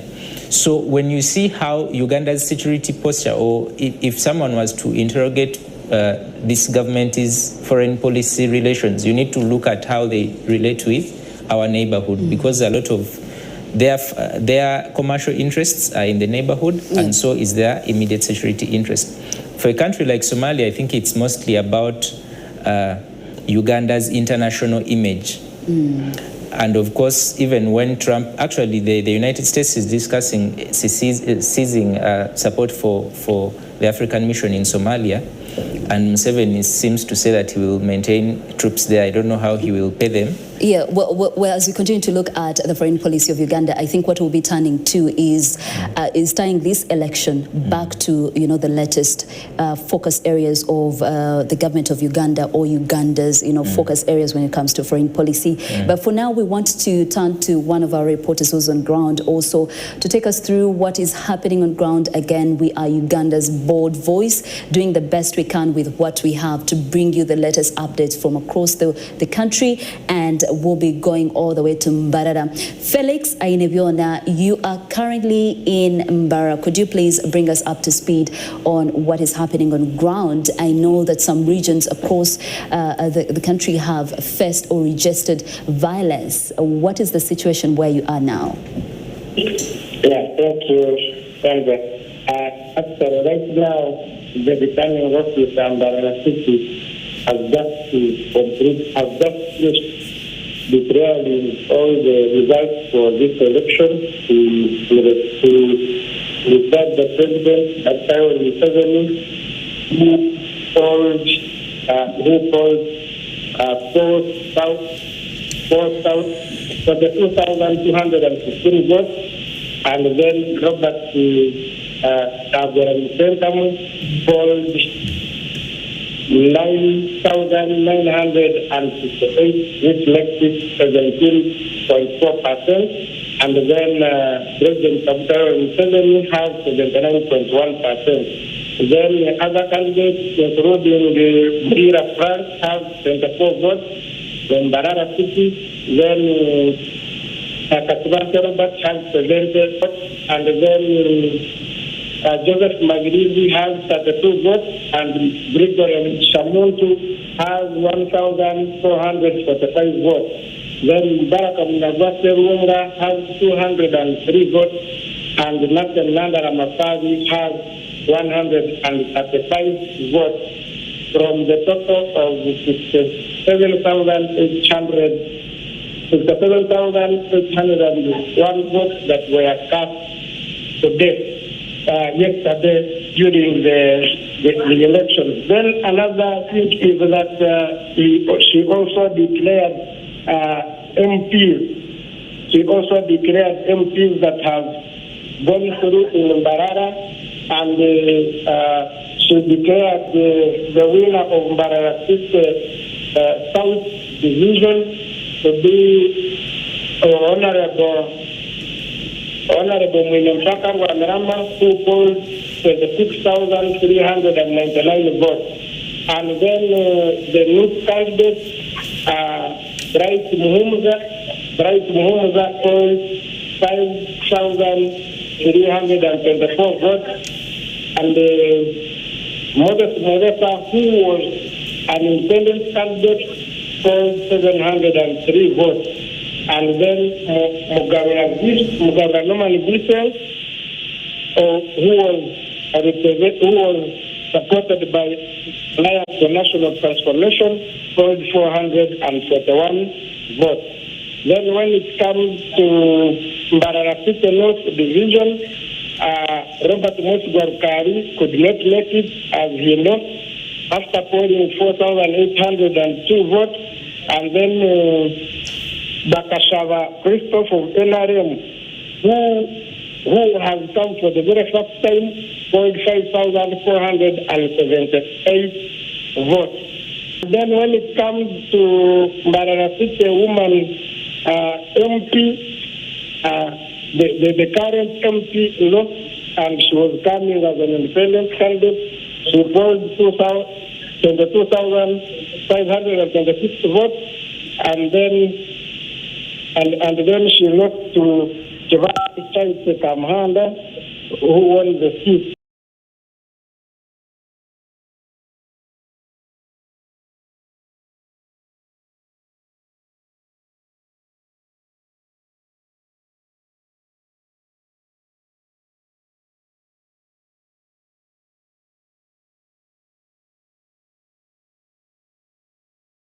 And then the NUP candidate, Irene number one, got 2,986 votes, and Ayobari Prose of the PSF polled 993 votes. Generally, that is what is happening around in Mbarara, as people have started celebrating and celebrating their wins. And we have also had in other areas, including, for instance, when you go to Mwezu, the current MP of Mwezu, Honorable Mr. Francis, has lost an NRM candidate, and the NRM candidate is called Zadok. Zadok won with 11,322 votes, and then Mr. Francis had 9,790 votes. When you go to Kazo, woman MP for Kazo district, Morel Nawe Kamkama, the NRM flag bearer won with 33,757 votes. And also we have other people like Erioda Kimwesige of Semano, has also been declared winner of Semano of CSA, and also women MPs for the same district, actually Hamid Mubisha, has also won with 69,472 votes, winning her progress rival candidate, Liana, who polled 1,726 votes. Then in Migara West constituency in the same district, Michael Mawanda Maranga won with Malcolm Maranga won the constituency and he's returning back to Parliament. And then Igara West constituency, we saw Narium flag bearer winning Amanya Cohen Tantene with 19,797 votes. And also when we go to the Purigiri municipality, Henry Mukunde has won the seat with 7,115 votes. Basically, that is what is transpiring in this region as the Electoral Commission continues to declare candidates. At the moment, that is what I have right now. Back to you in the studio. Well, thank you so much, Felix. Well, before we let you go, just to ask about the reactions of the people towards these results. What are the people saying? What is the general atmosphere on ground? Many people are celebrating, but when you look at what transpired yesterday, there are some people who are not comfortable, who are claiming that there was a lot of reading and they are not comfortable. But we haven't had anybody who maybe claims to go to court, as they are still waiting to, I think, for the last count. But at the moment,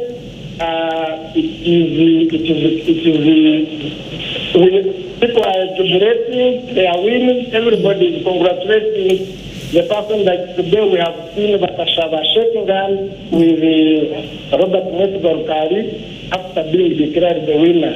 And that is the spirit people we are telling them to show, because at the end of the day, the election comes once and goes. That is what is happening right now, and I can assure you that people are peaceful. I haven't seen much deployment like how it was before the election. People seem to be going by their business. Very interesting thoughts that you have there, and I am glad to hear that in Bara the situation is calm. At least that's what we hope for. Thank you so much, Felix, for that update all the way from Mbara City, and we'll continue to update you as events continue to unfold there and across several other polling stations. But again, we did mention that there's some places in Kampala and even out of Kampala that have seen, violence registered, and some areas where anxiety is rising, with police getting involved in running battles with the citizens of this country. Now, as we proceed, I think I want to turn briefly to my guest to just ask a question that came in mind, because from Mbarara, it is one of just the polling stations or districts where we've registered, some calm. But other parts, Butambala, for example, 7 people have been confirmed dead. You did mention about international organizations and also countries, and in a way, it makes one think if the international countries and the organizations, do they really care about this country? How far can they get involved in Uganda? Yeah, that's an interesting question, Sandra. First of all, often when we talk about the international community, we seem to as if to think the entire world is watching, but often what we mean is the West. Yes. So because it's mostly BBC, CNN, AFP. Sometimes Al Jazeera, of course, which is a Middle Eastern media house. But a lot of the narrative that seems to occupy what we call international news is the West. Now, one of the new developments we have in the international community is that the war in Gaza, or the genocide of Israel in Gaza against the Palestinians, has highly discredited the West. Their media covered that. I think without Al Jazeera, we would not have known how much murders of journalists, of children, of women happened in Gaza. So Gaza is an example that Western media is highly biased. Western media is highly influenced by domestic interests of their owners. I think Africa, or even Uganda, by far has much more media freedom, or in terms of independence of media houses, than the West. I can sit here and say what I think. The NTV has not asked me to say certain things. Yes. But I will tell you, for CNN to host you, for Fox News to host you, for BBC to host you, they would have cultivated you over the years to be someone who speaks from their point of view. And if you do not respect their point of view, the narrative they set, they will kick you out. You've seen how they've kicked out famous journalists like Tucker Carlson and all those. So the Western media really always that just speculative, Mr. Ntanda? Isn't that just speculative? But again, we'll be returning to that on how the Western media actually does tie into, the foreign policies of different African nations. We'll be returning to that shortly. But I want us to cross over back to David Ijo, our reporter, who's currently at the National Tally Center, and he will be speaking to Francis Anthony Lubowa, who's the chairperson of the Older Persons Kampala City Authority. David Ijo, thank you for the amazing work you're doing right there, but we just want to get your perspective from the older persons. What are they saying about this election? What are their reactions? Good insight that I will be diving in any minute from now. But thank you once again. I'm coming to you from the center of the democratic calculations of figures that are going to be determining the country's next direction in as far as governance and administration is concerned. And just to give you a quick recap, as per the recent preliminary results in terms of percentage share, I'll only mention the first three. Museveni takes the lead with 75.38%, followed by Robert Chagulanyi Sentamu of the NUP with 20.17%, and then third comes in Nathan Nandala Mafavi with a percentage share of 2.12%. If you look at the three figures and the distance in terms of margin, wow, that is where we are standing at right now. But that said, I am joined by Francis Anthony Lubowa, the chairman of the Central Region Older Persons Association. He who also doubles as the chairman of the Older Persons Association here in KCCA. And in his capacity here at the National Tally Center, he is an observer representing this group to make sense of this process. From the time we started yesterday, he's been around since yesterday up to today. Francis, in your own capacity as an observer and an elder citizen that has seen much of the country's administration and governance, how do you rate the process that we have been through right from polling yesterday up to where we are in terms of consistencies and inconsistencies? What is your view and what is your perspective? Well, thank you very much. I think that the process has been going on well, and quite quietly, smooth, and we thought we are following it very well. It's only at one time when people complained that the figures are being produced, but not telling us where they were coming from, which has been corrected now, and I see that they give us the figures. Let me just ask you to move the microphone next to you for audibility. They tell us the figures and where they come from. Now someone gets a picture of what is being shown to us, and I think that's okay. Let us wait to see what is going to happen, because the districts are still many, and we have only had a few of them which have been mentioned. So I hope that by the time, maybe tomorrow, we shall be able to get the full picture of what has happened around the country. Are you only observing the tallying, or you also did observe the polling process? Well, when we are here, we observe a number of things, even the way people are being treated, and I think the arrangement is good. I may not need to talk about the arrangement, and I haven't had anybody complaining about the arrangement. They have done it so well that they tell us what time they are coming back to give new figures, and I think this is the way it should be. I'm asking so because yesterday, just to take you back in time, yesterday there was a challenge that emerged out of issues to do with the voter biometric machine that hindered the polling process, and in so many polling stations the average time of voting started from 11, and it was just an extension of 1 hour that was given by the commission out of about 3 to 4 hours lost. Yes. Now, with those 3 to 4 hours lost and the figures coming in with a voter turnout of 21 million plus, does the math add up to you? And what is your view on that? Well, this was, I don't know how it came about, because even materials we had not reached the centers. By 10, we had not received the materials at the center where I went to vote. And I think this was, I don't know whose mistake that might be. Was it by the people who were holding the material in the district, or people at the National Election Commission? But I think this was, in a way, not fair to very much, in that those of us who came early were able to wait until when we started. And when we started it, there was no disturbance. Everything went on smoothly.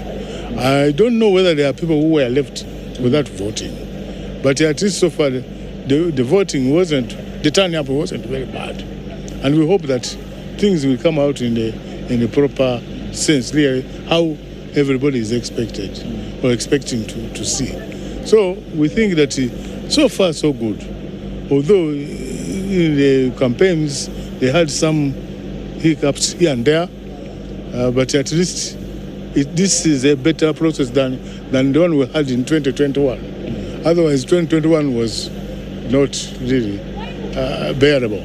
But this one is a bit better. Still speaking about voter turnout, according to the Electoral Commission, the total voter turnout stands at 21 million plus, and a few figures there. And as of the third preliminary results that we are read to us by the chairperson of the Electoral Commission, the total votes are at 7 million. That's a margin of about 13 million votes still missing. Yeah. Yet, as per the current provisional results, they do stand at about 60%, because Museveni is leading with 75%, followed by Kyagulanyi at 20%. Yes. In your own assessment, how do these figures speak to the voter turnout vis-a-vis what is being read to us?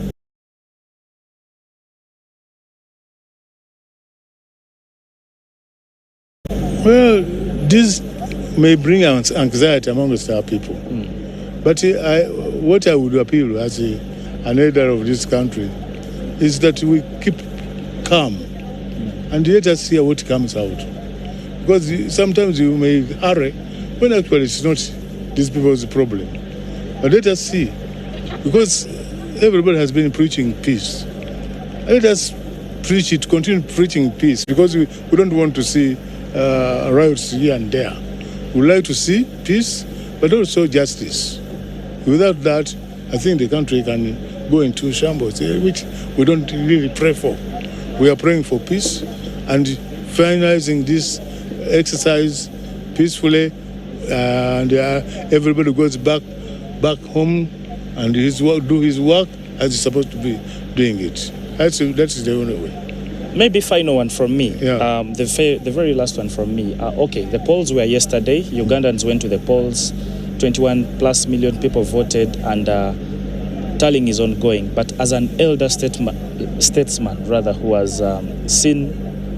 who has vast experience of this polling process and has voted so many times, in your own opinion as an observer, to what extent did civic education inform the voting process yesterday? Yes. I think this is where the Electoral Commission has performed poorly. Because, they tend to be accrediting people to go and do this voter training. But at the same time, they don't even aid them at all. I remember for us, we were accredited to go and teach our older persons. But we failed to get resources to go and reach these people. So we have only a program to reach those who are near us. But I'm sure that one should be really looked into in the future elections. That voter election should be a must to all our people. Let us not presume with the people who are in the city and don't care about those people in the rural areas. Yet those people are also to vote. But they should know what they are going to vote for and why they should vote. If we fail on that, I think we are doing it unfair to our citizens. That's the way I see the Electoral Commission went wrong. It did not do much in voter education. Francis Anthony Lubowa, thank you so much for sparing time to speak to NTV. I'm very grateful that you have invited me on NTV. Yes. And I think we always thank you for your services. The pleasure is all ours. Yeah, Sandra, you've heard it for yourself from the elder statesman. civic education is a fault on his side to the Electoral Commission, and perhaps in the next 5 years, this is something that needs to be put into consideration. But since this is a set of figures, allow me recap for you just a very few more figures before we get back to studio. As I was peeping through the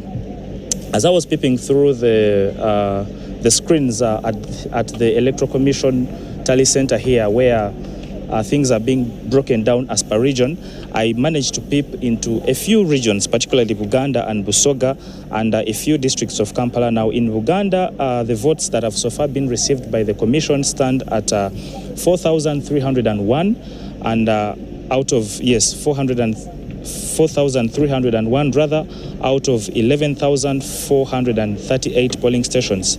And of course, leading still was the incumbent, President Yoweri Museveni, with 490,924, accounting for 52.13%, followed by Robert Kyagulanyi Ssentamu, accounting for 439,371 votes. Just to cut you short, I don't know if you're seeing what's going on your screens. That is the Speaker of Parliament, Anita Among, making her way into the National Tally Center.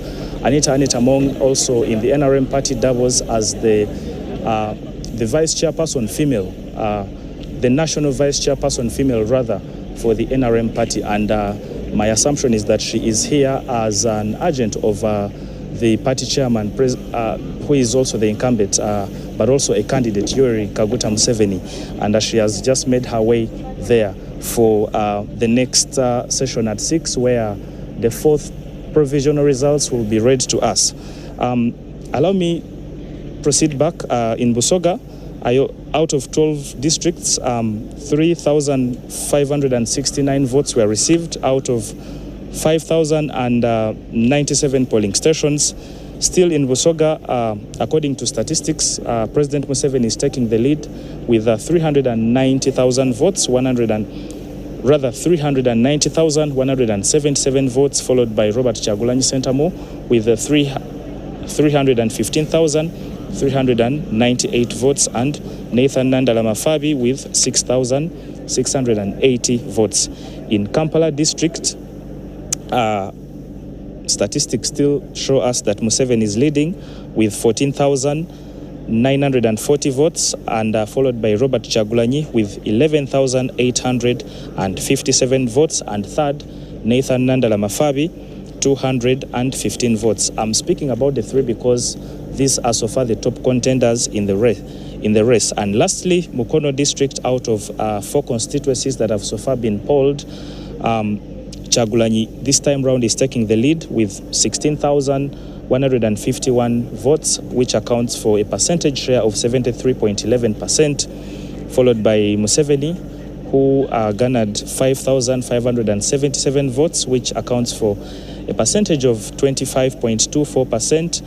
And Muntu this time came number 3 in Mukono with 131 votes, and followed by Nandala with 126 votes. The Electoral Commission Chairperson, Simon Byabakama, together with his bench of commissioners, returns here at 6 for yet another session of results that will be read out to us, and this is an event that we are looking out for. Like I did mention earlier, different dignitaries continue to arrive. Earlier on, Moses Chigongo was here, and now Anita Among has made her way. And of course, amid other election observers and other party representatives from other political party spaces, like the likes of Council Benjamin Katana, representing the NUP, and so many other observers, including diplomats from embassies and other missions. Sandra Twinobudio, that's the quickest update I have for you right now from here. Perhaps we'll be having more after 6. For now, back to you in studio. David Ijo, I want to believe that we can still have this interaction, because I like the aspect where you talk about civic education, but also point out the fact that we've currently heard from the Electoral Commission that only 7 million votes have so far been considered. And I would just want to hear from your perspective again as a journalist who's on ground at the National Tally Center. Does this feel like a repeat of the 2021 general election where we saw nearly half of those who had registered to vote not actually vote? What is your perspective based off what you've seen on ground? When you look at the figures that have just been presented to us, right now the total stands at 7 million out of 21,000 voters. And while these figures stand at 7 million, the percentage of votes announced stands at 60%, which means should the commission come back here at 6 and make a final announcement, the presumption perhaps is that the percentage is going to grow to about 70 or even 80%. Now, the increase in percentage and the total votes being given as preliminary results really speak to a replica of what is going to happen again in 2021, in my own opinion. And just like Francis did tell us, and his school of thought is something one may want to agree with, that civic education has been a key contributor to low voter turnout, because even during the campaign period or events leading up to the campaign period, and when you get to interact with stakeholders in the electoral process, with CSOs in this electoral process, all they will tell you was that one of the things that the Electoral Commission did not execute so very well at was imparting civic education to the masses, not just educating the masses about the polling day, what to do, but how to poll, what to look out for when it comes to polling. And these are some of the contributors when it comes to civic education. Of course, civic education aside, there also have been other contributors politically, issues to do with intimidation, issues to do with some of the political parties being vulnerable to security threats, intimidation, things here and there. And these are all factors that have led to what is going to seemingly look like a low voter turnout, just as per, or just from the way the figures are reflecting vis-a-vis what the Electoral Commission says was the total number of voters that turned up to vote. Sandra, I hope I've answered you.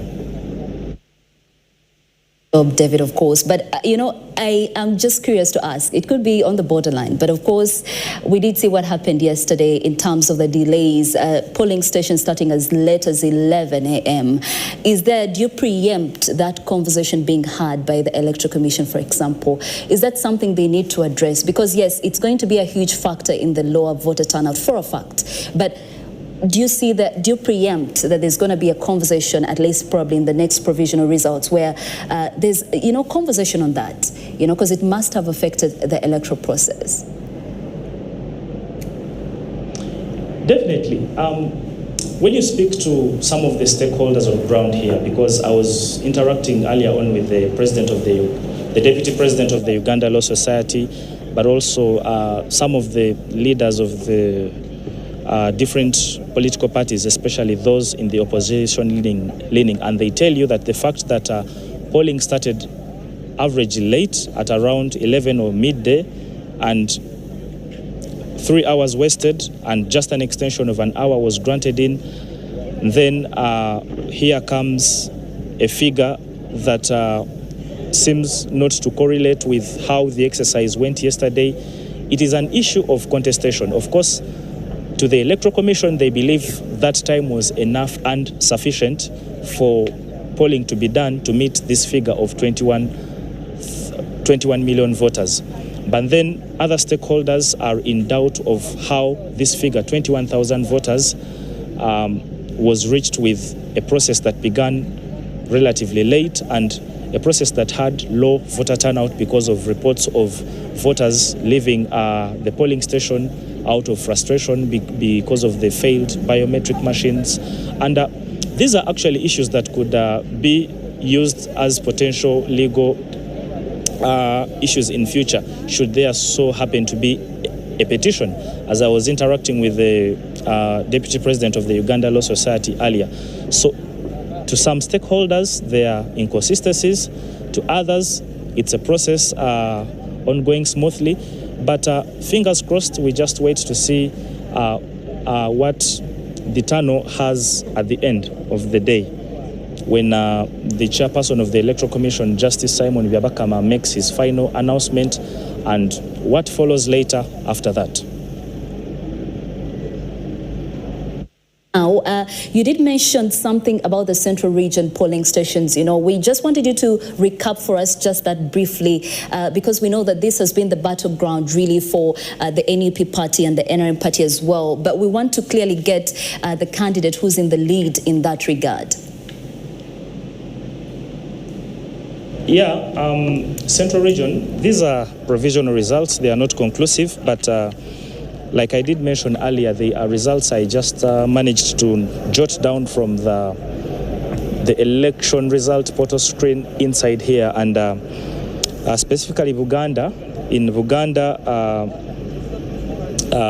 according to that portal, Museveni was leading with 490,000 votes, 924, which accounts for a statistical share of 52.13%, and following Museveni was Robert Kyagulanyi Ssentamu with 439,371, accounting for a statistical percentage share of 46.66%, and Nandala Mafabi 2,723 votes, accounting for 0.29%. Uganda specifically, the portal does not highlight district per district, it highlights Uganda as a region. And one thing that caught my attention is the fact that this portal highlighted Uganda as a region and came and highlighted Kampala separate and highlighted Mukono separate. These are details I'm yet to find out from the experts themselves, the Electoral Commission, as to why this was so. Of course, my interest in Uganda was so because during the 2021 electoral wave, Uganda is one of the regions that massively voted for the NUP at that time, when it was a maiden opposition party, and the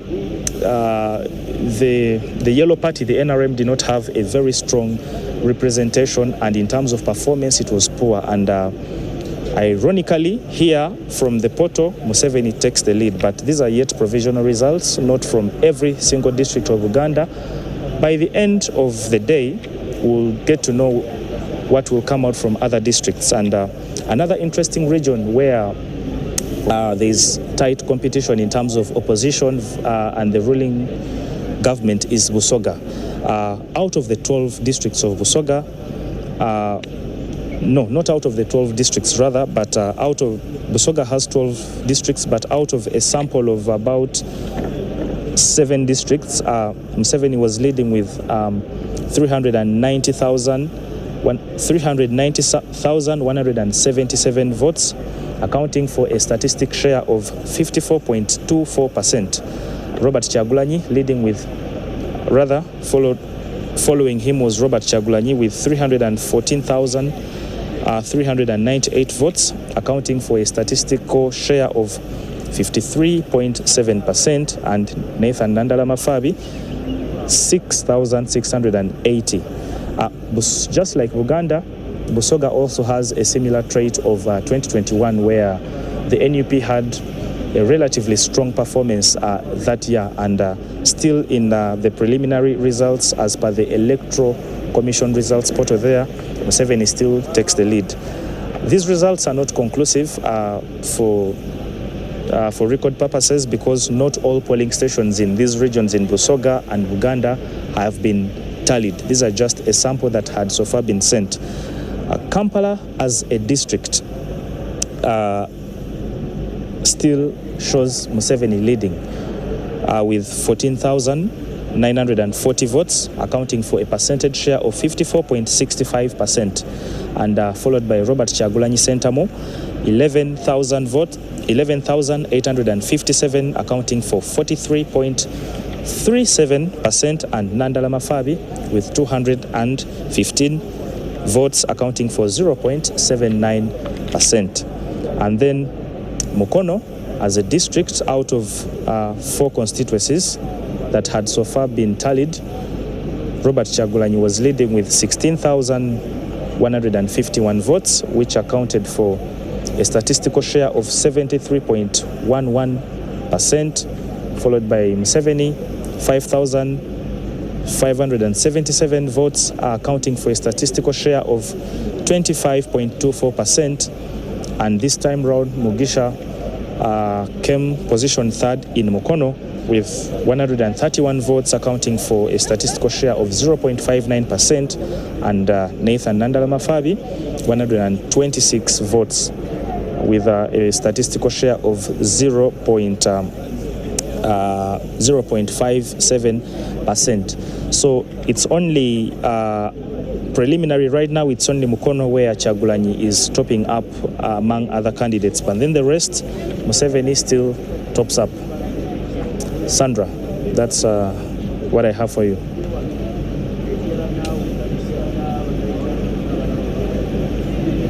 Were believed to be the NUP presidential candidate's stronghold, where his strengths were really are. So this has allowed us to have everything in perspective. Thank you so much, David. We'll be returning to you maybe later at 6 when the Electoral Commission comes through to give us, the next set of provisional results. But so far, we do know that over 21.6 million people did go to the polls yesterday, and we are currently counting down hours to the final announcement from the Electoral Commission. David Ijo there has been at the National Tally Center. Well, now, much earlier we were having a conversation on foreign policy, and my guest in the studio did give a great perspective, but on the international scene, helping us understand how international organizations and also, foreign media actually play, and what role they actually play in terms of Uganda's foreign policy. But I want us to go back to Betty in the studio, in the other studio, just to ask, because I know Betty, the guest there, is a journalist, and following the conversation we've had here and the conversation you've been having there, we want to bring it into conversation and actually ask, how does international media and local media work together to promote Uganda's foreign policy? Over to you, Betty. Would be interesting to hear the thoughts of the journalist there in studio. Thank you so much, Sandra, and we shall be delving into that. But like Ijo, I was looking at how Ijo was trying to elaborate what's actually happening at the Tally Center. And I just want also to highlight that there's a number of issues are happening across the different sub-regions. Now, in Buvuma, it's quite a different story from some of the stories we've had where celebrations are currently ongoing. In Buvuma, the mood there is quite sad because people are uncertain of who their next leaders are. They say there were delays in transportation here and there. And remember, Buvuma is one of the hard-to-reach areas because of being an island. So we understand when there are issues of geographical barriers happening here. But let's take a look at what's actually happening there to give you a better feel.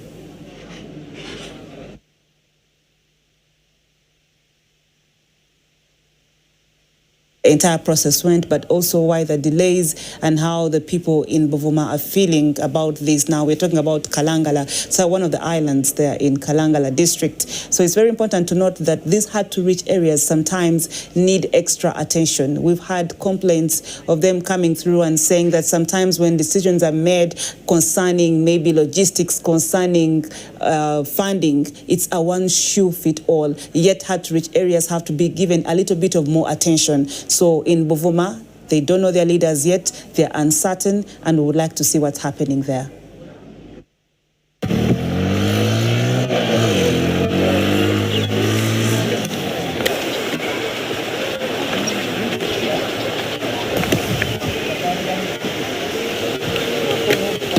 It has been a long wait. We have been campaigning over and out in months. This was the day we were waiting for. Unfortunately, even on the final day, we find disappointment.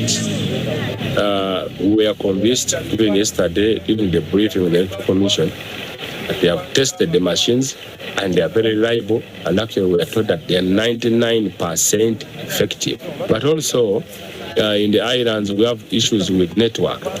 People arrived at the polling stations at 7. And the machines were not working, and they had to wait up to 10 a.m. Some get frustrated and they turn back. So there are very less chances that the one who leaves the polling station and goes back will actually come back to vote. But also, even when it was clear that let's go to the manual register, There are islands where you cannot communicate this decision. The polling agents, the election officials, the electoral officials are on another island where there is no network. So you cannot actually communicate this at somewhere. You have to send a boat, so until network stabilizes. So you find that even when you clear, there are those who start at 10, then there are those who start at midday when you trace them when network is available. So there are issues, but also that will delay the return of voters, voting materials, or some people may stay at polling stations beyond voting hours. But also, we have seen gaps in voter education, but not only voter education, but also some of the election officials, presiding officers. I've seen somewhere where someone cannot actually differentiate, if you inquire at what is an invalid vote. What they are calling invalid vote is actually a valid vote. That when someone ticks and the tick slightly goes out of the box, not going into another person, but goes out of the box. And these people are saying that should actually, at the end of the day, should be an invalid vote. But in actual sense, that's not the case. It only comes when it crosses two people. So you look at the intention of the voter.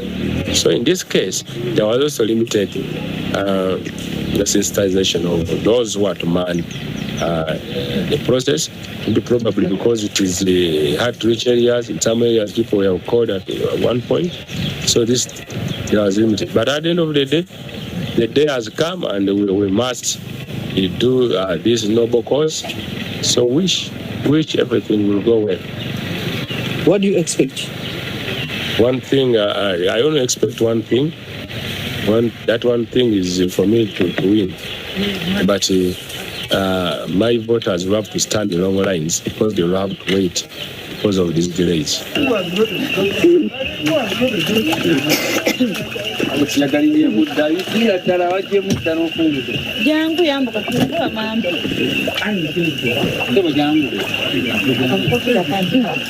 Those are some of the scenes over there, and that is how Buvuma decided, but also it's also very clear that you can see the challenges in those pictures. You can tell that there was some challenges in transportation here and there, and we've been having a discussion. And that particular report also makes me question or bring us back to our line of discussion when talking about foreign policy in this country. Because Uganda aligns and leans towards its interests in foreign policy when it comes to security concerns. It aligns with also integration and also people well-being. Now here we are talking about people well-being, particularly in this report. So it makes me ask, like we've been over the years, we faced scrutiny from our international friends or our neighbors. Now, when we talk about integration, we need very good relations for better integration. When we talk about people well-being, when the citizens of the country are questioning the well-being of themselves, then how does this leave us on the international scene? So it brings me to a question, Ajuna. How can Uganda balance all this scrutiny with national sovereignty? I think the clearest thing here is that the lines are very clear. The lines you don't cross in as far as the international order is concerned. So we are quite lucky that the president or Uganda as a country has not really been very aggressive in terms of trying to probably project its power in other countries. It's the basic way of probably trying to sanitize your image in the international system. It is the best way of trying to, you're trying to communicate to the world out there that we are Uganda, we are not so much interested in what is happening next door. I'll give you a contentious issue that has come out in the last 1 year, specifically to do with the relations between DR Congo and neighbors like Rwanda. It is quite an issue of sovereignty and an international criticism if you kind of tend to project your power in doing what we've had Tshisekedi accusing Rwanda of doing in their territory. Yes. But for our own context, we've had a president who has not really been so aggressive. Forget about what has happened before in terms of the offensives that have happened in foreign territory, but at least there has not been so much of some kind of aggression from Ugandan forces, apart from what is happening in DR Congo, which you may think is justified in terms of this operation Shuja that Uganda has against DRC. Yes. I mean, against the ADF militants in DR Congo, because you also have to understand that you're dealing with a country that has more than 100 militia groups, more than 100 militia groups, according to official figures from the United Nations. So, if you must deal with a threat that comes in that nature, you have to give it the highest form of military capability or highest form of your military response. But in the better sense of it, we have a president who has not really been aggressive in terms of trying to project power. And what we lean towards too. But also this brings me to foreign policy pressures. Now that we're talking about maybe like coming in, like out to the inside. But we have foreign policy pressures that we've faced as a country. For example, Uganda, getting out of AGOA. We are looking at travel restrictions, senior officials. We're looking at shrinking government funds, and all these come back to bite us. And we're relating them back to the international scene. We have seen also mobility being tightened through restrictions and bonds. So where does this leave us as a country? And it makes me pose this question to you, and I want to understand, do these points at one time show a deeper shift in our foreign relations? Because they feel like if you're looking at it from this angle, you might feel like we are falling out. The restrictions are coming day by day. Funding. So please help me enlighten this, and as we wind up this conversation. First of all, I think there is a very evident shift. We're living in a multipolar system. There's a very evident shift towards other Western powers because we are drawing away from the traditional belief that power was centered around the West. Yes. If you look at what Uganda has been doing in the last 5 years, probably, you're looking at Uganda that is somehow leaning towards Russia, towards China.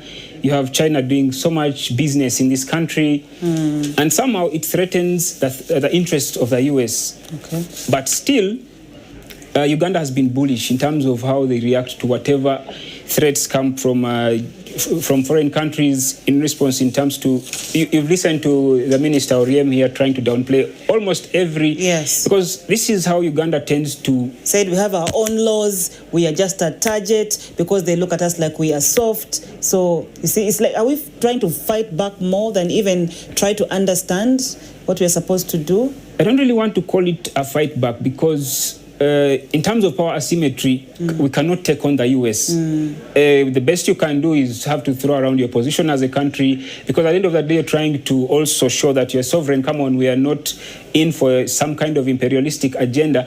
So, but in the end of it all, we have all these sanctions against our people here, our leaders, but then do they usually come to the extent to which you would think they impact upon them? The answer would be no. You've had the president telling you openly that he's not so much bothered if you probably stopped him from going to the US. He'll tell you he has his Uganda to love, he has everything here. Uganda is better than all these countries in terms of sanity, in terms of climate, in terms of... So we need to ask ourselves, does it always bite if these sanctions really come? Does it go down to the ordinary person? And that is a rhetoric question that we shall hold up there. Maybe it also explains why on several occasions when the president is invited for some of these conferences, he sends people to represent him. And also, that's a rhetoric question for another day. Thank you so much, David Ajuna. It was nice to have you today here in studio with me to help us elaborate and clearly help us understand how we are affected through the lens of the other countries that maybe want to integrate with. So with me in studio, I had David Ajuna, and he is a foreign policy student, but also he's a journalist who was making it clear that even when some of us are not bothered or we don't know much about what we are engaging with, when we get into misinformation and disinformation, this actually portrays on us on the entire international scene. So I would like to go back to my colleague Sandra to understand there. Sandra, down here where I'm seated, I can feel the heat. There are celebrations coming through. We have news of people celebrating, but also have news of people who actually have no idea who their next leader is because probably their votes have not yet been tallied together. And also the questions continue to linger. Where does this leave the other people that have not yet received any information about how their ballots, how their votes were cast? Well, before I proceed to some of these areas where there's a lot of celebration going on, I just want to say I think you've had such a great conversation, and you brought out various aspects, at least from the president of this nation, was also the NRM flag bearer, talking about, international powers, countries like the US, and saying he has Uganda to stay, he doesn't have to go there. But I want us to quickly now come back to real matters on ground that are happening today and get the latest update from Wakiso. The pictures that you'll be seeing are in celebration of some of the elected leaders. Let us take a look. Officer for Wakiso Electoral District, and in accordance with Section 771 of the Parliamentary Elections Act, declare Gashija Shaka Stephen, who has obtained the largest number of votes, to be the elected candidate for Entebbe Municipality constituency in Wakiso District.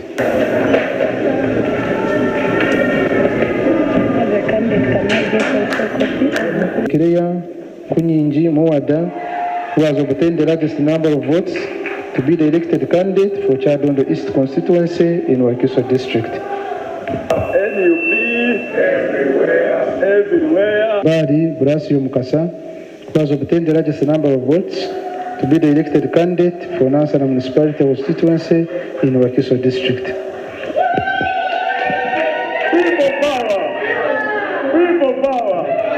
Despite all the factors that happened, we have secured our win.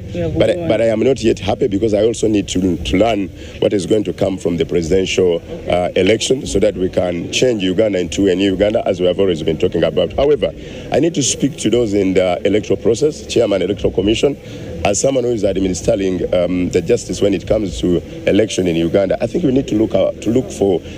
Let's think about Uganda. Let's avoid self-seeking goals, things that will put Uganda into trouble. We come into election not to fight. This is not a battle. This is not a war. We are here to bring ourselves to those who are going to vote us, and people will choose their leaders. And we believe that's the democracy we are talking about. Let's have a free and fair election rather than going into battle, rather than going into running battles. I was telling my campaign agent and those who saw me where I voted, I got a lot of issues. The soldiers were chasing us from the voting areas. And they arrested some of our people. And they also arrested some of our people. I think that should stop because we are looking at a new Uganda. Don't think about yourself. Please think about the Uganda for tomorrow.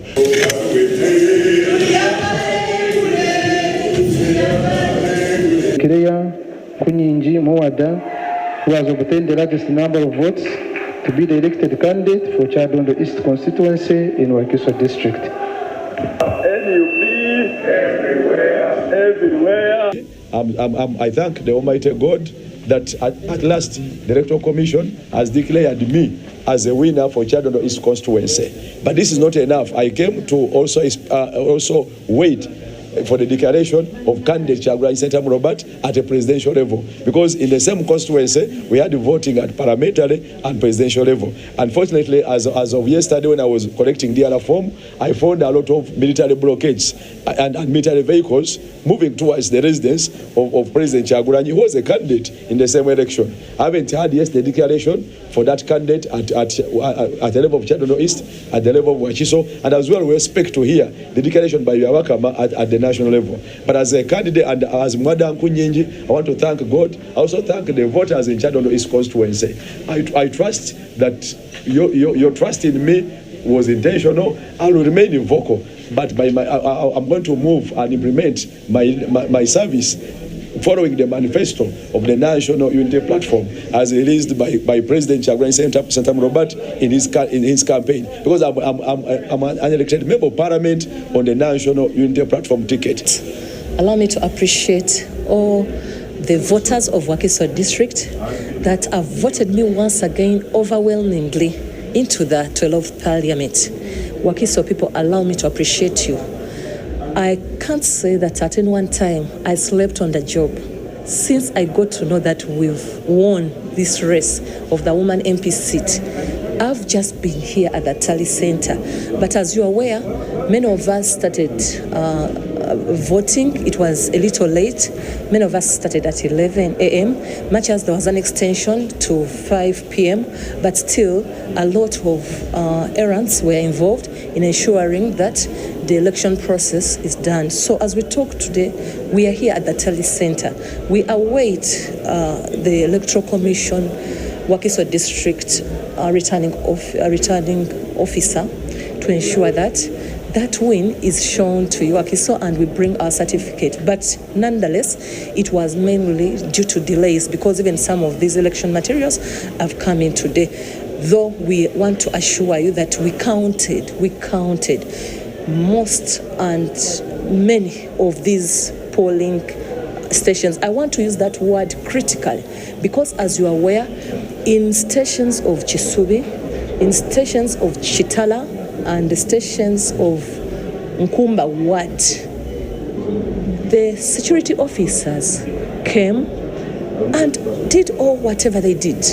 Our agents reported and our supervisors that there wasn't any declaration due to the kind of whatever took place there in those 3 wards of Katabi Town Council. But nonetheless, we have won very highly.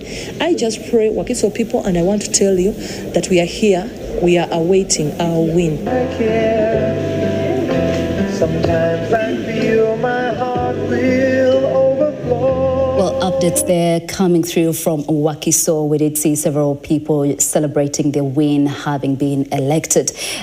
We should note Zambali Mukasa, who's also who was standing on the NUP ticket for Nasana municipality, who's also a journalist, by the way. And we say congratulations to those from Wakiso district. That is the latest that we have in that regard. Now, I want us to return to a previous conversation on foreign policy, because we are speaking of an election that comes with various aspects that affect different different aspects of the country. It could be, development aid that the country really focuses on as well. So just looking back at how this has been changing over the years, we've seen that Uganda has been diversifying its foreign relationships.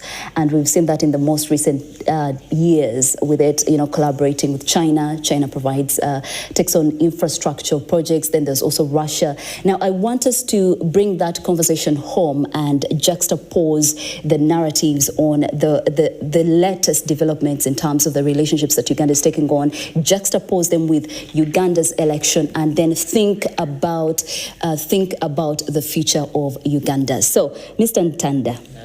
Nanda, what do you think about the future of Uganda's foreign policy in light of the changing dynamics of relationships? Yeah, I should say I want to appreciate or celebrate the developments in the international at the international scene and how they are going to, I think, inform how we behave domestically.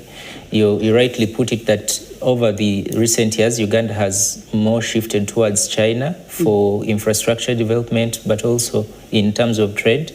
So China is a big actor here, but China is very strict on non-intervention. Yeah. And of course, how they have a hot issue over Taiwan, but to come to Uganda, because they don't want to be influenced internationally over Taiwan, they also take a position that they don't want to appear to influence domestic affairs of countries.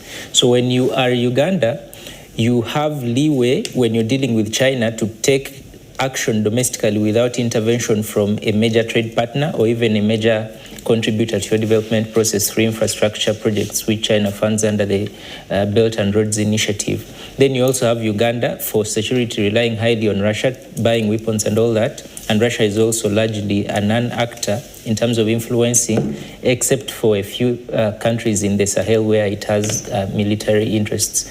And then you have Middle Eastern countries, Qatar, the United Arab Emirates, and other countries where we trade highly, also where we have our diaspora, guys that remit a lot of money to over 1.4 billion from the diaspora community, especially in the Middle East. Mm-hmm. So you have a country where the major actors internationally with Uganda are no longer very interested in domestic issues. And this has two advantages for us. One, there was a lot of lecturing when we still relied highly on the West for aid, for development finance and such issues. They would give you money, then try to influence whether you pass an anti-homosexuality act, whether you pass a certain legislation, whether you relate with a certain country. A lot of that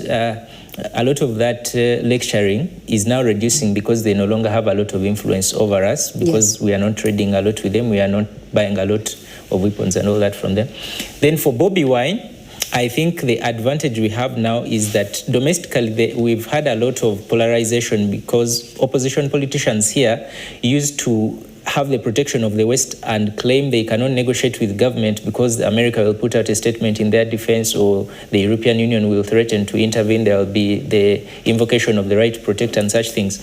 When you have an international scene where Uganda's major trade partners and major contributors are no longer the West, you force domestic politics to become more to have more negotiation than contestation. So Bobi Wine might be pushed if let's say, one of my suggestions is to have a proportional representation. If you've won by 20%, have 20% share in government.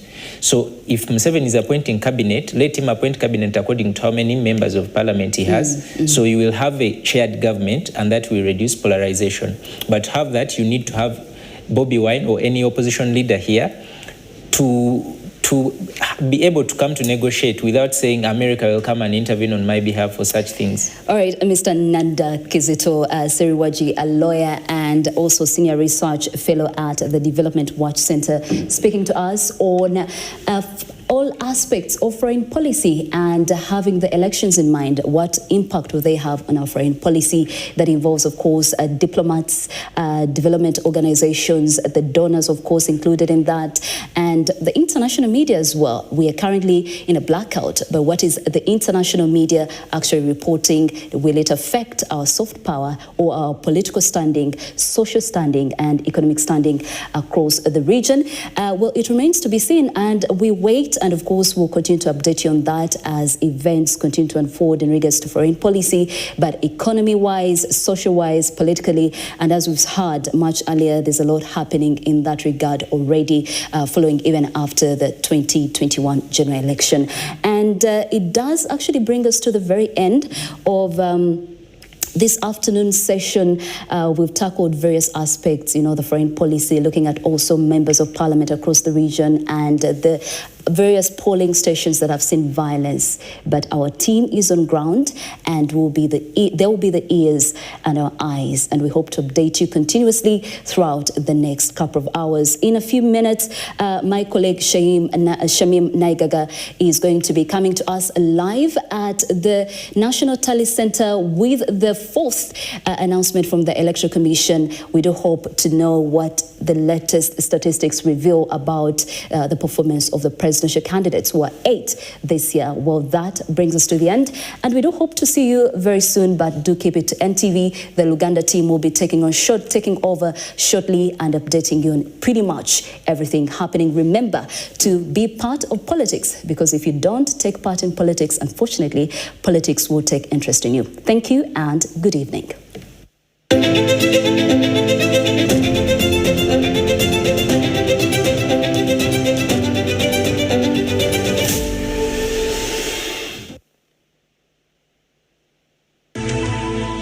NTV, turning on your world. Cooking tips, tricks and hacks with Santa. For listening to me. 0.55% from much ado, I will hand over to stay entertained and jump onto non-stop entertainment.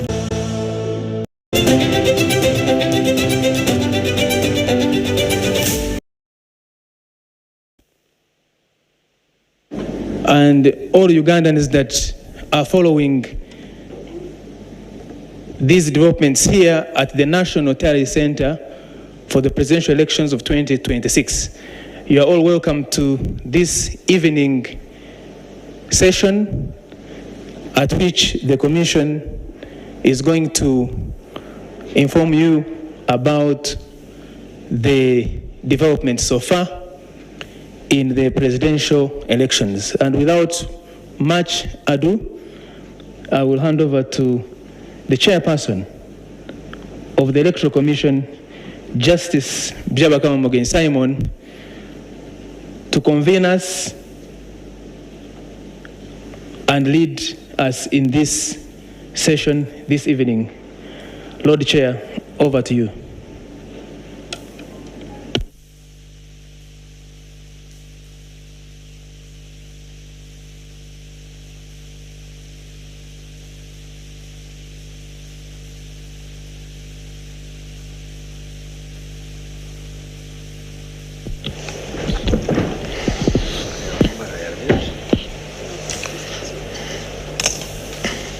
Thank you very much, Julius. Our distinguished guests, I think in our midst wish to recognize the presence of the Right Honorable Speaker of Parliament. You are welcome. And the other dignitaries who are here present. Once again, I wish to welcome you to this session, the third session of the day, when we let the people of Uganda know further preliminary results of the presidential elections that we have received at this study center so far.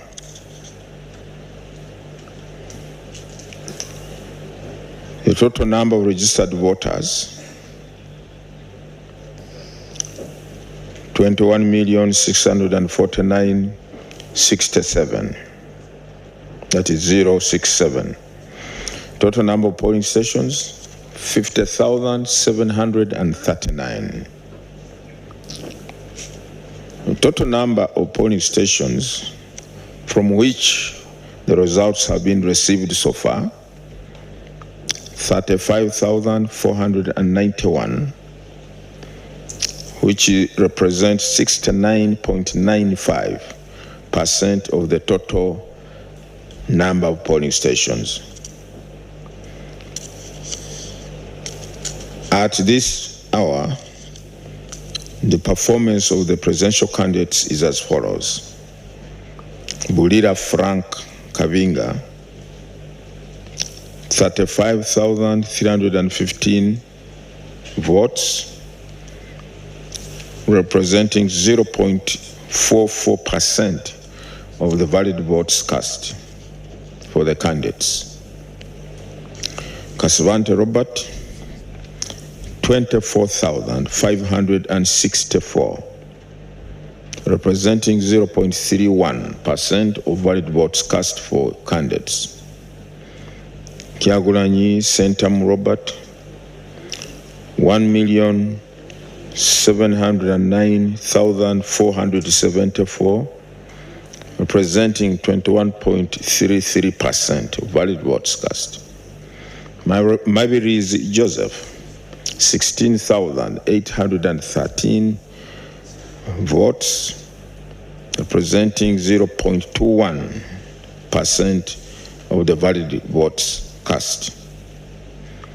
Mugisha Goregore Muntu Oyera, 44,367, representing 0.55% of the valid votes cast. Munyagwa Mubarak Serunga, 22,232 votes, representing 0.28% of the valid votes cast. Nandala Mafabi James Nathan, 157,111 votes, presenting 1.96% of the valid votes cast. Yoweri Tuhaburwa Kaguta Museveni, 6,003,657, representing 74.92 valid votes cast. Valid votes in a total are 8,13,533.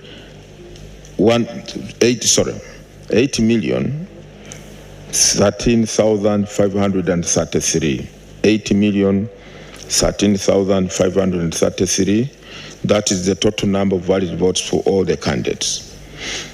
Invalid votes, 202,808, which is equivalent to 2.47% of the total votes cast.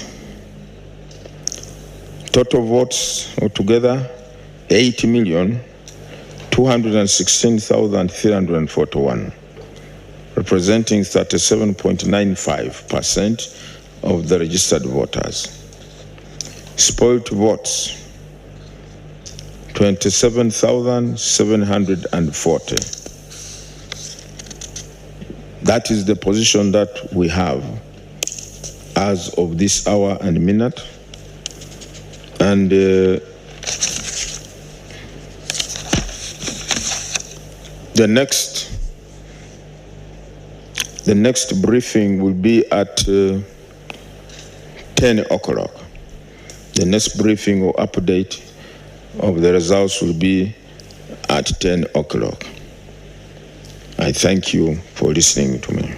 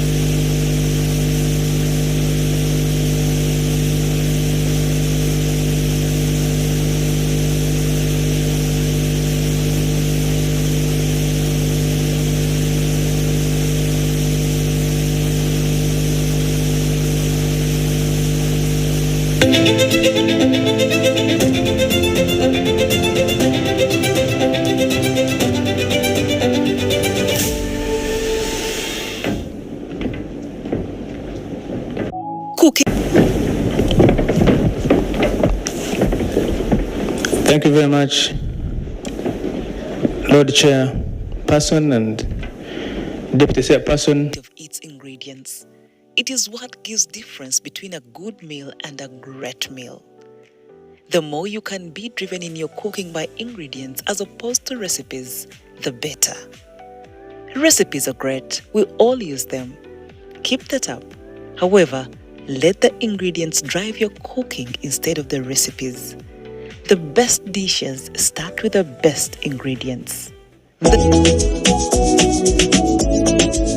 This cooking tip, trick and hack was brought to you by Santa Lucia.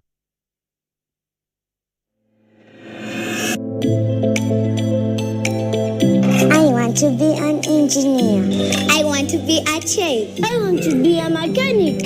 I want to be a musician. I want to be a basketballer. Twinbrook International School is a school where you will see people from around the world. It's diverse. You will have the opportunity to experience things you've never experienced before. We have highly skilled teachers and a comfortable environment that does not pressure but eases the minds of students to help them into their future careers. Our school integrates art, culture, history, language, and performing arts such as drama, music, and dance into the academic curriculum. Work smart, succeed. Twinbrook International School. You work so hard. Your dreams shouldn't wait. A better home, side hustle, your dream car, your kids' future. This is your time. Tandika Mugia with KCB Bank's unsecured salary loan of up to 500 million shillings. Get your loan approved in just 48 hours and enjoy up to 120 months to repay. Visit any KCB Bank branch to get started today. Don't push your plans to tomorrow. Tandika Mugia this year with KCB Bank. KCB Bank Uganda is regulated by Bank of Uganda. Customer deposits up to 10 million shillings are protected by the Deposits Protection Fund of Uganda. T's and C's apply.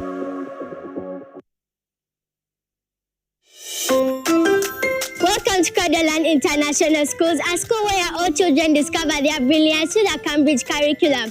I personally do love the Cambridge curriculum because it helps me think, ask questions, and experience new ideas. And the Uganda curriculum makes me stay focused in every subject and stay confident for every exam. Sports keeps us strong and united. Teamwork is our game. And skating makes learning even more fun.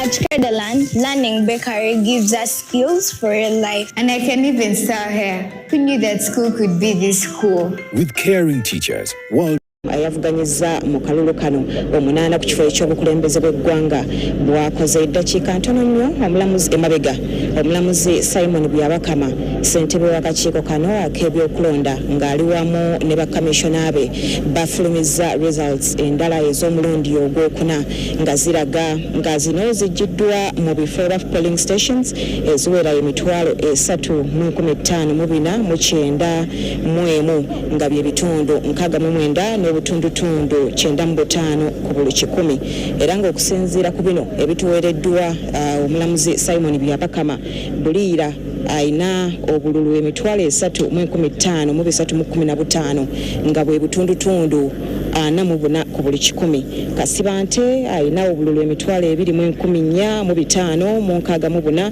nga bwe butundutundu 31 ku buli 100 ate ye akwatidde ekibiina ki National Unity Platform bendera ku kifo kino ekyoba president sofa ebyakakuŋŋaanyizibwa ku polling stations ezo zenkugambye omulamuzi Simon Byabakama agambye nti aina obululu akakadde kamu mu emitwalo 7,974 nga bye bitundu 21 n'obutundutundu 33 ku buli 100 ate ye Mabirizi aina obululu sofa omutwalo 1,683 bwe butundutundu 21 ku buli 100 Munyagwa yakafuna obululu emitwalo 2,232 bwe butundutundu 28 ku buli 100 owa FDC Nandala Mafaabi ye yakafunayo obululu emitwalo 15,711 nga obwo bwonna sofa bukola ekitundu kimu n'obutundutundu 96 ku buli 100 ng'akwatidde ekibiina ki NRM bendera mu lwokaano luno yakyala ebya banne bonna ng'ono ayina obululu obukadde 6,300 Solomon mu studio eyo wano erweza abantu bangi nnyo naddala ba NRM batandise okweyiwa mu bungi kubanga ebula essaawa mbale okubanga omulamuzi Simon Byabakama abuulira eggwanga ani alidde mu banne akendo myuka ssentebe w'ekibiina ki NRM owokubiri omukyala era nga ye speaker wa parliament era nga ye mubaka omukyala wa Bukedia Aneta Monk yamaze ddawo okutuuka mu kifo kino waali okulaba nga afuna results zino ezituweereddwa eddakiika ntono emabega era oba oliawo anabeerawo ng'akakiiko kongerawo kuwa eggwanga results ezigenda okutuweebwa ku ssaawa 4 ez'ekiro nga bwe tutegeezeddwa omulamuzi Simon Byabakama. Emabega kaawo Solomon babadde abantu nga beemulugunyawo oba oliawo ku ngeri results zino gye zifulumizibwamu, engeri kubanga mu kulonda okuwedde eggwanga libadde lyalinga litegeezebwa okusinziira yeesimbyewo baavuganya bwakoze okusinziira ku district, naye nga tulabye okuva omulamuzi Simon Byabakama bwe yatandise okutuwa results atuweera mu polling stations nti okusinziira ku polling stations bwezi kibadde kyewuunyisa abantu oba oliawo abamu nga batandise n'okuva mu mbeera nga tebabitegeera, naye amabega kaawo twannyonnyoddwa akakiiko kano, abakugu ku kakiiko kano engeri gye bafunamu results, era nange nafunyeewo omukisa kubanga balina map gye batonzeewo kwe basinziira okufuna emiwendo nga bo abakugu b'akakiiko bwe basazeewo okukikola, naye nange nafunye omukisa ne ngenda mu maaso awo ne kompyuta emu kuzikozesebwa si bali abagatta waliwo omulala gye nafunye ne ngendako ku maapu eno gye batugezesezzaako gye bagezesezza okutulaga engeri gye bafunamu obululu, ngendeyoko ndabe engeri abeesimbyewo 8 gye bakozeemu naddala mu bitundu by'eggwanga ebyenjawulo, era leka nabadde nakagula kompyuta eyo ba laptop eyo maapu yantutte butereevu ku kitundu ekya Buganda, era we naggudde ekitundu kino ekya Buganda jjukira Solomon kirimu districts eziwerera ddala 26 nga mu ekitundu kino ekya Buganda kirina polling stations 1,438 nga emaapu eyo yalaze nti akakiiko kakafunako results za polling stations zokka ziri 4,301 nga ku obululu bwe bayina obulaga engeri gye bakozeemu 8 bano mu kitundu ekya Buganda bujjiddwa ku polling stations ezo, kitegeeza nti eriyo polling stations endala ezitannaba kusindika results ezafunise mu bitundu ebyo, era ng'okusinziira ku bye nalabye mu kitundu kino ekya Buganda, Museveni abadde akyala ebya banne bwe bali mu lwokaano ng'alina ebitundu 52 n'obutundutundu 13 ku buli 100 bwe bululu emitwalo 49,924 ng'ate ye akwatidde ekibiina ki NUP bendera mu lwokaano luno Robert Kyagulanyi Ssentamu alina obululu emitwalo 43,370 nga bye bitundu 46 n'obutundutundu 66 ku buli 100. Ye owookusatu ye Nandala Mafabi akwatidde ekibiina ki Forum for Democratic Change bendera ng'alina obululu 2,723 nga bwe butundutundu 29 ku buli 100. Sakomyawo nagenzeeko oba oliawo ne mu districts ez'enjawulo ndabe districts ez'enjawulo bonna bakola batya okusinziira nalabyeko district eya Mukono ng'ekibiina ki NRM kirinayo obululu obukola ebitundu 25 n'obutundutundu 24 ku buli 100 era nga kiraga nti ekibiina ki NUP mu kitundu ekya district eya Mukono ekyaleebya ekibiina ki NRM nga NUP obululu bwayo mu district eyo bukola ebitundu 73 n'obutundutundu 11 ku buli 100. So fabye ebyo Solomon ngenda kudda eyo gy'oli mu studio bye biri wano omutendera oguddako ba results eziddako nga bwe mutegeezeddwa eggwanga bwe litegeezeddwa omulamuzi Simon Byabakama zigenda kutuweebwa ku ssaawa 4 zennyini ez'ekiro ky'olunaku olwaleero. Webale nnyo Shamim Naiga okubanga otumenyeramenyeramu mu nsonga nga bwe zitambudde n'ebintu nga bwe biyimiridde okubala obululu oba okugatta obululu bwe kwatandise naddala okw'omukulembeze w'eggwanga.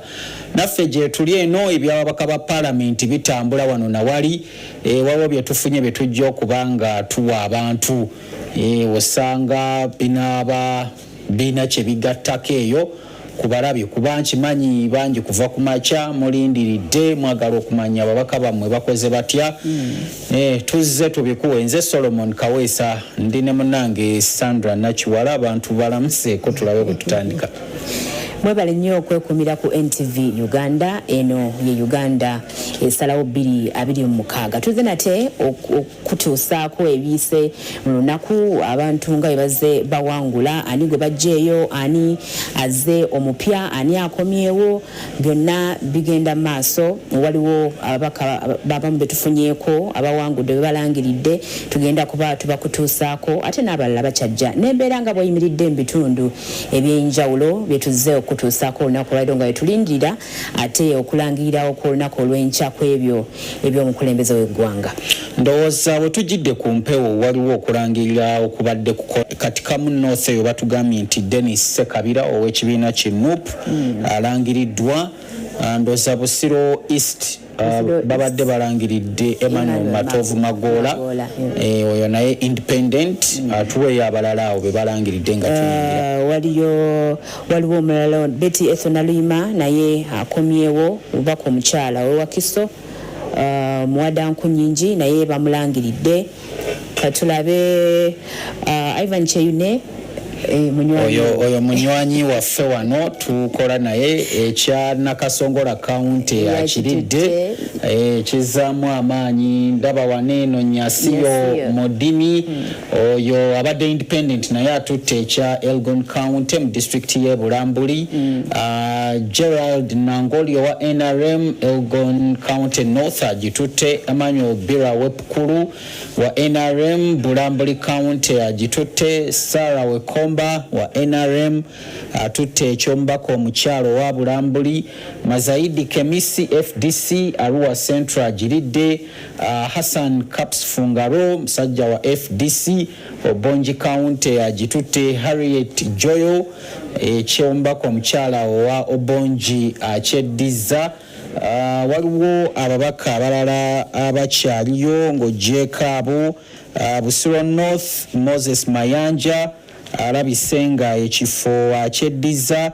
Ndaba Patrick Ochan abadde independent naye ekya Park Municipality akitutte. Bernard Otimo Doch NRM Mazuri North akitutte. Peter Ogong wa UPC Mazuri County agiridde. Waneeno Wilson Kajwenje oyo wa NRM Nyabushoze eyo mu district y'Ekibuhura naye awangudde. Ne Genesio Tumuramye oyo naye alidde ekya Kashonji County. Chris Baryomunsi yalangiriddwa emabegako ku kya Kinkizi County East. Rose Motonyi Masaba independent ekyombako omukyala ow'amanafa alabikanga munnange kati yakirimu. Ku ludda wano olala ndaba Chris Matembu independent yatutte edda ekya Bubulo West. Godfrey Matembu wa NRM ekya Butiru County mu manafa akitutte. Mudimi wa Makuyu independent atutte Elgon North. Waliwo wano Sham Tana naye independent atutte Toro Municipality. Ronnie Waluku wa NRM atutte Bubulo West. Clement Sunday NRM atutte Bukoli. Desire Muhoza ekibogeyo naye akabuuse buva. Kefa Kiwanuka mu ngeri y'emu Kiboga East agitutte. Mu mannya amalala gendaba waliwo amalala ogoyinza okutuweerezaako oba ntambule ne genina waneeno. Bajja kuba baganyongera. Drake Lubega wano wa NRM Kiboga West agitutte. Ne Bernardo Chimeze NRM agenze Budiope County. Victorious Zawedde atutte Nakasongola ekyombako omukyala. Joseph Kyofa Togabye musajja wa Foyo atutte ekya Nakaseke Central. Sarah Najuma Nakaseke ekyombako omukyala akitutte. Judith Nabakoba akomyewo ku kyombako omukyala owa Mityana. Ajeyo Joyce Bagala. Henry Kamyama Kumbi Mityana South alabikanga agitutte. Ajeyo Honorable Lumu. Ajeyo Lumu. Ebintu bikyali bwe bityo kyalinawo amannya amalala awo.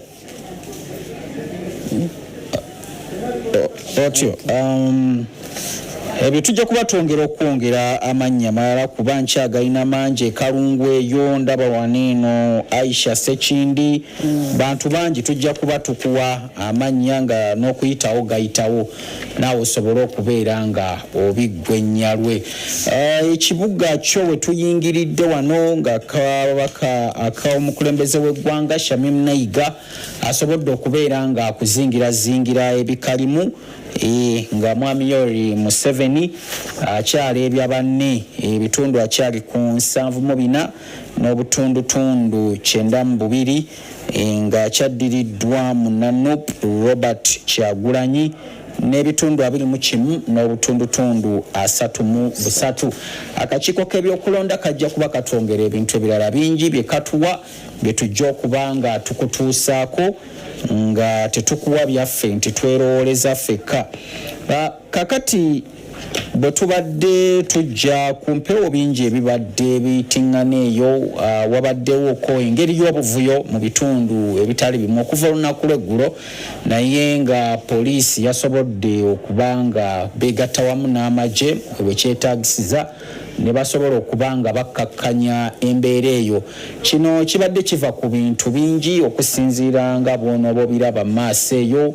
Abamu babadde bagamba okulangirira abantu baabwe kuluddewo, abalala nga si basanyufu n'abamu kubavuganya okubanga babameze. Kale ebyobufuzi bwe bityo omuzungu agamba bibeera emotional, kwegamba bibeeramu embeera ey'enjawulo.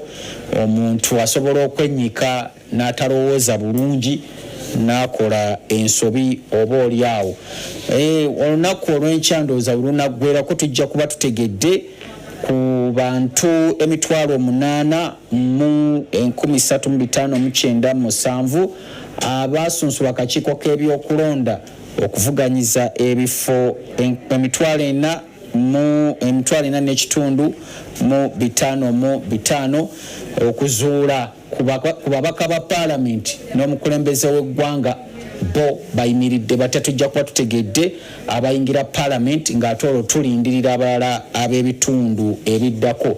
Kati mu mbeera gye nkugambyeko njagala tusookere mu disitulikiti y'e Butambala eyo okulaba ebyabaddeyo nga abaayo battunkira ekifo ekyo ekirimu Muhammad Muwanga Kivumbi.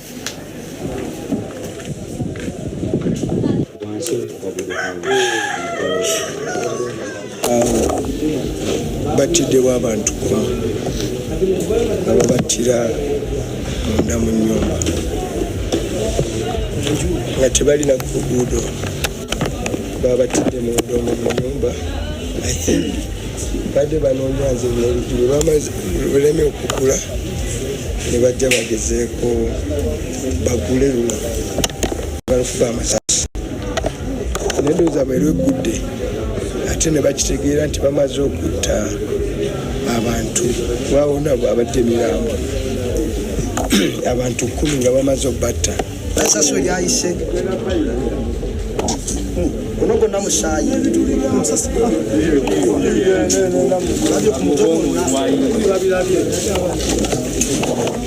awo ne baddamu ne bakola rawundi y'amasasi amangi ennyo okumala eddakiika nga 15. Oyinza okulowooza wano waliwo Kenya yalumbye Uganda. Kati bamala okugakuba n'ekiseera ekyo badde bakikozesa okuddusaawo emirambo gyonna egyabadde gittibwa n'okugijjusaawo nti abantu babatidde mu nnyumba, si ku luguudo siwa, babatidde awo olaba mu nnyumba babatidde. Kati ne baddusaawo emirambo egyo gyonna. Nabadde n'abantu abadde mu mmotoka omwo balabye buli ekigenda mu maaso nga basitula buli ali injured, buli ali ki nga bamuddusaawo. Nina ba agents abakuumira okukosa obuli bwadde buwedde nga balina essanyu nti bawangudde era n'abawagizi bwe bali obutali musango. Naye okutalwadde lwatandise eddeeyo ekibibi gye babadde bantu babalabidde nga bagezaako okukyusa ebivudde mu kulonda. Keseza olunaku olwaleero nga ssaawa 9 mu Butambala district abawagizi ba honorable Muwanga Kivumbi beyateeseteese ne ba planninga ne balumba Tale Center ne Kibibi Police Station. Kigambibwa nti bano yabateekateeka nti bwe baba bamaze okulonda babeerewaawo kumpi babanje akalulu. So kigambibwa nti bwe yalabye nti akalulu kagenda musinga kubanga kirabika yalabye mu Kiibi Serunjogi ali mu lead n'ateekateeka group ye mu group 3 esoose erumbye Kibibi Police Station, eyokubiri n'erumba Tale Center, eyokusatu yo ebadde ku luguudo nga bano bakasuka amayinja balina access ebijambiya nga bagenda batema emotoka oba piki eziyitawo mu kuba eryo ery'Ekibibi Gomba. So mu process eyo bwe balumbye ababyokwerinda mu self defense nga beerwanako abantu 7 bakubiddwa amasasi ne bafiirawo, 3 bafunye obuvune bali Gombe hospital. Emirambo ejiddwako netwalibwa mu mochare, mu city mochare Kampala. Tukutte abantu 25 bano nga tubavunaana omusango ogw'okukuba oba okutuusaako obuvune kuba byokwerinda ababadde ku Tale Center n'aba Electoral Commission, wa staff wa Electoral Commission n'abo ababadde batambula bagenda mu byabwe. So tubaguddewo omusango ogw'okwonoona ebintu n'okufunisa obuvune ku bantu. Kigambibwa nti bano abantu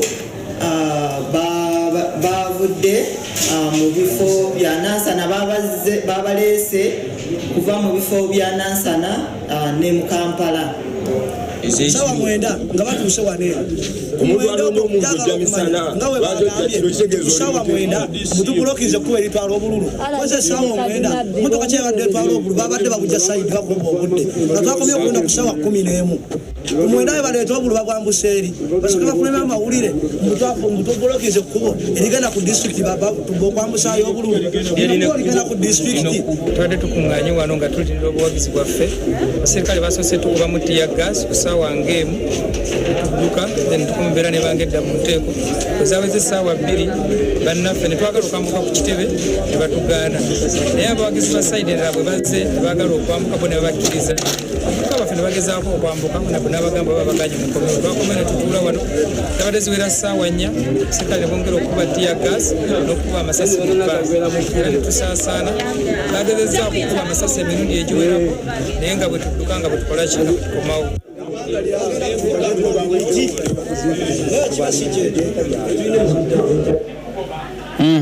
Ebyo bibadde Butambala, naye wetwogerera bino nga Arias Mukiibi akalulu akalabika nga yakawuuse dda nga wangudde aliyo Muhammad Muwanga Kivumbi, naye nga poliisi etukakasizza nti bantu 7 be bakubiddwa amasasi ne bafa 10 nga abamukulu Muwanga Kivumbi bwe bagamba.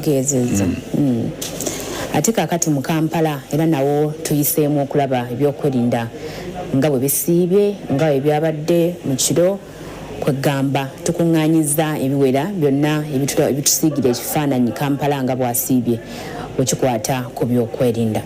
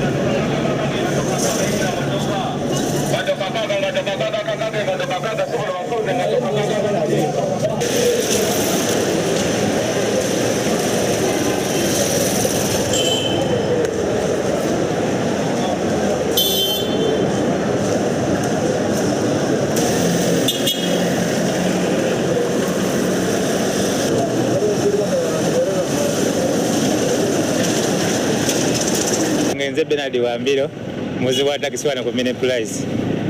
Embeera gye tulimu si nnungi, abasaabaze amaduuka bagagadde, basuubuzi betuvuga, abantu tebakozi bagenze mu kyalo mu kulonda. Akati embeera gye tulimu si nnungi naye emmotoka wano okujuza abantu okutwika etwalira dakika ssaawa nga 2 esibadde kya dakika 3 kakati okutwaliza wamu tumanyi na kumanya kati tuva na basinga tuyinza obutakoma Kampala tugenda kunyuka tudda mu parking zizipakinga wakaga bagenda tubanya sente naye nga tulina sente zetusasula so embeera ebali emmotoka ebadde ya mitwalo 10 naye kati n'okufuna emitwalo 5 kizibu bw'obadde ovugire 13 ajja kugamba nina 12 ate nga embeera nga bweri eri olina omutwala so kati embeera si nnungi. Ayaza kalere pelere gaza kasanga tiyawo gaza tumaze wano sawa namba tuyita mmotoka naye abantu baganye okukola ki abantu baganye okujja abantu babagenze mu kyalo abantu tewali Kampala nkalu ebizimbe byonna biggale tewali addegulaba ajja omwomu otwali tutwala nga abantu nga oyita mmotoka dakiika ntono saawa eno oyitira saawa nga 2 3 oyita mmotoka emu abantu tebajja abantu besibye ensonga ya kulonda abantu abamu bagenze mu kyalo mu mbeera eyo kyali mu malirivu okusigala ng'okola olunaku lwonna era nsuubira kutwalayo kaluutu kano olumala okukatuusa eddayaza genda kuwetangiza ewaka ngiteeke mu paakingi kuba olwedde abantu batini abantu babuzi tosobola beera ku kkubo oba oyonoona amafuta olwedde yes naye kati nga kino kigenda kunyiga kitya ennyingi zaayo ey'olunaku n'awaka bw'olabirira n'eri omugagga olw'omugagga simanyina kumanya nti asobola okufuna zonna egibadde emitwalo 11 sobola omuwaayo akazike oba emitwalo 5 naye nga ffe oba ofunye gumu kitundu oba ofunye mutwalo tetulina kyakola zezibeerawo saawa eyo zetulina okugenda nazo. Erinnya ssebo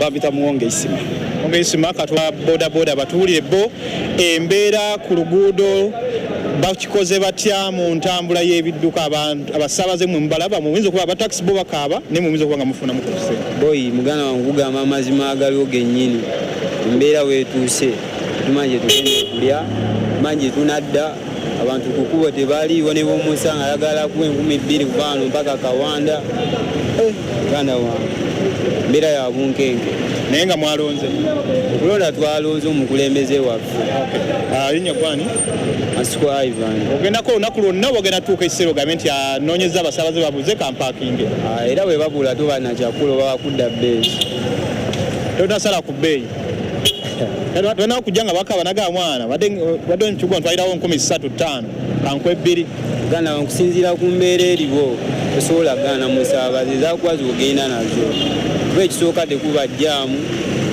osobola omutwala ofunemu naawe ekyosobola okulya okay webale nnyo bwe batyo abagoba b'ebidduka omuli abataxi omuli n'abagoba bodaboda bwe bagamba nti embeera tennaba kubanga ebagendera bulungi olw'okuba nti abasaabaze mu kibuga Kampala bakyali batono olw'okuba nti abamu bagenda mu kulonda abamu bakyalinze kulaba byavudde mu kulonda n'amaduuka ku ludda luli bw'otunulayo gakyali maggale ekufulu zikyaliko bangi bakulagira ddala nti baliyo oluguudo nga luno olwa Ben Kiwanuka Street lwe tuliko luvira ddala wali ku Clock Tower ne lwegatta ku Bombo Road wali nga ku Equatorial Mall naye essaawa nga zino wandisuubidde okusanga abantu nga bagguddewo dda abantu bangi batambula nga bwe kibeetera okubeera bulijjo n'olw'embeera y'okuba nti babadde mu kulonda yembeera y'okuba nti bakyali bw'otunako galiwango bwakulagako wali eri waliwo baate bo basazeewo baatudde butuuzi awo baakedde kutuula butuuzi ku mbalaza kambabuuze ki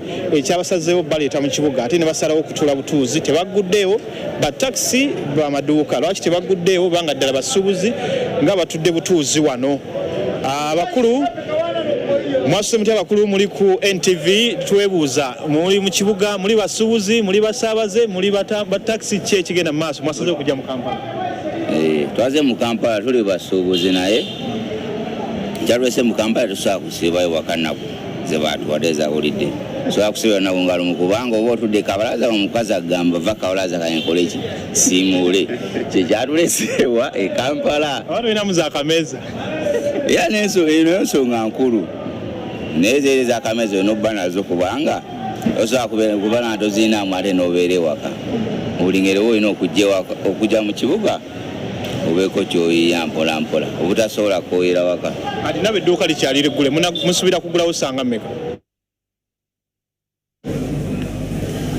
otyo omwami akulira akakiiko k'ebyokulonda Simon Byabakama ina byayagala okubuulira eggwanga mu kaseera kano era nga twagala tumuwe ekyanya abeeko ebigambo byayogera yazzeeko emabegakaawo n'atunnyonnyolamuko engeri obululu gye butambulamu naye ne bwe twamukyazizaako ku makyawo wabaddewo ebibuuzo bingi bye twebuuza nga ffe bannamawulire ebimu yabyanukudde naye ndowooza akageri gye kiri nti yayagadde akinoganye bulungi asazeewo akomewo abeeko byayogera naye ng'alina okutuusa olunaku olw'enkya ku ssaawa nga tezinnawera 11 okulangirira ani anaaba awangudde ekifo ekyo eky'omukulembeze w'eggwanga naye nga bw'omanyi okugattira ekkulu ebikolebwawo bibeera bingi ddala ddala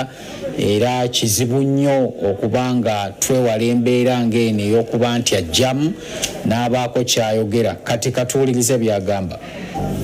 Balamusiza nnyo mu linnya lya Mukama waffe njagala kubeebaza emirimu gye mukola era njagala n'okubeebaza olw'olunaku lwajjo mwebale okubeera bagumiikiriza mwebale okubeera beesimbu ate mwebale okubeera nti abantu abaagala eggwanga lyammwe bwe mwavuddeyo mu bungi ne mugenda mu bifo bironderwamu polling stations ne mulonda abakulembeze bammwe bwe mwagala nga teri abagaana oba teri abakugira okulonda.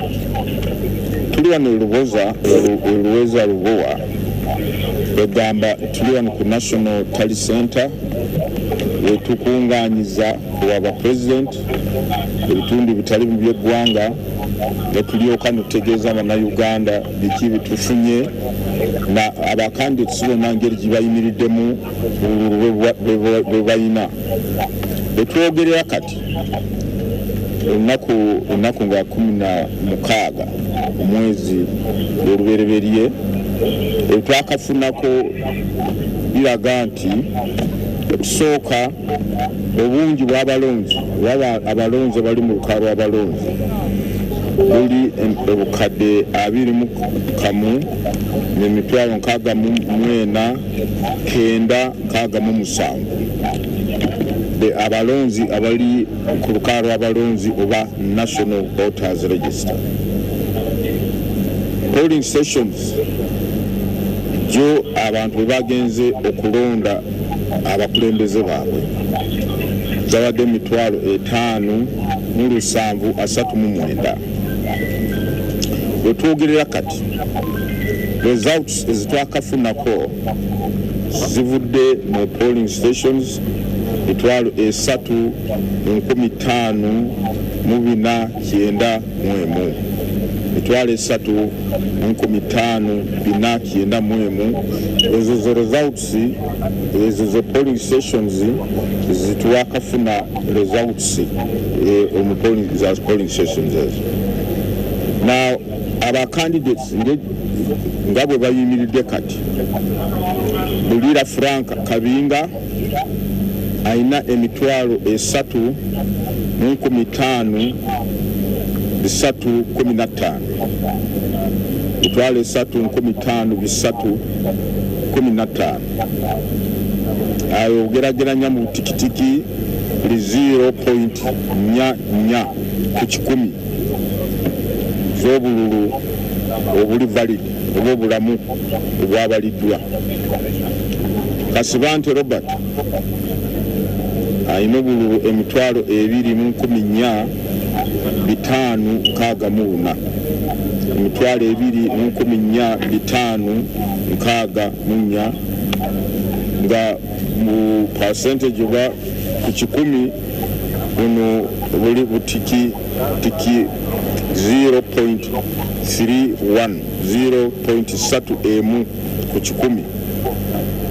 Then Kyagulanyi Center mu Robert aina obululu akakadde kamu n'emitwalo 7,474 akakadde kamu n'emitwalo 7,900 ne 974 ku tikitiki 21.33. Mabirizi Joseph umutwalo gumu mukakaaga 813 umutwalo gumu kakaaga 813 utikitiki 0.2 ku kikumi. Mugisha Buregore muntu oyera ayina obululu emitwalo 4,367 obutikitiki 0.55 ku kikumi. Munyagwa Mubaraka Serunga ayina obululu emitwalo 2,232 obutikitiki 0.28 0.28 ku kikumi. Nandala Mafabi James Nathan ayina obululu emitwalo 15 mukasanvu 10,011 mitwalo 15 kasanvu 10,011 obutikitiki 1 kamu 0.9 oba 9 mukaaga ku kikumi. Yoweri Tuhaburwa Kaguta Museveni ayina obululu emitwalo emiliyoni obukadde mukaaga ne 13,657 wa mukaaga 003,657 garagara ku kikumi obutikitiki 74.92. Twaliza wamu obubuno obugata obulamu obutwandise valid bwabaliddwa buli obukadde 8 n'omutwalo gumu mu 13,533.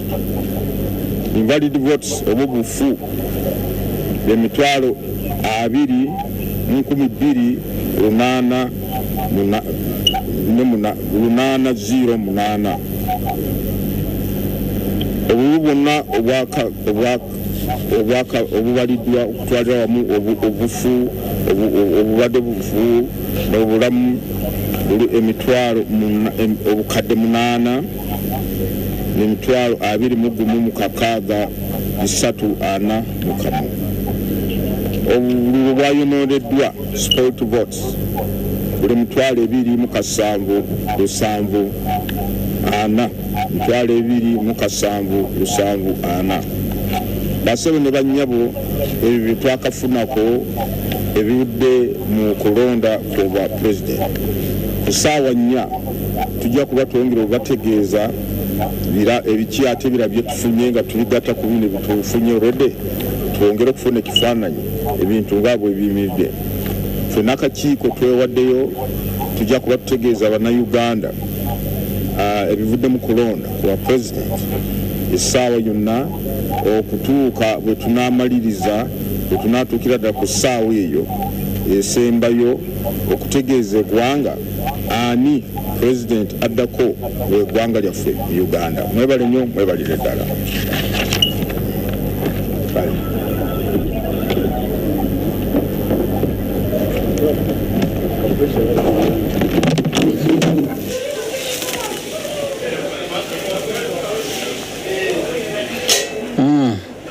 Yoyo ssentebe w'akakiiko k'ebyokulonda ng'agezaako okwongera okuttaanya ebyo bye yayogedde mu lulimi Olungereza nga tetunnaba kuyingira wano nga bye bivudde mu kubala obululu okwakakolebwawo ku kifo ky'omukulembeze w'eggwanga ng'atubuulidde nti bakabala ebivuddemu okuva mu bifo ebirondebwamu emitwalo 3,549 era atubuulidde nti ebirala bikyajja ssaawa awo 4 ajja kuba akomawo atwongere.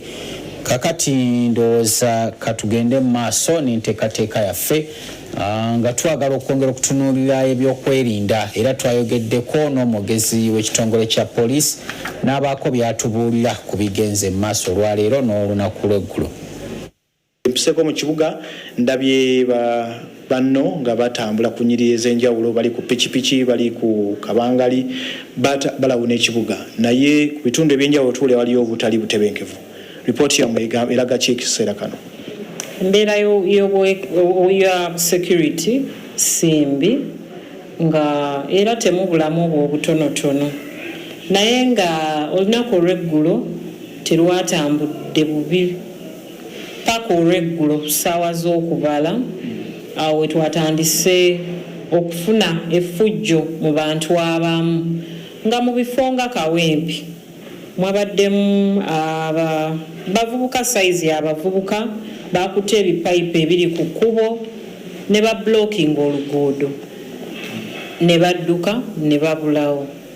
Abasirikale ne bajjawo ebyo ebintu era babadde bakagenda era abavubuka ne bakomawo be bamu abo. Salama Road kyekimu basoose kuziba luguudo, Nabweru twalabye nti mwabaddemu abavubuka abasinga bano bavubuka bakumye omuliro mu kkubo ng'obalaba abamu babadde balina ebidomola bye bakutte nga bakuma omuliro mu kkubo. Ssaawa zino dakika nga 3 eseeta wabaddeyo byebimu. Ematugga ssaawa z'okubala bwe zaatuuse abasirikale balabye abasirikale bagendayo ne babakwatira amayinja ne babakanyugira. So zezo incidents zetufunye naye nga tulina betukutte batuyambeko mu kunoonyereza kuba ssaawa zino nyinza obutakumenyera muwendo gwabo tetunabulwa tuuka wetteeka abantu naye Matugga eggulu twakutteyo emisana ssaawa zino Salaama ababadde bakola effujjo. Olunaku olw'eggulu ku Entebbe Road twalabye nti batandise n'okuba emmotoka eziyitawo abali mu byabo babakanyugira amayinja. Olianza n'okwebuuza bazizza gwaki okujaganya oba okulaga obutali bumativu? Ojaganya oteeka mayinja mu luguudo, ojaganya okuma muliro, kati bw'okuma omuliro gwo mu kkubo ne gukwata emmotoka eyitawo oba ne guyingirira edduuka eriri okumpi, okwo tetukuyita kujaganya. Bano bajaganya bagamba nti badde bakuŋŋaanye okusanyukirako awamu. Poliisi wesanga ab'ebyokwerinda basanga bakuŋŋaanye bantu 10-15 babagumbulula tebalina kumanya ki kigenda mu maaso. Musasi gavugirawo, tiyagasa avugirawo mu ddeeka. Okujaganya mu mbeera tulabe nti abamu ezimu polling stations zabadde kumpi n'ekkubo. Olaba nti enguudo ezimu ziri blocked. Tetubagaana kujaganya. Mulimu abakwatiddwa mu kukuba mayinja, ku blocking nguudo, kwokya bipiira mu nguudo. Mulimu abantu abamu abeera nga basaalumanya baluguddemu kubanga ebiseera ebisinga mulimu ddala nkikiriza nti wabaabo abakoze effujjo naye ate oluusi ebiseera ebisinga basinga basooka n'okwetegula. Kati poliisi n'abamagye bwe bajja gwe basanze okumpimpi gwe bagumbamu obwala oluusi ne batwaliramu ne basaalumanya badde ku byabwe. Tutera okukola screening gwe tukwata nga tukola screening naye si nti buli ssaawa tukwata tujja ne tuba dispersing ne bagenda tetugenda wala ne tudispersing kuba tetugenda abeera mu gwa kukwata gokka. We disperse tucautioninga twogera nabo ezo zonna means tuzikozesa. Afande Kawala twogera bino naye bannakampala bangi abawagira gavumenti n'abatawagira bangi bali mu kutya embeera bajjabyo okuva ku Lwokusatu Olwokuna naawe olwalulabye ne olwaleero tebannadda ku mirimu balina okuza abaana mu masomero beeraliikire batuna balabo bamagye balabo ba poliisi bagamba embeera eno yeneekoma ddi badde abantu basobole okudda bulungi emirimu gyabwe. Abantu baleme kweraliikirira nga security weeri kubawa bukuumi so si kubatiisa so bafune confidence obuvumu nti bali kubakuuma wabula so si kubatiisa era gwendooza nga bw'oba otidde mpozi nga oli muzzi wa misango naye security eriwo okuwa bukuumi era nsubira buli omu bwe yeetaaga kaseera kano naye ng'era security yo ekyaliwo ebikwekweto byaffe bikyagendera ddala maaso tulina abasirikale abali ku foot patrol tulina abasirikale b'emmotoka bwe muba mwalabyeko n'ennyonyi nayo gyeri kulaba nti teri ataataaganya kulonda teri ataataaganya mirembe twagala abannayuganda okukozesa oba okutwala choose okukozesa emirembe okusinga okukola ebikolwa ebyefujjo. Waliwo abamu abagamba nti poliisi n'abamagye mwekubanye n'abakakiiko ebyokulonda mwekubanye n'abavuganya okubalemesa okufuna obuwanguzi ekyo kyabyeko nekkolero gye bagattira obululu mu Kampala bagamba abamu bababbyeko ddala fomu nga bagamba ab'ebyokwerinda abamu ku bavuganya bagamba ebyokwerinda bebakolaganye n'abakakiiko ebyokulonda abamu bagamba bakolaganye ne bebavuganya okubabbako ebintu byabwe n'okubalemesa okutuusa ddala forms mu bifo bigattirwamu nti poliisi eri biased erina kyekubiira mu mbeera eno eriwo ey'okulonda gye byetanabatuuka security eriwo okuwa abantu bukuumi ku escortinga bintu ebyo ne bituuka wa gye birina otuuka era kyensuubira nti byatuuse biba nga tebyatuuse ezo isolated incidents nsuubira onkuzaayo mu studios webale nnyo okutambula naffe tujja kugenda mu maaso nga tubatuusaako byonna ebifa mu bitundu ebyenjawulo. Stephen Mbidde omufefeeso ekibuga kazinalo nkazizaayo mu studios.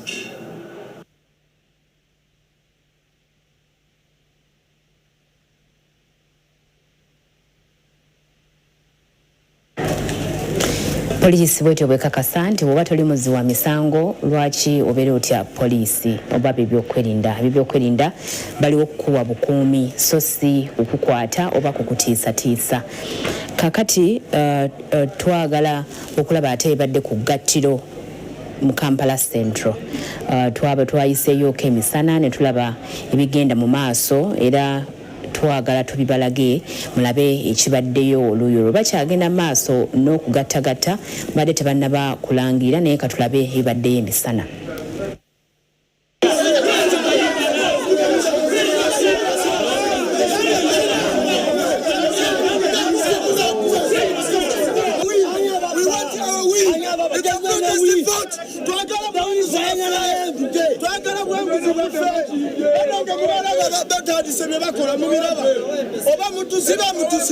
Police is protecting the criminals.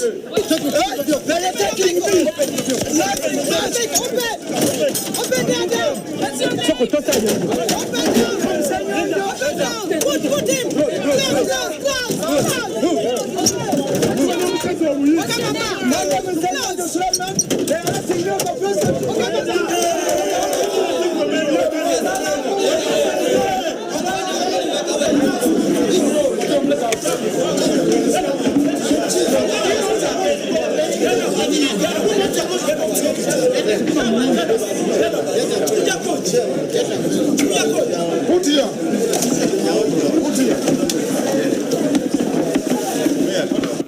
Ekivuddeko wano kwe kuleeta results enkyamu babyewo boxi ne bagenda ne bakyusa obululu ne bakomyawo gundi DRF fomu enfu mu box kati gye bajeemu gye basoma results bakandidates bonna baleese fomu zinga zifaanagana eyingiza DRF fomu zempya ate nga ba agency b'abantu babaganya oyingiza DRF fomu bwe zibanga ez'aba presiding officer zisobola okujja late lwaki agent tebamuleka n'ayingiza DRF fomu they are two presiding officers abali awo abaleese gundi nga ziza late zizawa mukaaga ekitegeeza ne ba agents balina okuleeta bakoleko owaisi asoma birala alina DRF fomu ndala asoma birala eziriko abinoli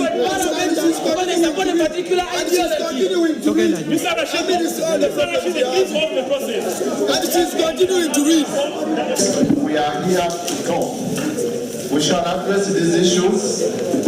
I think if it was in terms of percentages, we cannot put it to a percentage that can spoil the work she has handled. We shall intervene. We are here to give you the best. Can I propose that form be put aside and not counted until we finish those results which are not controversial? Once we come across a controversial result, we put that one aside and we continue peacefully. Akavuyo kavudde nga returning officer wa Kawempe South constituency ne Kawempe North ali mu kusoma declaration forms eza Mulago 2 mu ku parishes mu Kawempe South nga results zasoma tezitalinga na results ze tuyina fe ba candidates kubanga tubaddewo ba candidates basatu Nyanzi Fred Sentamu, Tarik Chagulanyi ne Madina Ntalensereko nga bakandidate ababiri Nyanzi Fred Sentamu ne Chagulanyi bagamba nti results ze basomye sintuufu ne electoral commission omukyala n'agaana okulekera ozisoma nga wetusabye declaration form ya NRM kubanga babadde obululu bisatu tewawezeza na bululu bibiri mweyo polling station nga tugamba electoral commission batulagidira for maybe febe tulina bikyamu tusabe yaabwe kati wetusabye yaabwe ne bayita abavubuka abageto structure ne bayitire no mabega atenti ne batandika okwagala okugezaako sikadia form nange era video gye mukutte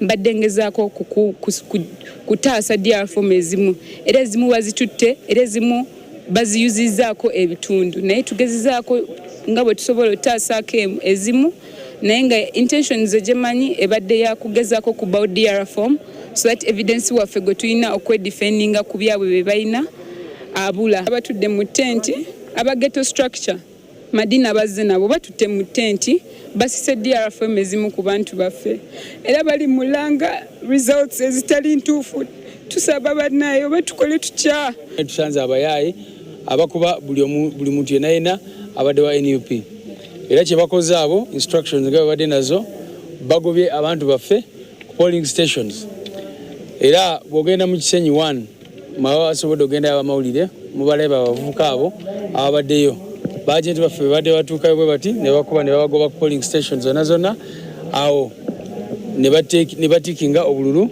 kyere buli omu nga bw'ayagala oba nga bw'abadde ayagala tekikomyawo ku polling stations ezimu naddala Summit View n'awalala amagye balese amagye ne gabeera mu lines ne bakuba akalulu emirundi 8 10 buli omu emirundi gyonna gy'abadde asobola gy'abadde akola ki alonda so tugumidde ebyo byonna olunaku lwajjo era bwe tumaze ne tukola ekibalo kyaffe ne tusanga nti newankubadde bakoze ebyo byonna tubadde tulidinga mu kalulu ako kyova olaba tusuze wano ku Tale Center kubanga tubadde tukiraba nti newankubadde babadde bakoze emivuyo mingi nnyo mu kulonda tubadde tulidinga twawangudde obululu ne tusobya n'emitwalo 2.5 nga tuzisinga nambi kati abakakiiko k'ebyokulonda bye bali mu kuyingiza tebirina kakwate ku DR forms ze baatuwadde batandise okwewa ebibiri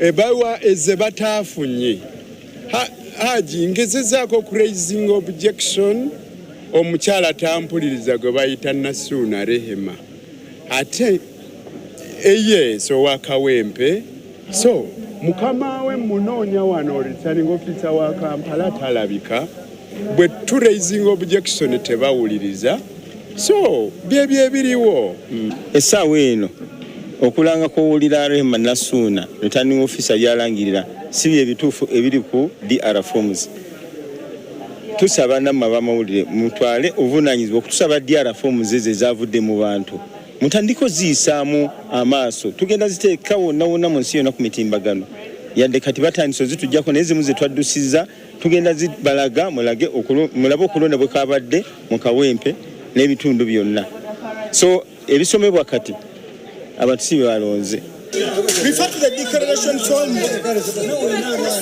Mugenda mu declaration forms.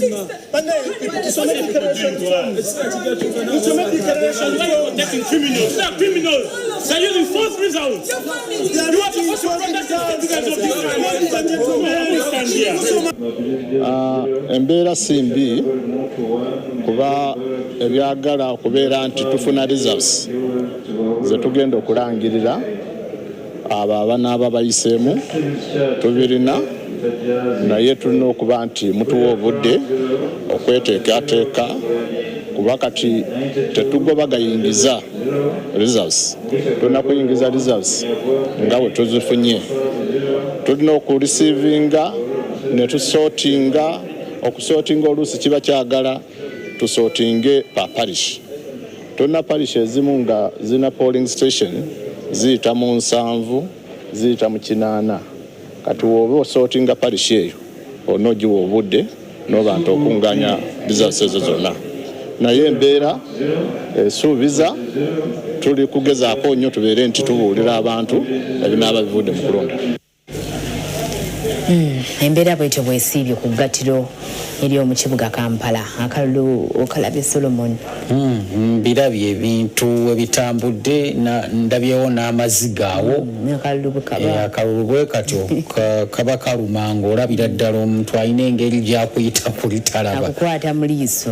Kati Peter Sebugo yabadde mu kitundu ekyo nga bagattagatta obululu obwo.